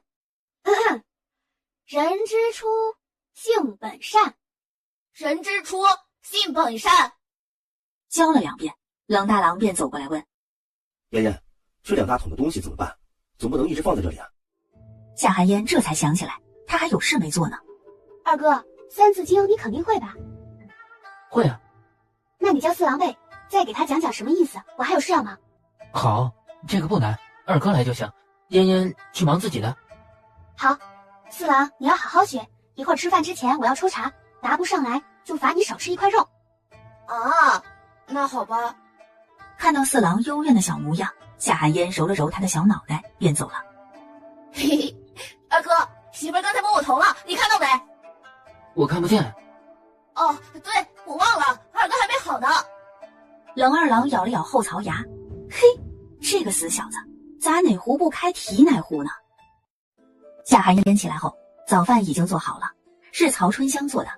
他一边吃饭一边说：“三郎，家里的粮食快见底了，一会儿你和大郎去县城买点回来。”夏寒烟这才想起来，这2顿都是曹春香做的饭，所以米面消耗的特别快。每次他做饭都会把空间里的米拿出来些掺进去，看来这也不是长久之计。时间长了，曹春香肯定会发现端倪。婶子，我和大哥、三哥一起去，正好我送大哥去医馆。行，那你们就一起去吧。一听说去县城，四郎立刻说：“娘，我能不能也去看看？我还没去过县城呢。”夏寒烟见四郎一副期盼的小眼神，心里就发酸。四郎这么大了，竟然都没出过这个小山村。于是他笑着说：“婶子，就让四郎和我们一起去吧，我会看好他的。”行，那就去吧，要听话，不许乱跑，听到没有？知道了，娘。大哥、三哥，你们也去换上新衣服吧。行，我们都穿新衣服。妍妍穿，我就不穿了，一会儿去医院估计会弄脏。几人便开开心心的去村头坐牛车了。牛车晃晃悠悠走了半个时辰，便到了县城。夏寒烟牵着四郎，几人直接去了医馆。看到夏寒烟进来，吴老赶紧迎上来：“夏丫头，你们可算是来了，走吧，我已经收拾好了房间，你们看看满不满意？”吴老说着就带着几人去了后院，来到一间屋子面前。就是这里了。夏寒烟看着面前的屋子，很干净也很安静，是个适合养伤的地方。房间很好，吴老，我们什么时候开始？那我们现在就开始。好，大哥，你别紧张，一会儿我会给你用麻醉散，你不会感到疼的。好，我不紧张。今日主要是吴老主刀，宋大夫给他打下手。吴老，这是麻醉散，可以麻痹病人的神经，一会儿麻烦给我大哥吃下去。这是麻醉散，可以麻痹病人的神经，一会儿麻烦给我大哥吃下去，这样过了1刻钟左右，他便会失去意识，也方便你们动手。吴老有些颤抖的接了过来。麻醉散，这也是丫头你自己制作的药吗？我们去外面等。夏寒烟又安慰了冷大郎几句，便带着四郎和冷三郎离开了。他们就等在门外。大哥会没事的，对不对？我有些害怕。大哥不会有事的，四郎别担心。为了转移四郎的注意力，夏寒烟便问起了他读书的事。四郎，昨天教你的3字经，你背得如何了？啊，我……四郎一愣，他还没从紧张的情绪里反应过来，媳妇儿怎么突然就问他3字经？他现在脑子一片空白，啥都想不起来了。四郎，冷静，平复一下心情，好好想想3字经，昨天刚教过你的。四郎在夏寒烟的安抚下，逐渐冷静下来。人之初，性本善，性相近，习相远。第一句，人之初，性本善，何意？是说人在刚出生的时候，秉性都是善良的。之后，夏寒烟又提问了几句。四郎虽不能全答上来，不过他昨天才学了1晚上，也算不错了。此时已经过去1个时辰了，三人又等了一会儿，门便吱呀一声被打开了。三人赶紧站起来上前询问：“吴老，我大哥怎么样？”吴老此时后背都湿透了，额头也是薄汗。身后的宋大夫同样用帕子擦着额头的汗水。夏寒烟给2人倒了杯茶，喝完茶后，吴老突然大声笑了起来：“哈哈，丫头，放心吧，成了。太好了，大哥没事了。不过他还需要静养，都说伤筋动骨100天，他恐怕要在床上躺一段时间了。你们还得出个人来照顾他的生活起居才行。”这个是自然。吴老，我大哥可醒了，我们想进去看看他。还没有，不过想来也快了，你们别动他的腿就行，进去看看吧。吴老说完就急匆匆的走了，他要赶紧回去把这次的治疗记录下来，不然年纪大了容易忘事。此时冷大郎躺在床上，双眼紧闭，脸色微微有些发白。夏寒烟见状，觉得应该把大哥的腿抬高，就这样放着不行。于是夏寒烟将冷大郎的腿抬高并固定好。做完这些，冷大郎也醒了过来，醒来就发现自己受伤的那条腿吊在半空，怎么浑身都没啥知觉呢？妍妍，我怎么没知觉了？大哥别担心，是麻沸散的药效还没有过，再过半个时辰左右，你就会慢慢恢复知觉的。听到夏寒烟的话，冷大郎这才狠狠地松了口气，吓死他了。大哥，你疼不疼？四郎满脸心疼地看着冷大郎。冷大郎挤出一抹笑意，又摇了摇头。大哥不疼。之后吴老又絮絮叨叨地嘱咐了冷大郎一大堆，这才离开。吴老走后，夏寒烟让冷三郎留下来照顾冷大郎，他则是带着四郎去了车马行。他打算先去买辆牛车，然后再去买粮食。夏寒烟一边打听一边去了牲畜市场。